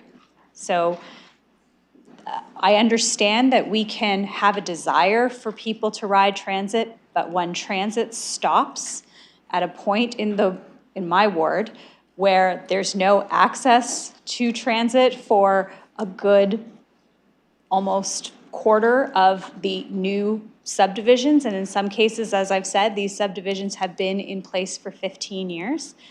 We're not moving fast enough to be able to accommodate the type of growth that we've already seen in the city and the planned growth that we have in the city with the urban growth boundary. So we're making changes to things like assessment growth so that we can put transit where we're going to put housing.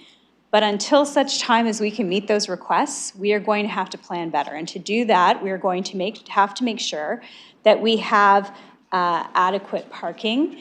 And that's why you'll see in that language, again, around changes around located in protected major transit station areas, and other recommendations for potential exemptions to come back with for the bylaw. In part B and C, I was supportive of us looking at this and bringing this bylaw forward. The changes to the near campus neighborhood, though, complicate this for my ward considerably, and so I'm going to have to pull B and C apart because of that. And D, what I hear from a lot of residents is you allowed an ARU, or you know, a neighbor is considering an additional residential unit, but they've already have parking challenges in the area. So this is something to help address some of those concerns. So thanks to my colleagues for the discussion. I really do appreciate it. I think there's opportunity for more of that, as well as public consultation as this information comes back with an updated bylaw. Okay. Do we have any other speakers before we call the question?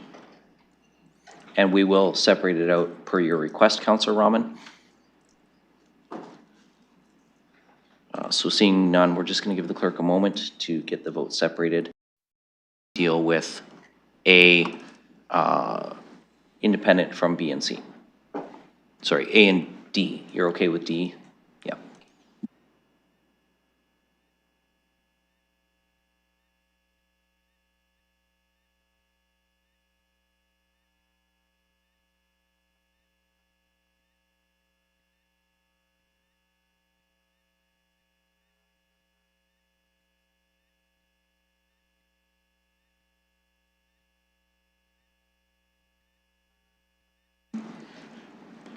And just so colleagues are aware, this is the last vote on planning committee. So after that, I will look for a motion for a brief recess. We'll have been at it for 3.5 hours.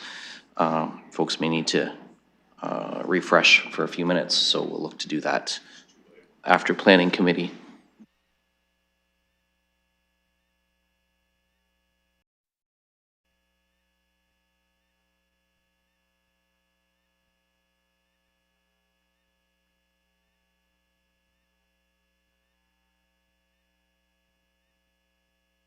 Okay, so the first vote we're going to call is B and C.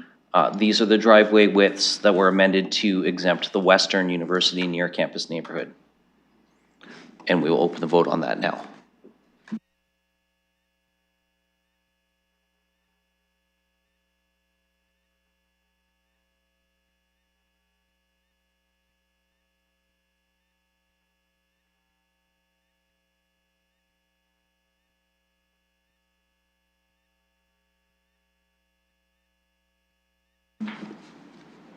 Counselor Ferrara?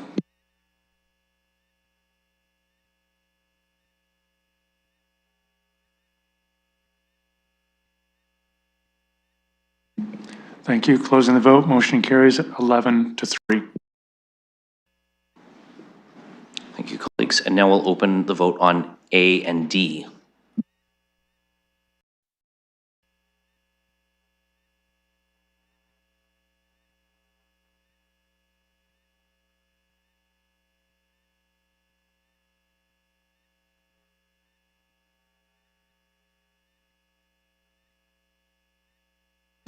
Closing the vote, motion carries 11 to 3. Thank you, colleagues. Councillor Lehman? Thank you, Chair. That concludes the fourth report of the Planning Environment Committee. Okay, it's 4:30. I'm going to look to see if there's a motion for a brief recess. Councillor Van Meerbergen. Did you have a time you wanted to move, Councillor? 10 minutes? 15? What's your...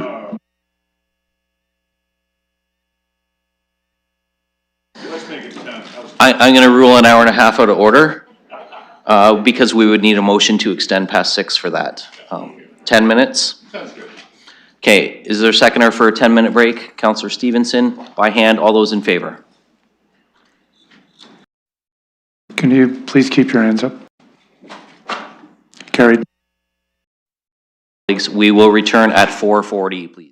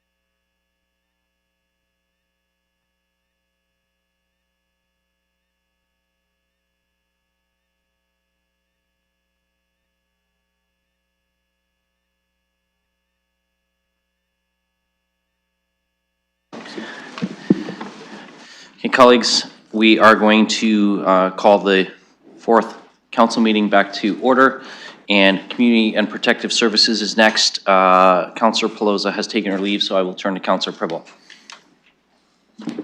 Thank you, Chair and dear colleagues. It's my pleasure to present to you the third report of the Community and Protective Committee. And I just want to let you know that we had, during the committee, we had actually 6 members because Deputy Mayor Sean Lewis, he was acting mayor that day. And I was asked to pull out 4 from Committee 2.5, Affordable and Community Housing Update, 5 from Committee 2.6, 2025 Ontario Works Participant and Service Delivery Profile, both pulled by Councillor Stevenson. It was approved under the consent agenda 6-0 at the committee meeting. Then point 8, 2.4, residential unit licensing, license display. The committee was unable to reach a majority decision on this matter, and it is being reported to the council today without a recommendation. So we'll be voting on that. And then also 4.1, request for reimbursement for private property cleaning and graffiti removal services by Old East Village BIA. And at the committee, it was voted to be referred to the next ICIS meeting. And this was pulled also by Councillor Stevenson. So, Your Worship, your Deputy Mayor, we can vote on 2.1, 2.2, 2.3, and 2.7. We can vote currently right now, and then we have 4 points on the agenda to go one by one. Okay, so Councillor, I'm just going to refer to them by the council numbering rather than the committee. So you're moving 1, 2, 3, 6, and 7? 2, 3, 6, and 7.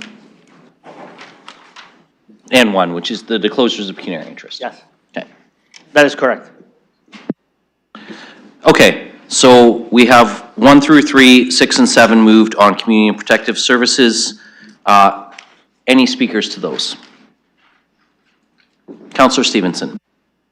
Thank you, and through you, just a quick question on Parks and Recreation Master Plan Annual Report. I noticed there's a large dollar value assigned to the multi-year budget, but nothing in the plan says, this is what was spent so far on which projects. Just wondered if that shows up in another report, or is that something we'd have to request in annual updates going forward? Ms. Smith?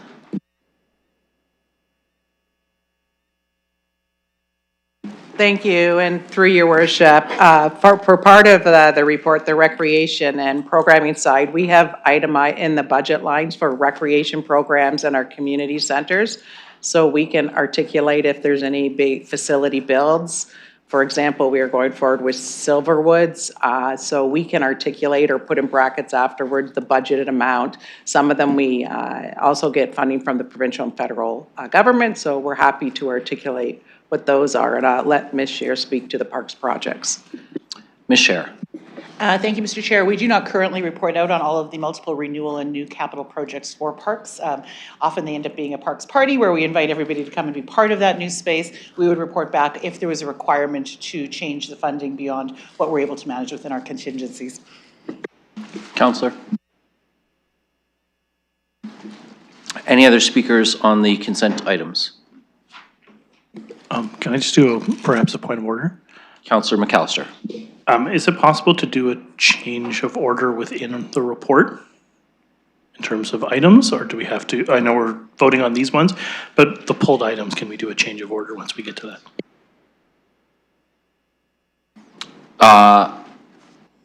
I'm just looking for clarification. You mean that a change of order in the items that are not yet on the floor? Yeah, when we get to them, sorry. So a change of order can absolutely be considered. I would suggest we just deal with the consent first and then we can proceed. Seeing no other speakers, I'll ask the clerk to open the vote.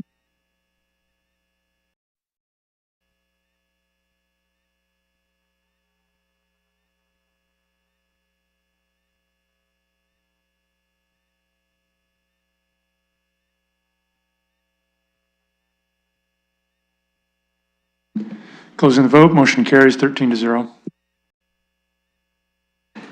Okay, before I go back to Councillor Pribble, I'll go to Councillor McAllister. Thank you, and I'm just hoping to kind of flip the order, deal with number 9 and number 8, just as we have people in the gallery who've been waiting a while, so if we could deal with those first. So you want to deal with 8, so you want to deal with 8, 9, then 5 and 6? Just go backwards, 9, 8, and then deal with the others. Okay. I'm just going to look to see if there's any objection to that. If there is, then we'll have to put it to a vote. I don't see any objection, so I'm seeing consensus on the change of order. So, Councillor Pribble, can I ask that you just, we're going to accept that as consensus of council. So if you can deal with 9, 8, 6, 5, rather than 5, 6, 8, 9. Thank you, Chair. I certainly will. So I would like to put up point 9 at the committee 4.1, request for reimbursement for private property cleaning and graffiti removal services, which was presented by Oldies Village BIA. And at the committee meeting, it was referred to the next ICIS meeting. And it was asked to be pulled by Councillor Stevenson. Okay. So you're putting the committee recommendation referral on the floor, and now Councillor Stevenson. Correct.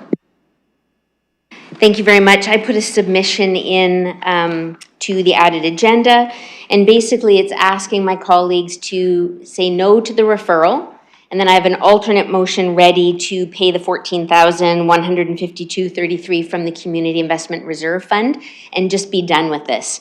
And basically in the communication it says the Old East Village BIA came in the summertime, said, can you reimburse us for the amount from January to April? It was $34,000 and something.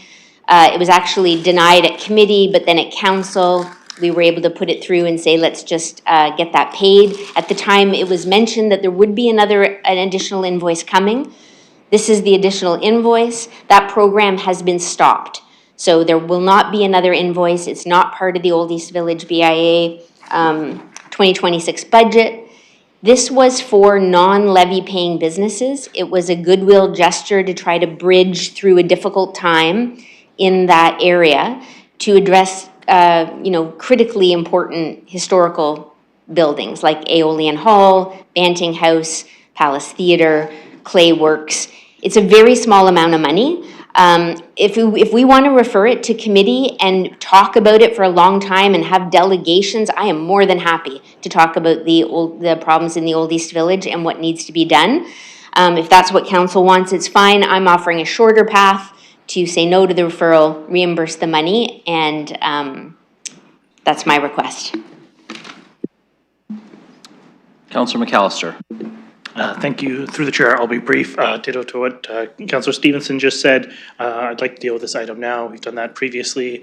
I don't think this needs to go to ICSC. And I would also, I'll second the motion that Councillor Stevenson said as an alternate to this referral. Thank you. Okay, well, if we get to that motion, I will look to you to second it. We have the committee recommendation on the floor first, looking for any other speakers to that. Councillor Ferreira. Thank you. At the committee, I was not necessarily in favor of the recommendation. I did have another alternate motion I wanted to bring for a request to kind of just have a cleanup in the whole area so we wouldn't have to go and use the BIA. I would say no, just because the amount of money is small doesn't mean that it's insignificant and we should be spending it. All money is meaningful, and all the money, especially taxpayer funds, we should have a full fiduciary responsibility in how we spend that. So just because it's small, relatively speaking, not small for me, I would also say that these are non-levy paying members that we're trying to reimburse with the Old East Village. That should come through council. That shouldn't be an Old East Village BIA thing. I think the best course of action would have been to come to a councillor, and the councillor would bring it to council, and maybe we could discuss it there. And then looking to pay it back retroactively, yeah, just because that we did do that in the previous committee and the committee said no, and I was one of the ones that said no to that in the previous committee, doesn't mean we can come back and and ask for it again, like, the downtown BAA got $1.16 million. Maybe I'll come back and say, well, we got $1.16 million in the past, maybe you should get another $1.16 million. I would say that kind of thinking, could snowball into something that I know council wouldn't necessarily be comfortable for. Because of that, and if, with the referral going to ICSC, then I guess just send it to ICSC. So I'm just going to go with the committee recommendation. And we're on the, yes, so the motion from the committee was the referral to ICSC. Councillor Hopkins. Thank you for clarifying that, and I second this at committee. I do think it's really, really important that we try not to do a lot of this committee work here at council. You can see how our meetings have extended, and this is not the first council meeting, but the referral should go to another committee where they receive the financial statements from the BIA and then have that conversation at committee. So that's why I seconded it. I don't think we should start again doing committee work here at council. Other speakers? Councillor Pribble. Thank you, Chair. After our committee meeting, I did have conversation with the BIA, with the members, merchants, and other businesses in Oldies Village to confirm that the work was done, and certainly there was an improvement during the last year. When I talk also to BIA, they do have this cleaning budget line in their budget, and they do expect to use it up or spend it all based on the current situation there during this year. Based on that and some of the things that were said, I will be voting defeating the defeating the committee's motion that was passed. I would like to take care of it right now and for us to put this again. This is the last one. They were very specific about it. And as I said, actually, I think that when I look at the amounts, after they don't do it and we start doing it as a city or this, I think that there's a potentially even fair chance that it's going to be in higher amounts than this. But I would encourage as well, let's put this behind us. Yes, there were some said it should have been done this way, it should have been done that way. That's not the situation we are here. It's in front of us.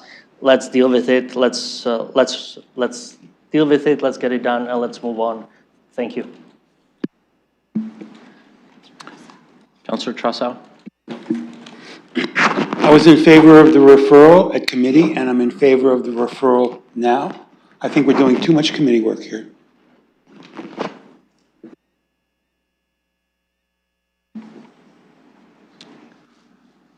Any other speakers on the referral as it stands?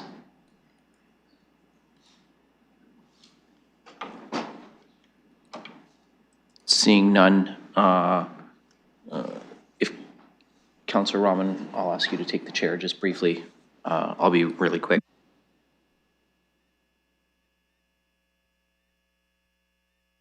I have the chair, go ahead.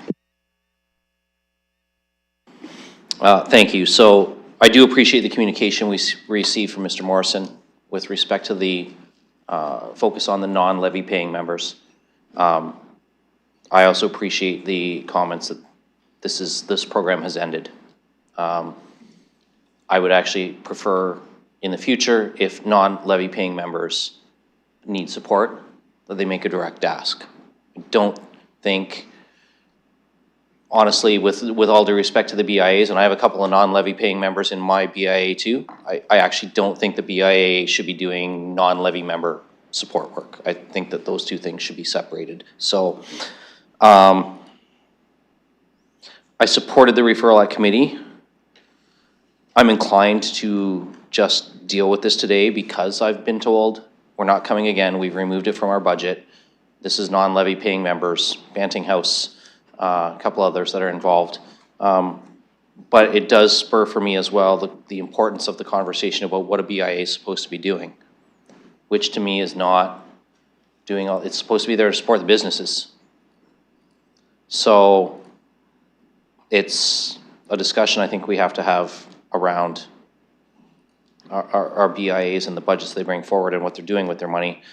But at the same time, I'm also inclined to put this issue to bed. So I just wanted to share where my thought process is. I understand colleagues have a couple of different opinions. And I'm okay with that. Whichever way this goes, moving forward, we've got to figure out this non-levy paying members of the BIA situation. It's not, to me, it's created a very difficult conversation in wards across the city. Returning the chair to you with no one on the speakers list. Okay, last call for any other speakers. Seeing none, then I'll ask the clerk to open the vote.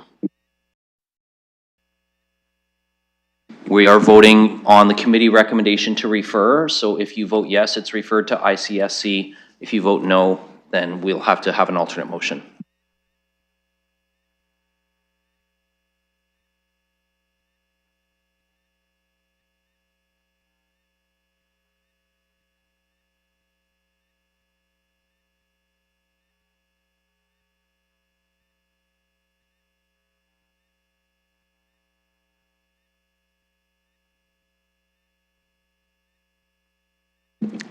Closing the vote, motion fails 5-8. Okay, Councillor Stevenson, you indicated you had an alternate motion, so I'll go to you. I do, and it's with the clerk. I can read it out if you like. That the following actions be taken with respect to the communication from Kay Morrison, Old East Village Business Improvement Area, with respect to a request for reimbursement for private property cleaning and graffiti removal. A, the civic administration be directed to immediately reimburse the Old East Village BIA in the amount of $14,152.33 from the Community Investment Reserve Fund for previously expended costs related to private property cleanups, graffiti removal, and enhanced safety and security measures. It being noted, there's another communication from the Midtown Community Organization.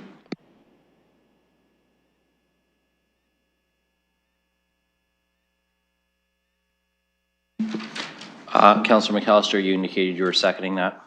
Okay, so that's been moved and seconded. Now that's on the floor for discussion. Councillor Ferreira. Thank you. So how much do we have in the Community Investment Reserve Fund? And is there any commitment to that balance? And are we where we should be on that reserve fund? Ms. Barbone.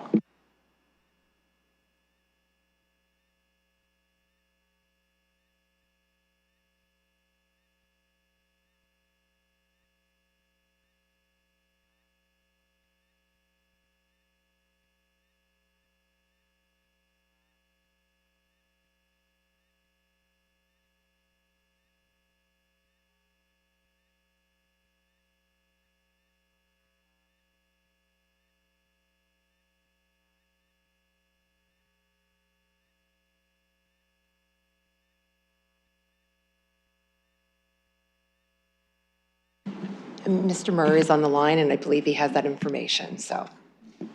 Oh, Mr. Murray, go ahead. Thank you, through you, Mr. Deputy Mayor. So the current projection for the Community Investment Reserve Fund is a balance in 2026 of approximately $1.6 million. That does decline over the next couple years beyond 2026. You'll recall we recently approved the Transit Pass, Secondary School Transit Pass pilot program that utilizes some funding from that reserve fund. So that does draw on that reserve fund over the next couple of years. But as of current projections for 2026, the balance is about $1.6 million. Councillor? Thank you. So that 1.6 million does not include the transit pilot project, or it does? Mr. Murray? Through you, Mr. Chair, that does include the cost for 2026. The balance in that reserve fund, though, is projected to decline to approximately $1 million as of the end of 2027, and then decline to approximately $650,000 or thereabouts by 2028. I will note, however, that that does not include any projections as it relates to infusions into that reserve fund from any year-end surplus in accordance with the surplus deficit policy. So any inflows associated with that, which are not yet finalized, of course, for 2025, are not reflected in those numbers yet. Counselor. Thank you. Well, I hope we don't have another surplus that puts money into that. Is that the only source of funding we have in the Community Investment Reserve Fund, just through any type of surpluses in the deficit surplus policy? Mr. Murray? Through you, that is correct. There are no other tax-supported contributions that go into that reserve fund. Counselor. Well, I don't want to speculate, but it does seem like we're just kind of using this reserve fund for one-offs here and there. And I feel like if we were to take the balance down to, I think Mr. Murray said 600,000, we've kind of pretty much tied our hands with any uses of what the Community Investment Reserve Fund is supposed to be used for. So we are not going to be able to necessarily have any kind of initiatives or funding for the Community Investment Reserve Fund coming out of that. And I hope that we don't have huge influxes of money with another surplus. I would also say that, you know, council is supposed to make these decisions, and council should be helping, you know, anyone that's not necessarily a member of the BIA. I agree with the Deputy Mayor's comments on BIAs should be focusing on BIA members. Any type of specific ask for non-members, you know, they can come to us. We would be more than willing to help that. So I'm worried on kind of what direction that takes us. I guess I would also go to this. What type of funds would be available in the Old East Village BIA as it is if we were to pay that money back? Is the Old East Village BIA, are they depleted of funds, or what are the balances are in those accounts? Do we have that information?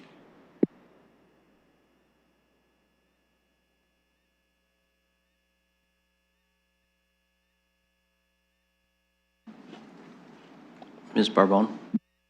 Thank you through the chair. Perhaps to clarify, the BIA budgets that you're referring to are approved by the corporate services. The reports that we presented were brought forward to the ICSC committee in January. There is, as part of that report, there was noted there was funding from previous COVID relief funding that did show a balance that was outstanding. Is that the fund that you're referring to?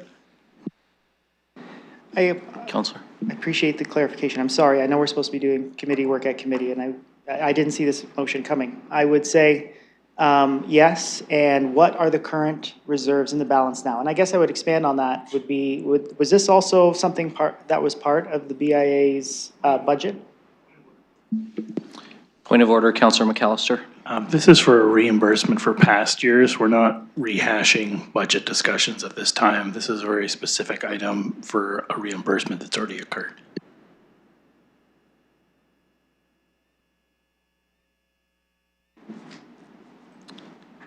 You are correct in that it is a reimbursement for 2025 expenses incurred.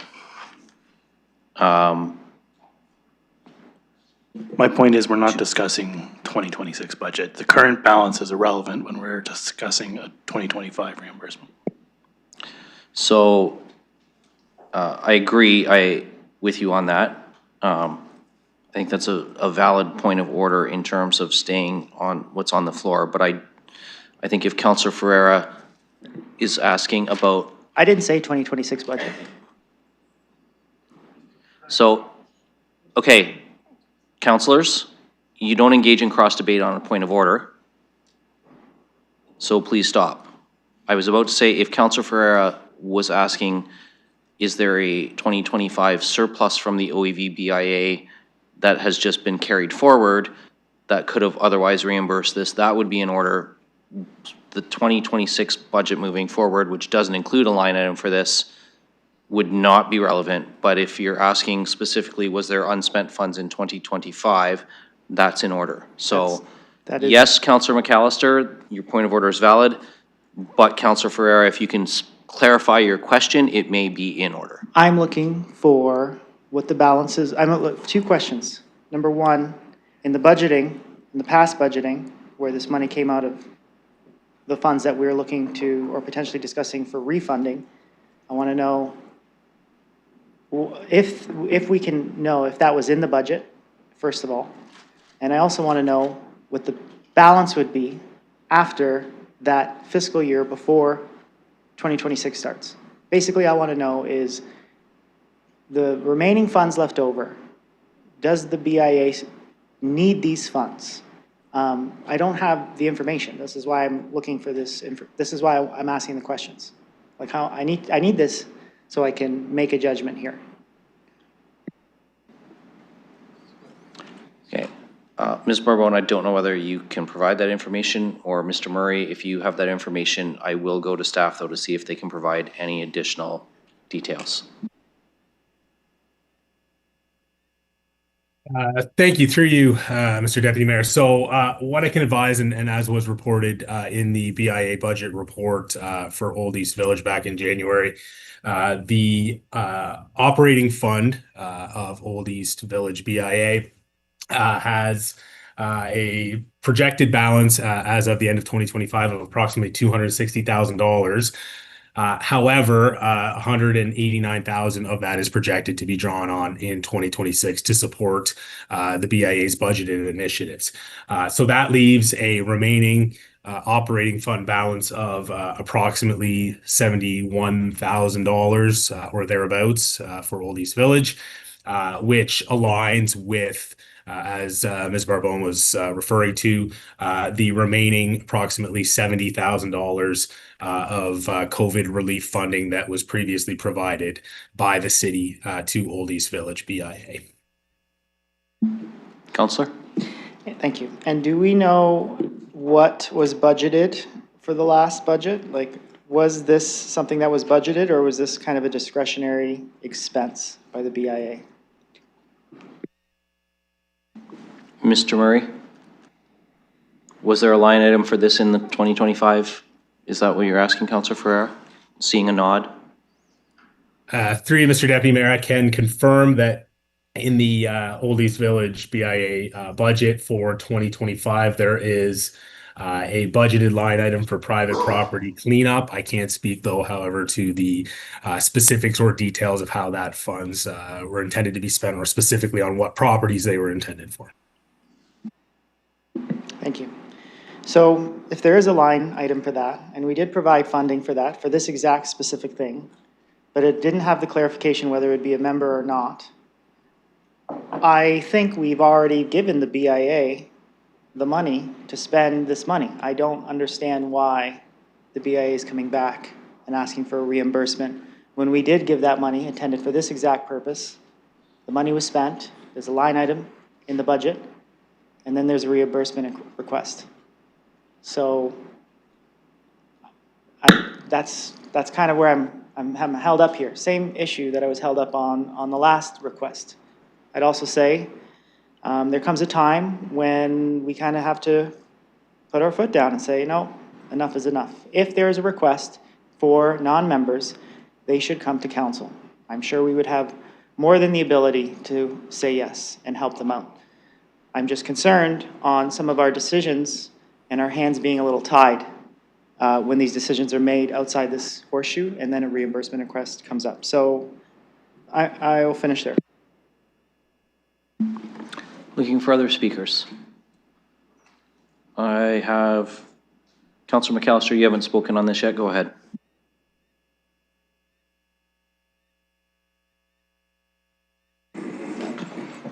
Thank you, and through the chair, appreciate the opportunity to speak on this. Recognizing the challenges that OEV has faced, understanding that this program was intended to kind of help the area. The struggles are going through my BIA, similar issues. We've had to devote a lot of resources to cleaning, graffiti. Yes, we have the business paying members, but when you're in an area such as this, there is a lot of crossover in terms of the community. These funds, I'm sure, in terms of the intentions, OEV is good. They're trying to, clean up their area. I also understand that completely. In terms of refunding these funds, I think it's incumbent on us to look at something like this as a community benefit. I think this is still an appropriate source of funds. They're trying to improve the area. These are important historical landmark sites within their BIA district. And I agree with what the Deputy Mayor had previously said. I think this has spurred a lot of discussions amongst the BIAs in terms of what their roles should be. In terms of some of the comments that Councillor Ferreira said, parking helps the whole area. We have previously had that discussion in terms of the downtown BIA, and we have approved funding for them. And that is not exclusive to business paying members. That is something that brings people downtown, they stay, they use the services, the businesses, could even be residents. There are a lot of services where there are some crossover. I do think that the conversation warrants more discussion amongst all the BIAs in terms of what they want to provide, what the city could provide. But I think this is an appropriate ask. It is a program that has since ended, but I do think it has spurred a very important discussion in terms of cleaning up certain areas that really need the investment. And so leave my comments there, and I'll pass it over to Councillor Stevenson. Thank you. Thank you. I don't have Councillor Stevenson on the list yet. I am looking for other speakers, though.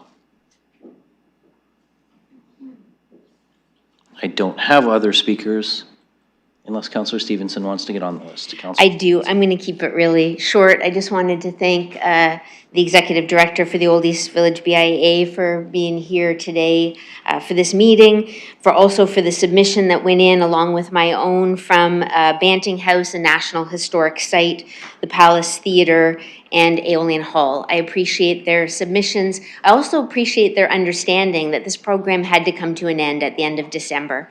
And despite the ongoing despair and cleanup and all that kind of stuff. This was a short-term thing that was done in the hopes that there was going to be more progress than there's been. So the references, I kind of laugh with the committee work should be done at committee. I got my own comments about how we can't, as non-members, do committee work at committee, and it's not very easy to do that. And there was the ability, if people felt really strongly that we didn't want to make this last payment, that could have been done at the last committee. It was very clearly said there was going to be one more payment coming. It's actually half the cost of the last one. I think I understand this is why it's been ended. This is a unique situation in a unique neighborhood with unique needs, many of which are not under the control of the BIA or the business owners there. Their funding is needed for them. The problems are still very, very serious there. It's not about, we didn't come and say we don't have any money, can you pay our bill? This was done as a community benefit.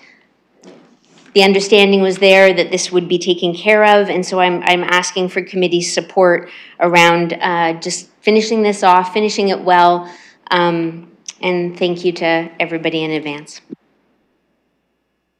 I have no other speakers. I'm going to ask the clerk to open the vote.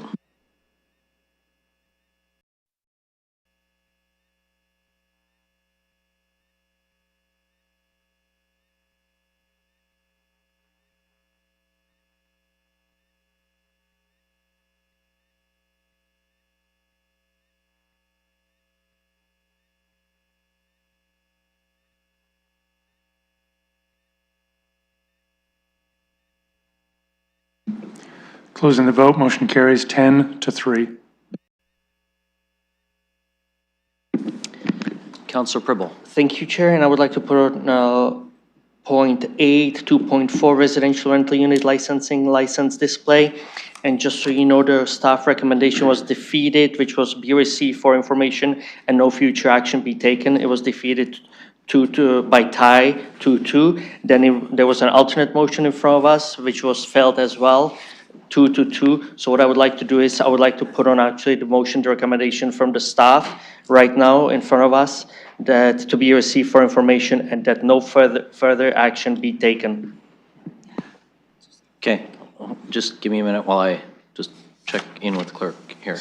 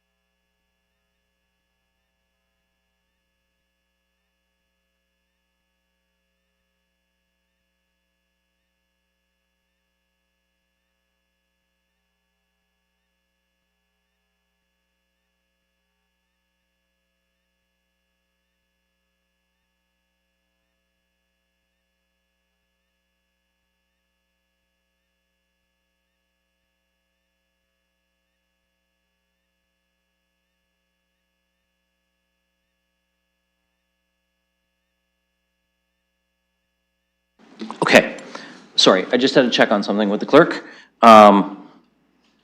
So there, you're correct, Counselor, there's no recommendation coming out of committee. You can put that on the floor. I should have asked you to wait until I came back to recognize you on that, but that's, you want to put that on the floor. All it would have required is for you to put your hand up when she said nothing's coming out of committee. So discuss it with the clerk, it's fine to go ahead. So you can put that on the floor. And Thank you, Chair. So currently, I would like to put on the floor the recommendation that came to the committee from the staff, be received for information, and then no further action be taken. Thank you, Chair. And Councillor Stevenson, you indicated you're seconding. Okay. Point of order. Point of order, Councillor Ferreira. All right, so with no recommendation from the committee, what is the proper procedure to bring something forward with no recommendation? Do we need to seek leave? Do we need to, what do we need to do there? No, that's what I was talking to the clerk about, whether we needed to seek leave, whether there's anything, but any member of council could put anything on the floor.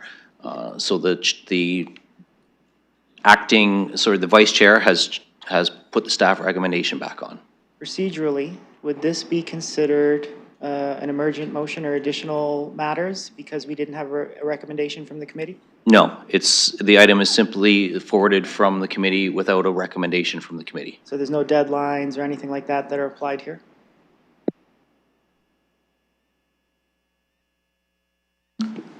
Councillor Cuddy. Thank you, Chair, through you. This was actually a motion that I brought up a while ago, and Councillor Trussa was helping me with it, and I wasn't able to attend the committee meeting, although I wasn't a member to vote. I guess my question is similar to Councillor Ferreira's, and just for procedural matters, if this is received, where does it go from there? Are we able to bring it back in a year's time, or at another committee, or to council? So the staff recommendation in their report, which was not endorsed by committee, but neither was anything else, was to receive their report for information and take no further action on it. Should we approve that, then it is a decided matter of council for at least a year. And something else would have to be brought forward in its place. That, and I'm just going to check with, because I think I know where you're going, Councillor, because I asked staff the same question. So just let me check and see if Ms. Pfeffer's available to us on the line, or no, Mr. Mathers? Okay. So our Chief Municipal Bylaw Officer is not available to you, but and I'm sorry if I'm being presumptuous, but there were some other directions given around, or there were some other discussions around other components that council was asking Ms. Pfeffer to look into, but this would not preclude other items. She's not here to answer, so I can't really, but this is very specific to posting public information about landlords, the contact information. If you're asking about other things like having a website that lists outstanding that is not part of this. That is a separate item that's being looked into. So I hope that helps. Thank you, Chair, and that does help. So this can be brought back to council in a year's time, so that's sufficient. Thank you. Point of order again. I believe with the new council term, that year doesn't go for a full extent. You are correct, Councillor. That is, yes. It is a decided matter of this council. The clock resets as soon as the next council is sworn in. Anything can be brought back up. Councillor Trussa on a point of order. My point of order is, would it be in order to make a motion to just pass that motion but delete the words "and no further action be taken," in which case we would not have to wait the year, and it would go back to committee if somebody wanted to put it on the committee agenda, which here we are doing committee work, and I want this to go back to the committee, and that's my point of question order, whatever it is, but And if Yeah. that's okay, I'd make that motion. So I will rule on that. As a point of order, it would be substantially different from what the counselor has put on the floor, because he specifically put on the floor, take no action. So you can't amend it to just delete that. You have to defeat this and then put just a receive on the floor. You can't remove a take no action from a motion because it's substantively different. It's actually contrary to what the intention of the counselor is when they put that language on the floor. I'll speak now if I can, because I truly believe that this needs to be sent back to CAPS committee for a full discussion. Now, if this passes, this council will be done. We won't be able to do this during this council, and I think that would be too bad. So even though I'd prefer to make a motion to whittle down that last motion, which I would oppose, I think what I'm going to be asking councilors to do, in the interest of this, getting this back to a committee discussion where it belongs, in my view, is just defeat the motion that's on the floor. And I think that's the cleanest way of doing it. And if the motion is defeated on the floor, I would then suggest that this be referred to committee, being that it's 5:30 and we still have a lot of things to do on this council agenda. We're doing too much committee work, people. And I see we got people here who are waiting for items. We could talk about this for an hour, and we will at committee. So let's defeat this motion, and then there'll be another motion to refer it to the next available meeting of CAPS. Yeah, so please vote no on this motion. Yeah, I got that straight. Thank you. Thank you, Councillor Trussow. Looking for other speakers. I'm getting my lists mixed up here, so bear with me for a moment.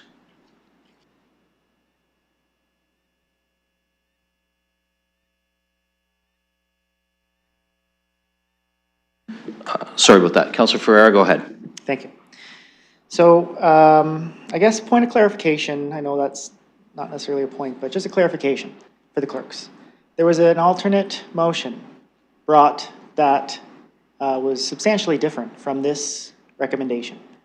If we were to, and I do want to defeat this, but if this were to pass, that wouldn't preclude that other motion coming to committee, is that correct? It was a motion with a business, or forget the exact language, a website with business licensing, or with landlord licensing with businesses, I forget the exact language, sorry.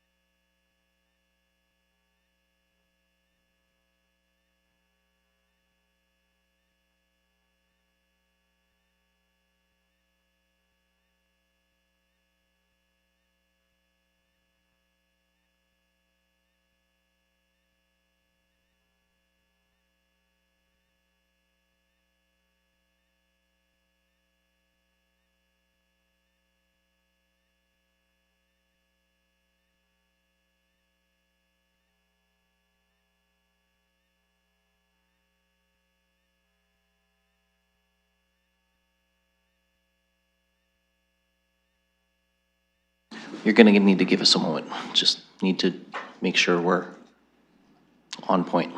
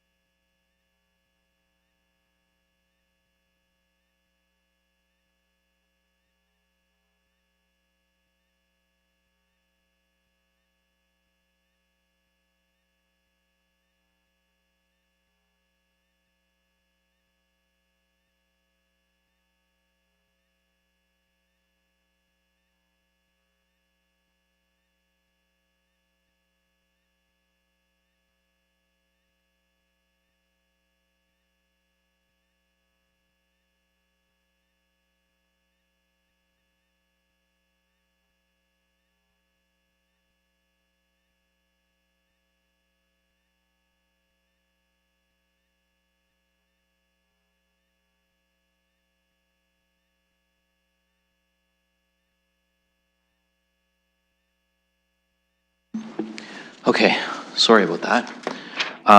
Okay, so we went back and looked at the other motion that came to committee. Because it speaks to the professional or business contact of rental owners, it is still tied to CP 19. So if what we have on the floor passes, then that other motion could not come back before the next term of council. So this would have to be defeated before a new motion could be introduced. The scope matters here because it's specific to rental property owners, and CP 19 is the governing over rental property owners. So that's where the clerks and I, in reviewing that, we're looking specifically to whether it was germane to CP 19 or whether it was to a more general bylaw matter. But it's the way it was written, it's tied to CP 19, which is the rental licensing bylaw. So that's, if the receive and take no action is passed, then it's done until the end of council. The other motion would be out of order to come back to committee. So if it's relating to CP 19 bylaw in general, any changes would be a decided matter of council, would not be able to come forward. Changes that are related to the owner's information being posted, whether physically or online, or because it's all tied to CP 19 and the rental license. Okay. I think. So if it helps, what it doesn't prevent is excluding the owner contact information. And this may tie into Councillor Cuddy's previous comment as well. It does not prevent, for example, the posting of simply through the the residential property lookup portal or through a website map or something, doesn't necessarily prevent the posting of a notice of a bylaw action. So, 123 Main Street has an open property standards complaint about unmanaged garbage. That is different from posting John and Jane Q Public are the owners of the rental at 123 Main Street, if that's helpful. So there's different components that could still be brought forward, but it would be around the posting of the owner's information. Yeah, I could think of a whole bunch of examples with other motions that we've passed that would be very similar to that, and then they would have been considered not a decided matter of council. So I'm a little confused. So I won't take any more time, but I will say, we don't have, I don't want to support this. I'm not going to ask you not to, because I know what you're going to do. But I don't think we have a balance when it comes to who it is we're looking after. Look, I'm a landlord myself. I don't have a problem with the original intent of the motion that we brought a few months ago or whenever we brought it. I don't have a problem with the amendment that we brought to committee. I think when it comes to the fact that a rental property license is very similar to a business license, and there is an income associated with that rental property, just like any other business, why are we saying no to providing extra information for transparency and accountability? I think this is a real step that we should bring forward because I just don't see why not. Like, there's no balance. We do it elsewhere, but we won't do it here. And that is concerning to me. So, like I said, I won't take too much time. I do have some extra questions on that ruling, whether this is germane or not, with respect to bylaw CP19. But I'm not going to hold the committee here and ask those extra questions. But I do feel that there is some work we can do that would not be a decided matter of council here. Because I do have a few examples off the top of my head that wouldn't apply. And then that would make those last decisions, those last decided matter of councils, I don't know what that would do to those decisions. Because we've made decisions before that I think are direct comparisons here that would go against that.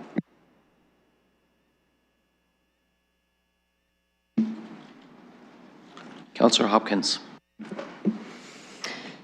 Yes, so at committee, I supported staff's recommendation. I still do, but I hear the concerns from the two councillors. One in particular, that maybe more work needs to be done. It is committee work, not council work. So I am okay with defeating this motion and then seeing if there's a referral to go back to committee. Councillor Pribble.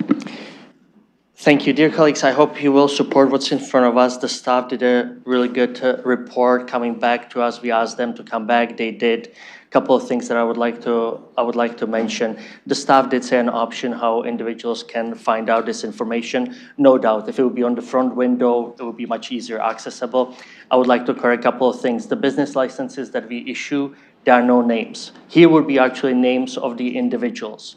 And during the meeting, or it was in the report, the staff did ask, what would be kind of the purpose? Because our steps, our bylaws state very clearly, if there is an issue with a certain property owner, it's done by our enforcement team. Our bylaw enforcement team, they do have this information.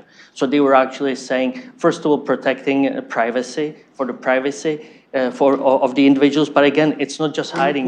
Point of order, it's been determined in the staff report. Okay, Councillor Trasau, please wait till I recognize you. You have called a point of order, but Councillor Pribble has to relinquish the mic. You have to ask your point of order on mic because it's not captured on the video feed if you do not. My point of order is that as a matter of what was in the staff report, the staff indicated clearly that this was not a matter of personal privacy. So for him to say that it is really distorting what's in the report, and we should stay away from that. Well, then make a point of order.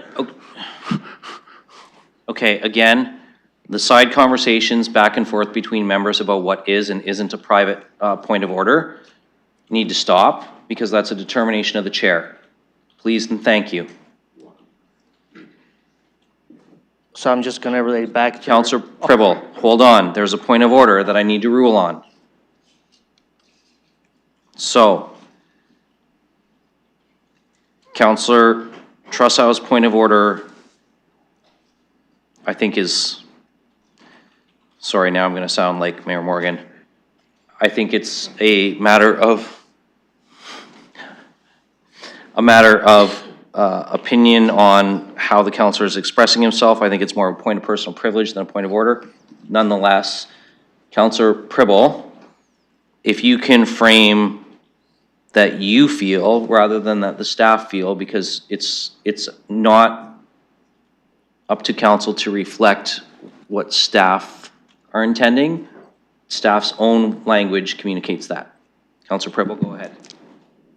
And I will refrain to my comments as my opinion of the privacy, not staff's. But my bigger thing is that going back to the licensing, and we do not have business licenses that say specific names of the individuals. It's the corporations, it's the businesses. And again, I'll repeat one more thing what the staff said. If there is an issue with such properties, we do have a process, bylaw, that goes to our bylaw officer, and they are the ones who are addressing these issues. So we do have it in place. Yes, it could be potentially that some could be potentially addressed more prompt, more faster if you have such experiences. But I would, again, if you haven't, the report from the staff was quite clear and recommending what they did, because they, even if they stated, even if it was posted, we still have the same procedures, policies. Thank you. Thank you, Councillor Pribble. Any other speakers to the motion that's on the floor? Seeing none, I will ask the clerk to open the vote.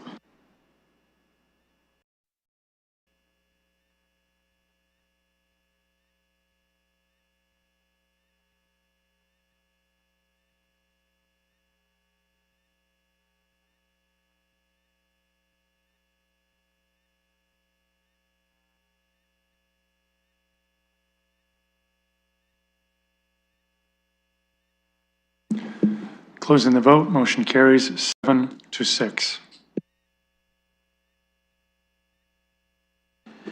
Okay, colleagues, we still have two more items on CPSC. It's 5:43. I need a motion to extend past 6 p.m., please. Councillor Rahman, Councillor Cuddy.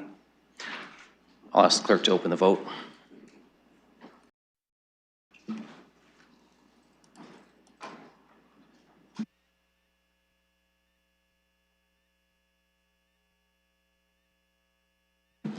Closing the vote, motion carries 12-1. Councillor Pribble. Thank you, Chair, and I would like to table the 2.5, 2.6, 2025 Ontario Works participant and service delivery profile, which was asked to be pulled up by Councillor Stevenson. At the committee, it was under consent 6-0. So because we're working backwards, this is item 5 in the CPSC list in eScribe for you, item 2.6 from the committee agenda. And that's what I said? Yeah. Okay. No.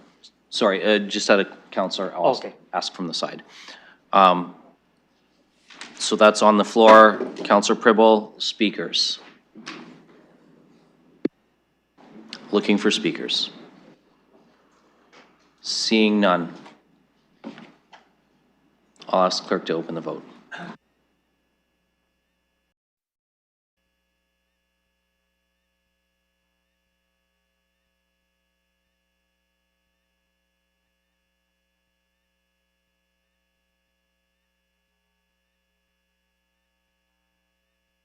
Closing the vote, motion carries 12-1. Councillor Pribble. Thank you. And the last 2.5, affordable and community housing update. And at the committee, it was under consent 6-0. Looking for speakers. Councillor Stevenson. Thank you. On this one, I wanted to ask a couple of questions about Appendix B. So it talks about liquidity in the first part, and it says, based on 2024 data, more than 40% of housing providers do not generate and retain enough cash to pay for short-term debts. It's an area that needs attention. So if I could get an update from staff on what we're doing about that.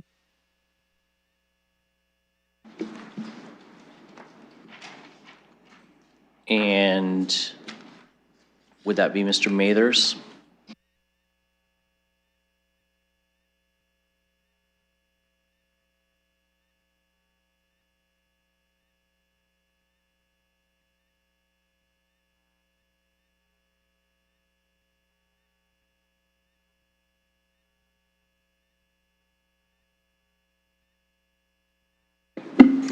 Through the Deputy Mayor. So related to this item, we are working with all of the housing providers to try to make improvements. And part of what you've seen in that in appendix is ratings that we're starting to collect information on to be able to give good advice to the various housing providers. So it is something that's part of our work plan, and we're working with these providers one-on-one to be able to improve those metrics and ensure that that they can ensure that liquidity moving forward. Councillor. If they are unable to pay their bills, what's the process and when is council involved or informed? Mr. Mathers. Through the Deputy Mayor, the process would be if there is a housing provider that cannot make those important payments, then they will work with us as the service provider to be able to ensure that there's opportunities to be able to, if there's other funding sources that they can use. If it gets to the point where they're no longer able to sufficiently work through themselves and work through their board, then that's we indicate that as a project in difficulty, and that's something that we bring back a report directly to committee and council to be able to provide some background and information on that specific project and look at different ways that we can try to ensure that the housing provider is brought back into conformance with their agreement with the service provider. Councillor. Thank you. How soon after being informed that they're no longer to pay their bills would it come to council? Mr. Mathers. Through the Deputy Mayor, as soon as possible, that we have that information. So definitely that's something that we'd want to make sure the council's aware of as soon as possible. Councillor. Thank you. I'm aware of one, at least, that says that they won't have enough money to last the month and that the city's been informed. So I'm just wondering, do you have to wait until it actually happens before it comes back? And I'm also wondering, like, it says 25% of housing providers have an accumulated deficit, a significant risk to the future survival of providers in this category without attention on how to correct for this moving forward. There is a risk that the business can become insolvent and require service manager intervention. By my math, that could be potentially 16 providers. I'm just wondering, again, like the KPIs and the percentages are good, but they could hide that we potentially have 16 buildings full of units that potentially are on the brink of bankruptcy. Mr. Mathers. Through your worship, I can't speak about specific housing providers at this point. I will note that if there are providers that are in this situation, we would be bringing back a report as soon as possible. So it could be as soon as this April if there was something that was imminently happening. So I can't speak to the specifics because that's between the city and the service provider and the housing boards. But if there is anything that's important, we'll bring that back to council as soon as possible. Councillor. Thank you. I'm going to just make a few comments that, this is an annual update report that you know, we've got in the appendix saying that potentially there's some very, very difficult situations coming for organizations. And I'm aware of one that is on the edge right now, that does not have the money to pay their bills and doesn't know what to do and is wondering how to get support. And I'm just feeling that when we get a report like this, we are talking about hundreds of units. In this particular building, there's 94 units. There's 5 that are damaged so badly structurally, it'll probably be years before they can be occupied. There's 12 that are damaged and they're unable to afford to repair them, and 2 that are coming online shortly. They're telling me that this is a 122 baseline situation in a cooperative housing building, that we've got vulnerable people and families in these buildings and affordable units that are sitting empty while we've got people on the streets. And so I guess my concern is that this report is a lot of data, but it's not highlighting to council how many buildings are at risk, how many units are empty, how long have they been empty, what amount of dollars is needed to be able to get them occupied again. I'm very, very concerned that the quickest way for us to get affordable units in this city is to repair the damaged units that are there. And the best thing we can do to prevent homelessness is to ensure that our affordable housing buildings are safe, and that we don't have 122 baseline situations. So the other concern that I have is regarding the COCHI funding in Appendix C. So again, I'm in communication with the building in my ward that fortunately had reached out to me. I don't know, I'm gonna maybe need to make some phone calls to all the rest of them in my ward to make sure they're okay and find out what I can do to support. But in this one, it says specifically here that there's funding available to them and for 2 critically needed projects. So I saw this and I was so relieved because it says approved, and I know they need these when I met with them in December. But then after this report came to committee, I was informed that they were informed by the city that those 2 things that they critically need were only going to be paid if another thing that they didn't want paid was also paid. So I guess I'm very confused, and then when I've clarified with staff, this approved listing is actually just preliminary ones, so I guess this isn't actually what is gonna happen. That's not clear in this report. And so I guess my last question through you to staff is, are these housing providers submitting requests for funding? How is it that the city is telling the provider that they are going to pay a bill that they don't want paid in order to get the funding for the stuff they do want? I just want to understand the operations around that and how we can assist from a policy perspective. Mr. Mathers? Through the Deputy Mayor, sorry, I can't speak about specific applications as part of this process. I think I understand with the property that's being referred to at this point, but I can't get into that without a lot of other context and background, and this is an appropriate time to share it as part of this report. Councillor. Thank you, and I understand and I hear that, but I mean, just from a policy perspective, who are the providers submitting requests, or is the city making some decisions there and pushing projects or recommending projects?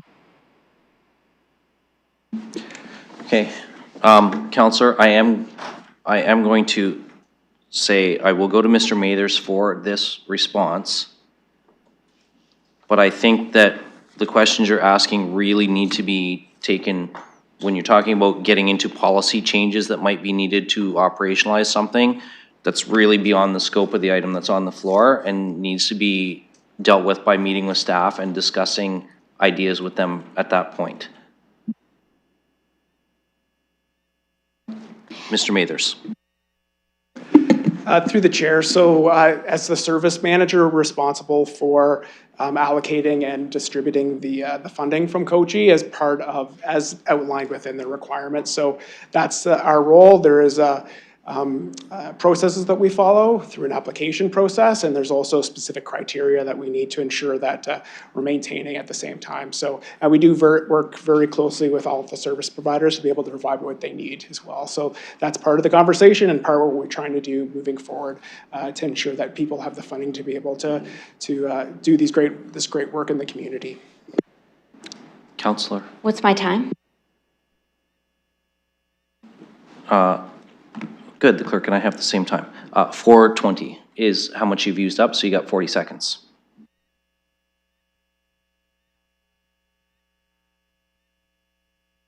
My concern is about this annual report. I appreciate all the work and the challenges that are out there, but this does not transparently represent the problems that exist potentially within our city if the provider that I am in contact with is any indication. We need to know how many units, we need to know how damaged they are, we need to know how much money you need to fix them.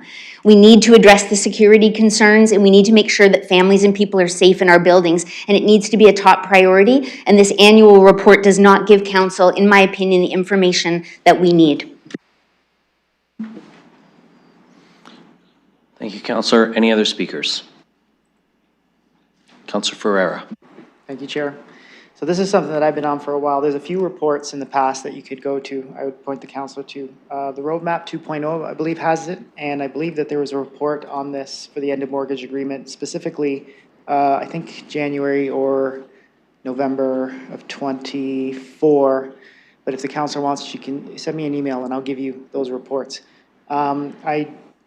I do see that there is concerns here. I agree with the councilor's concerns. We have a lot of subsidized housing that was affordable housing that was provincially operated that have been downloaded to us and no longer have that subsidization. They're also in huge capital disrepair because those capital upgrade or those capital maintenance didn't actually exist. So the issue is multi-pronged. We don't have that operational money for that subsidization. We have units or buildings that are in capital disrepair that require that. We have boards that may not necessarily be willing to serve on the board. They may be a little bit later in their career or in their age, and they don't want to be, or they don't have the capacity to be able to serve on those boards. There's lots of issues here. But I also would point out, just from memory, I'm pretty sure that the intent was, and I think this might have been in the Roadmap 2.0 or in that report from, and I can't remember when, sometime in 2024 or early 25, that it's going to be pretty much falling on the city and the taxpayer base to be able to fund both the capital repair and the operational parts of it and the subsidization. And that's going to be falling on us, I think, within 2018, I believe. I didn't prepare for this because I wasn't, I didn't know that these questions were coming, but I'm pretty sure we are going to be paying for all of that within the next couple of years. And the way I understand that it works is if those private housing providers aren't able to get subsidization from us, then as a tenancy ends that's affordable, most likely they will be going into your average market rate tenancy, which means we lose affordable housing. So I agree that there's a concern here, but I do have that information. This has been coming to committee for the last year and a half, 2 years. And there are subsequent reports that the council can look at to get that information. Any other speakers?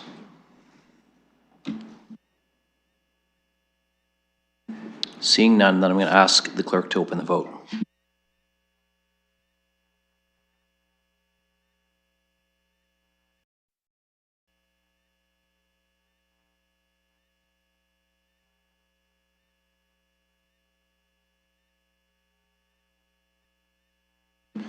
Closing the vote, motion carries 11-1. Councillor Pribble. Thank you, Chair, and this concludes the report. Thank you.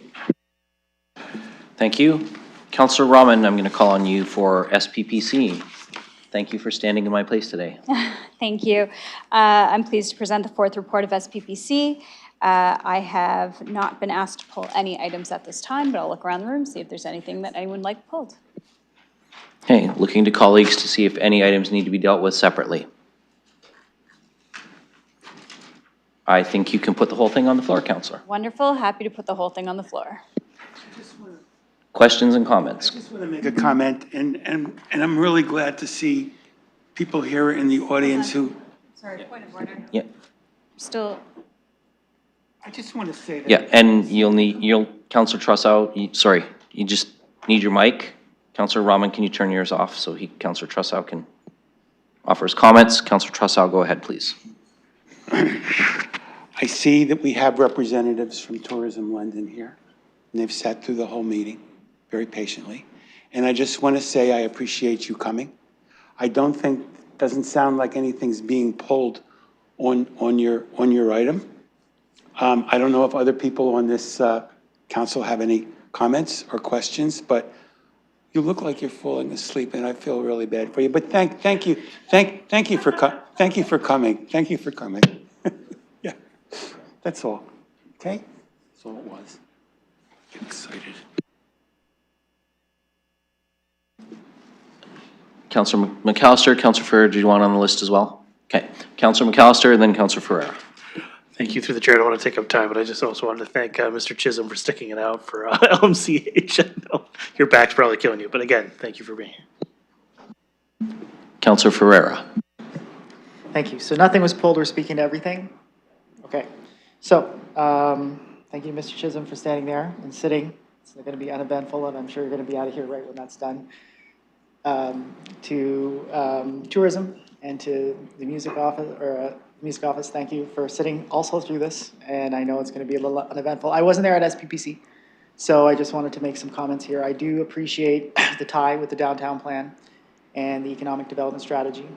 I do appreciate the motion that was brought forward, just to find new spaces and just make sure that we can activate citywide, because I do know that this is not just a downtown thing. Obviously, I'm excited for it to be downtown, and we do have, you know, the Dundas Place, and we do have everything ready to go to activate things. But I do want to point out that this is obviously something that we will have citywide, and we can have activations and kind of just leverage our music talent citywide. So I just want to say thank you for the work. I'm sorry I wasn't here for SPPC. I could go on, but I'm not going to, because I know you want to get out of here. So I just want to say that. Thanks. Thank you, Councilor Ferreira. Councilor Stevenson. Thank you. I did have a couple of pull requests that I pulled my pull request just to try to keep things moving here tonight. But I did want to speak to a couple of things. One is the UNESCO City of Music Action Plan. I did want to mention that there is a request. I know we've got some amendments that we got put through, and it's going to be coming back to us. I just wanted to put in the public record so that people who are working on this can keep in mind that I heard general consensus around more communication from the London Music Office related to supports for venues, grassroots organizations, and artists, stronger definition and communication regarding the London Music Office mandate, and reviving engaging the London Business of Music committees. I was going to try to move this amendment. I don't think I had support for it, but I am just going to put it out there in the hopes that those who are working in this will take that into consideration. That's what I heard from several people. The other thing was the 2026 assessment growth funding allocation. I've really been giving that a lot of thought since I heard that this is not the normal thing that's done across the province. And it troubles me a little bit that, you know, $7 million, like $14 million gets just, we've delegated that authority to staff with very little oversight. And in fact, you know, it was kind of like, we're not supposed to have any input into that. And half of that is corporate services. So half of that funding goes to the people who have the delegated authority to make that decision. And I just think that it's worthy of consideration. I'm going to be bringing forward something potentially at some other time to say, can we have a report on that and relook at that decision that was made? Is it in the best interest of taxpayers, given the financial pressures that are on us, given the fact that you know, other municipalities have not followed our lead on that, other than I hear there's two. It does concern me that the delegate who spoke made a good point about it almost being off-budget allocations. And it does make it a little harder for the general public and for councillors to understand the overall picture. And so I'm not really happy about it. I didn't pull it, but I don't think that we should be allocating $7 million to corporate services increases without some debate and discussion about the 4 hires, why those 4, that employee FTEs have gone up 354 employees in 2 years. I do think we need more information. Which departments, where is that happening? Is it frontline? I just have a ton of questions, and I think the public wants more details. We want a lot of details, like I just said about the other report. Give us the details, give us the information, and so I'll be moving motions at another time, but I did not pull it today. Thank you, Councillor Stevenson. Looking for any other speakers? Seeing none, I will ask clerk to open the vote.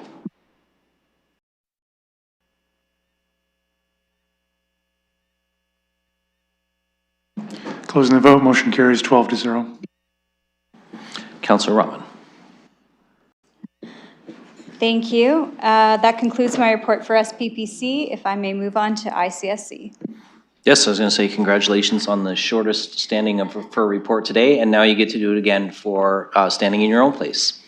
Thank you. Always looking to set a record. Okay, so let's get started with ICSC. I'm looking to put items 1 through 6, 8, 9, 12, 15, and 16 on the floor. Those are the ones that I have not been asked to pull as of yet. Sorry, can you just repeat that? Sure. 1 through 6, 8 and 9, 12, 15, and 16.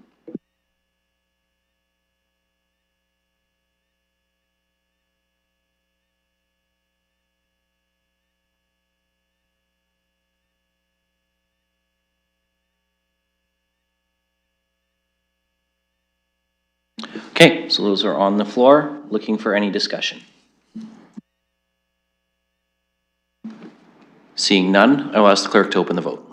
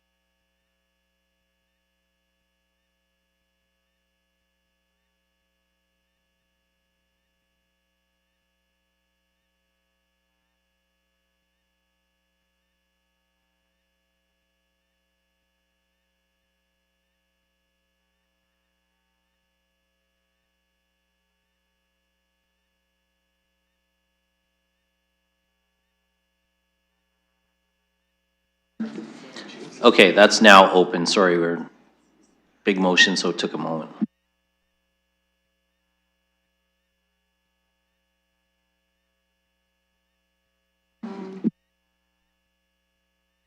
Sorry, there's an error in that. We're just going to cancel and then we'll fix it and reopen it.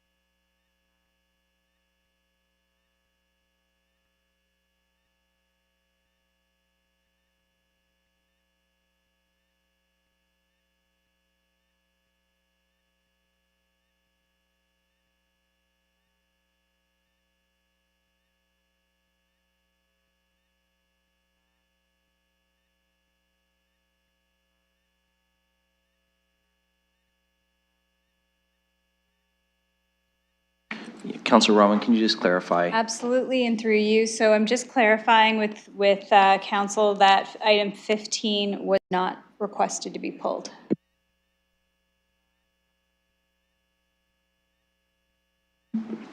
Okay.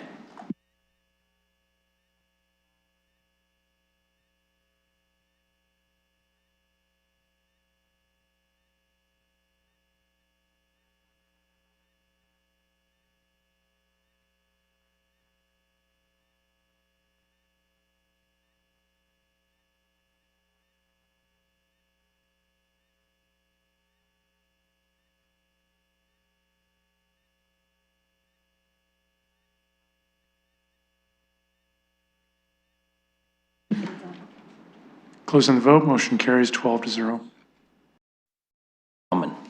Thank you. I'll look to put item 7 on the floor, and just noting for my colleagues that the wrong bylaw had been attached, and that's why I pulled it to introduce the correct bylaw.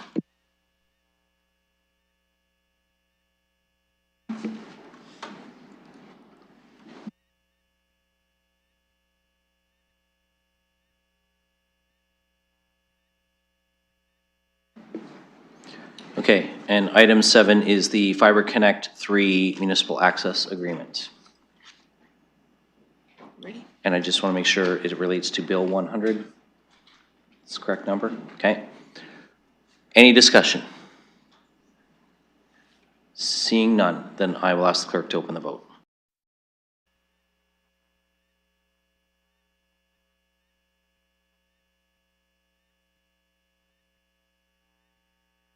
Closing the vote, motion carries 12-0.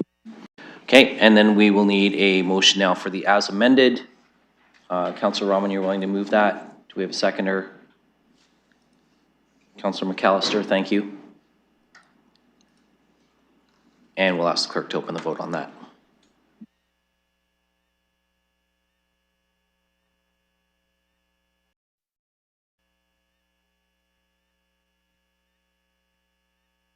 Closing the vote, motion carries 12-0. Councilor Rahman. Thank you. The next item is item 10, which is the FCM Green Municipal Fund Agreement for Accelerating Community Energy Systems, and it's related to Bill number 97. Looking for any discussion on this one?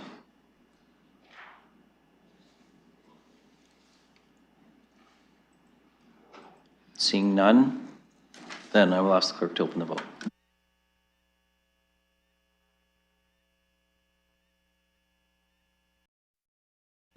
Closing the vote, motion carries 11-1. Councilor Rahman. Thank you. I'm looking to put item 2.3, the Federation of Canadian Municipalities Green Municipal Fund Agreement for Municipal Fleet Decarbonization Feasibility Study related to Bill number 98 on the floor. And looking for any discussion on that one? Seeing none, I'll ask the clerk to open the vote.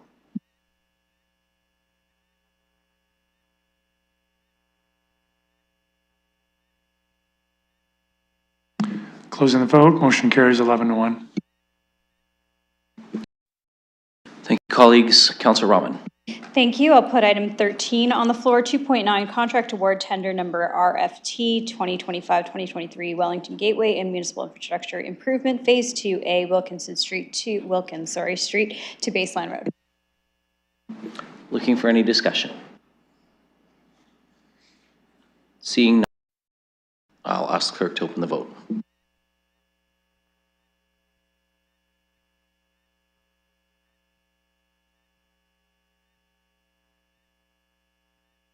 Closing the vote, motion carries 11-1. Councilor Rahman. Thank you. I'll put item 14, 210, limited tendering and cooperative procurement for LTC's purchase of 9 new buses. And looking for any speakers on that one? Seeing none, I'll ask the clerk to open the vote.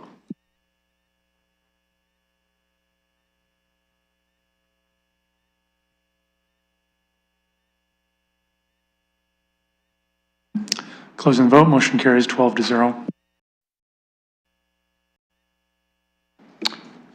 Councilor Rahman. Thank you. That concludes my 4th report of ICSC. Moving on to the 5th report, which was a special infrastructure and corporate services report, and I'd look to put that item on the floor. Okay, so we are on the 5th report of ICSC now, and Councilor Rahman has moved that. Any discussion? Seeing none, I will ask the clerk to open the vote.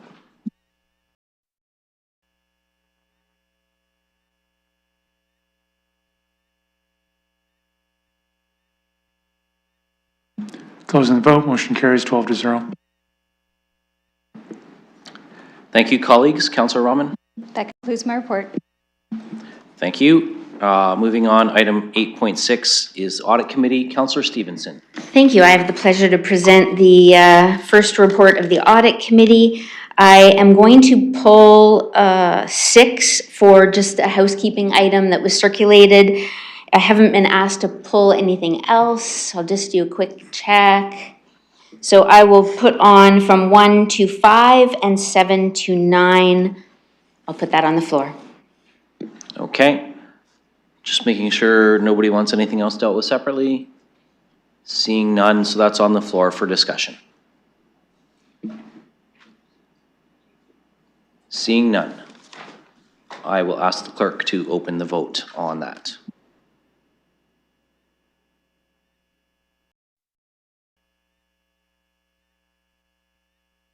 Closing the vote, motion carries 12-0. Councillor Stevenson. Thank you. I would like to put 6 on the floor with the amendment that I had circulated as a housekeeping item.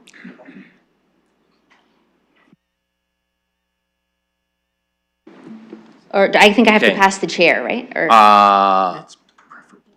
Yes, you have to put the original on first, and then you have to move an amendment. do we have to? We didn't have to do that for the other one. It got moved, changed.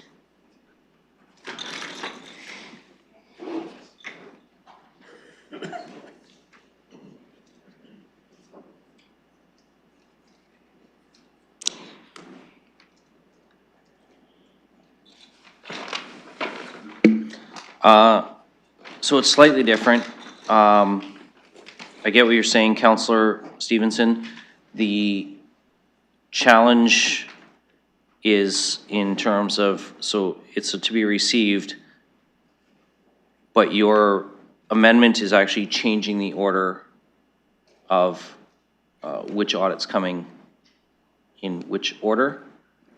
So I don't see, like, if the other one was able to move the motion with an amendment, what does it matter in this case? It's just a housekeeping item to put it back to what was already approved. I'm going to respectfully, Councillor, just give me a moment here with the clerk, because what you're describing as a housekeeping amendment is not, in my view as a chair, a housekeeping amendment. You're actually asking to swap which audit is done in which order, which would require those of us who don't want to switch the order to vote differently. And if it's just to be received, like there's a challenge. I was just trying to move it fast and we did the other one, so whatever you need. Yeah, I'm just trying to figure out how we can do this. Well, and I'm going to share, the reason that I am trying to figure out how to do this is because I don't want to change the order. I paid attention to the discussion that was had at Audit Committee about the concern around the election and clerk resources for staffing. But that, I can speak to it when I move it, but that's all been addressed. Okay. Because the motion, well, and the other thing is the motion I have in e-scribe is just that the communication from NMP with respect to the summary update for internal audit be received. So I need to know, like, I know you. If it's faster, let's just, I'll put the original motion on and then I'll move an amendment. Okay, let's do it that way. So I'm going to pass the chair to Councillor Pribble so that I can. So that you can then move the amendment. Okay. I have the chair and I recognize Councillor Stevenson. Thank you. So I guess, did the motion get on already and now I'm moving the amendment? Yes, the motion's on, so now you want to amend the order. Okay, I'll slow it down a little. I was trying to just get this last thing done. So the amendment that was circulated is moving the audit schedule back to what we originally had. There was a debate and discussion at Audit Committee, which I appreciated. Since that time, there's been further emails back and forth, and the clerk's office graciously has been able to figure out a way to accommodate that staffing, and MNP has also said that they can do it, so I've been informed that it's not an issue at all to put this back to the way that it was, and so that's my amendment. Okay. So that's on the floor. Is there a seconder for that? I'll second. Okay, seconded by Councillor Pribble.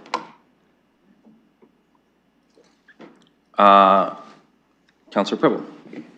Thank you. I do have a question through you, Chair, to the staff. This order, if I remember correctly, was changed in the fall which the new order was approved by the council. Does it make any difference in terms of do we have to vote 2/3 because it was a decision? That's a question from me to the staff. Through you, Mr. Deputy Mayor, no, I don't believe that it requires reconsideration. Councillor. Thank you. And one follow-up, even though Councillor Stevens stated it, I know when we had the meeting, we were talking about the election staffing issue, and directly from the clerk, this change could be accommodated, and you feel comfortable in terms of the staffing issues. And let's go to the clerk. Thank you. Through you, Mr. Deputy Mayor. Yeah, since the meeting, I've had discussions with staff and MNP, and we can accommodate the move with minimal impacts to the election. Thank you very much, Chair. No more questions. Looking for other speakers. Councillor Ferreira.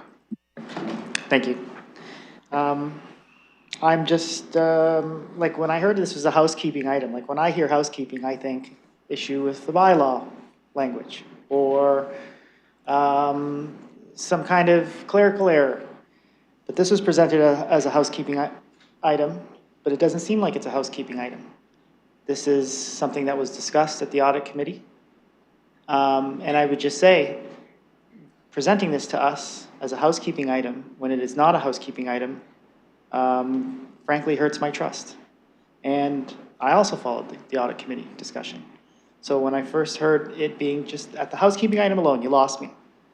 Because I'm just wondering what's the goal? What's the reason? I think the approach would be to not say to us it's housekeeping when it's not. Because I have been chair, I have seen housekeeping items come forward, but they're never items that I am trying to push myself. That is not housekeeping. That is something that should be debated with full transparency and your reasonings for that. Coming to us saying this is a housekeeping item, I think is not the way to go. Because of that, just right there, I'm not supporting that because I don't know what the intent is. And I can see that the intent has not been forthcoming to us when it is described as a housekeeping item. So I'm not supporting this. Looking for other speakers.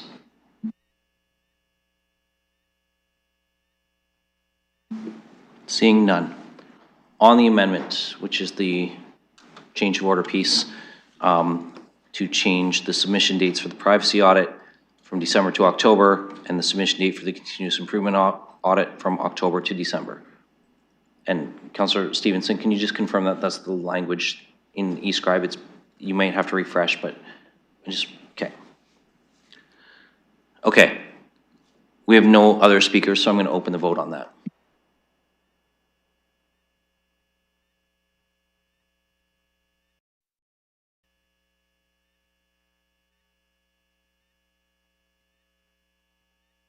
Closing the vote, motion carries 8-3.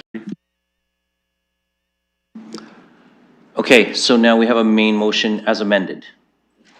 So Councillor Stevenson, now you're presenting, your amendment's done, so if you can take back over for Councillor Pribble. Perfect. I will then present the motion as amended if there's any speakers. And we will need a seconder for that, because it is now amended. Okay, Jerry.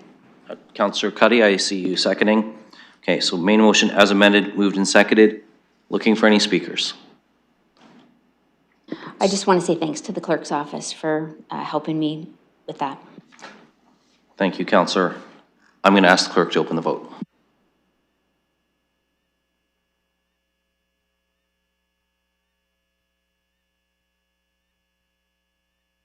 Closing the vote. Councillor?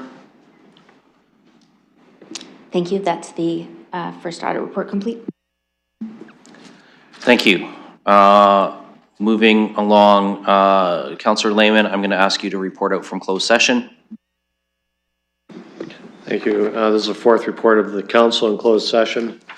Report that progress was made with respect to items 4.1, 4.2, 4.3, and 4.4, as noted on the public agenda, 6.1/4/PEC, 6.1/4/SPPC, 6.1/4/ICSC, and 6.2/4/ICSC. Thank you, Councillor Lehman. We have no other added reports. We have no deferred matters. We-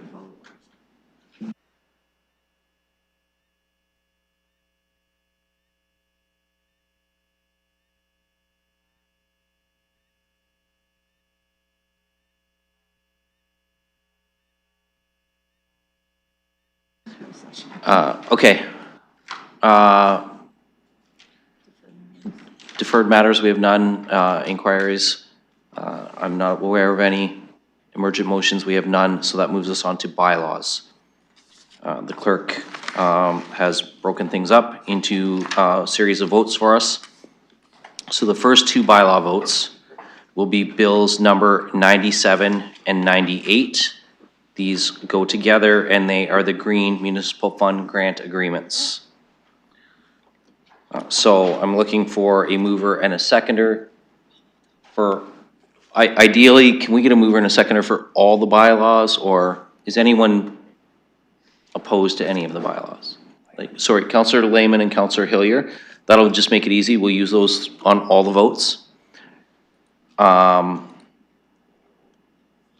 So now we will move to the votes on bills 97 and 98.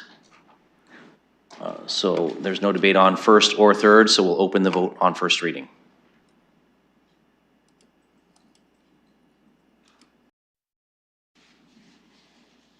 Closing the vote, motion carries 10-1.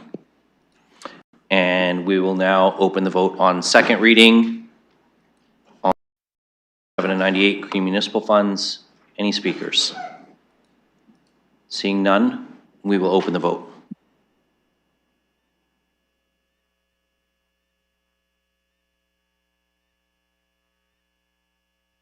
Motion carries 10-1. And third vote on bills 97 and 98. We will ask the clerk to open the vote.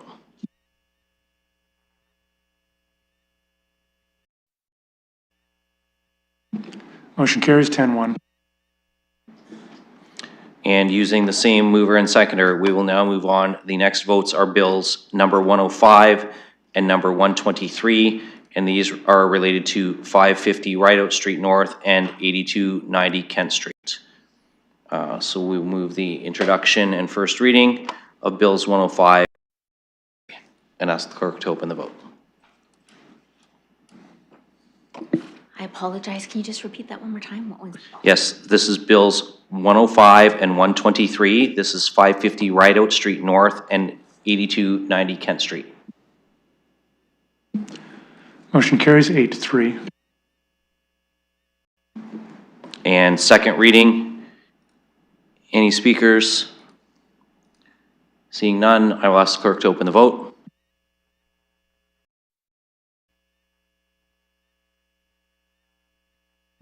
Motion carries 8-3. And third and final reading, I will ask the clerk to open the vote.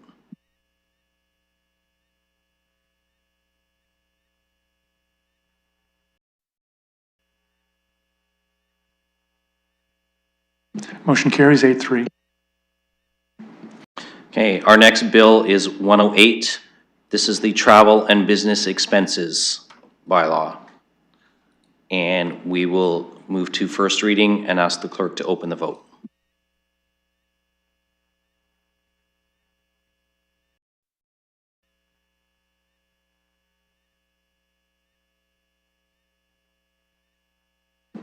Motion carries 9-2. And we will now look to second reading. Any speakers? Seeing none, I'll ask the clerk to open the vote.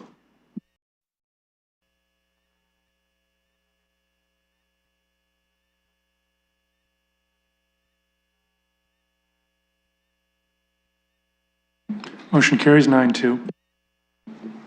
And third and final reading of bill number 108. I'll ask the clerk to open the vote.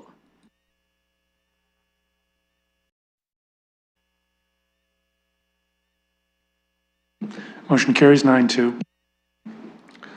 Our next vote will be Bill 109. This is the municipal alcohol policy. And I will ask the clerk to open the first.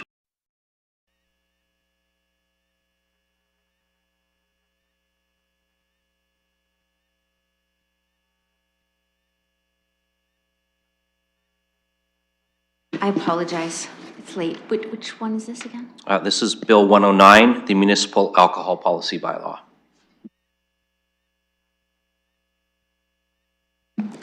Motion carries 10-1. And moving to second reading, any speakers on Bill 109? Seeing none, I will ask the clerk to open the vote.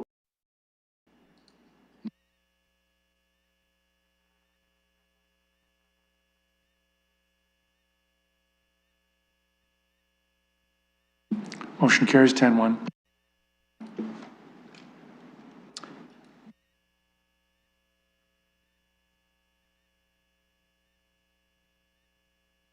Okay, and our third and final reading of Bill 109. I'll ask the clerk to open the vote.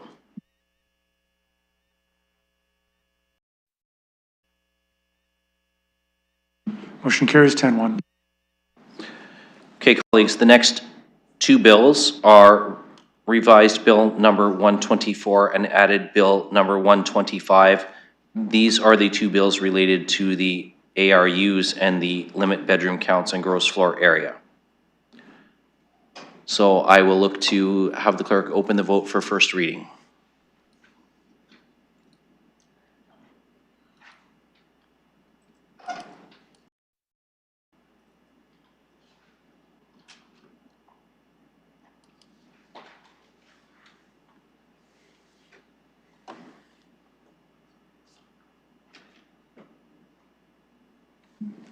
Motion carries 10-1. Moving to second reading of Bills 124 and 125. Any speakers? Seeing none, I will ask the clerk to open the vote.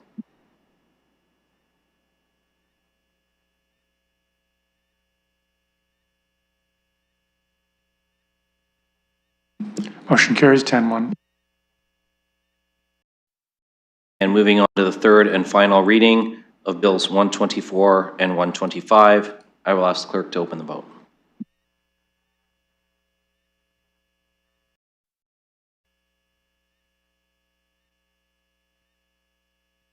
Motion carries 10-1. And the balance of our bills, this will be first reading of Bills 95 through 122, with the exceptions of 97, 98, 105, 108, and 109, as we've already dispensed with those. And I will ask the clerk to open the vote on.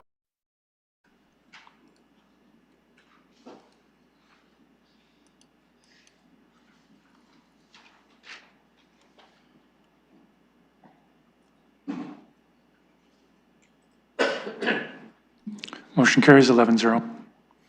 And second reading of the balance of all of our bills, with the exception of 97, 98, 105, 108, and 109. Any speakers? Seeing none, I will ask.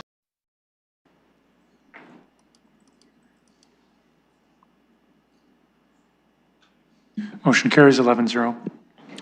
And third and final reading and enactment of Bills 95 through 122, with the exception of 97, 98, 105, 108, 109. I'll ask the clerk to open the vote.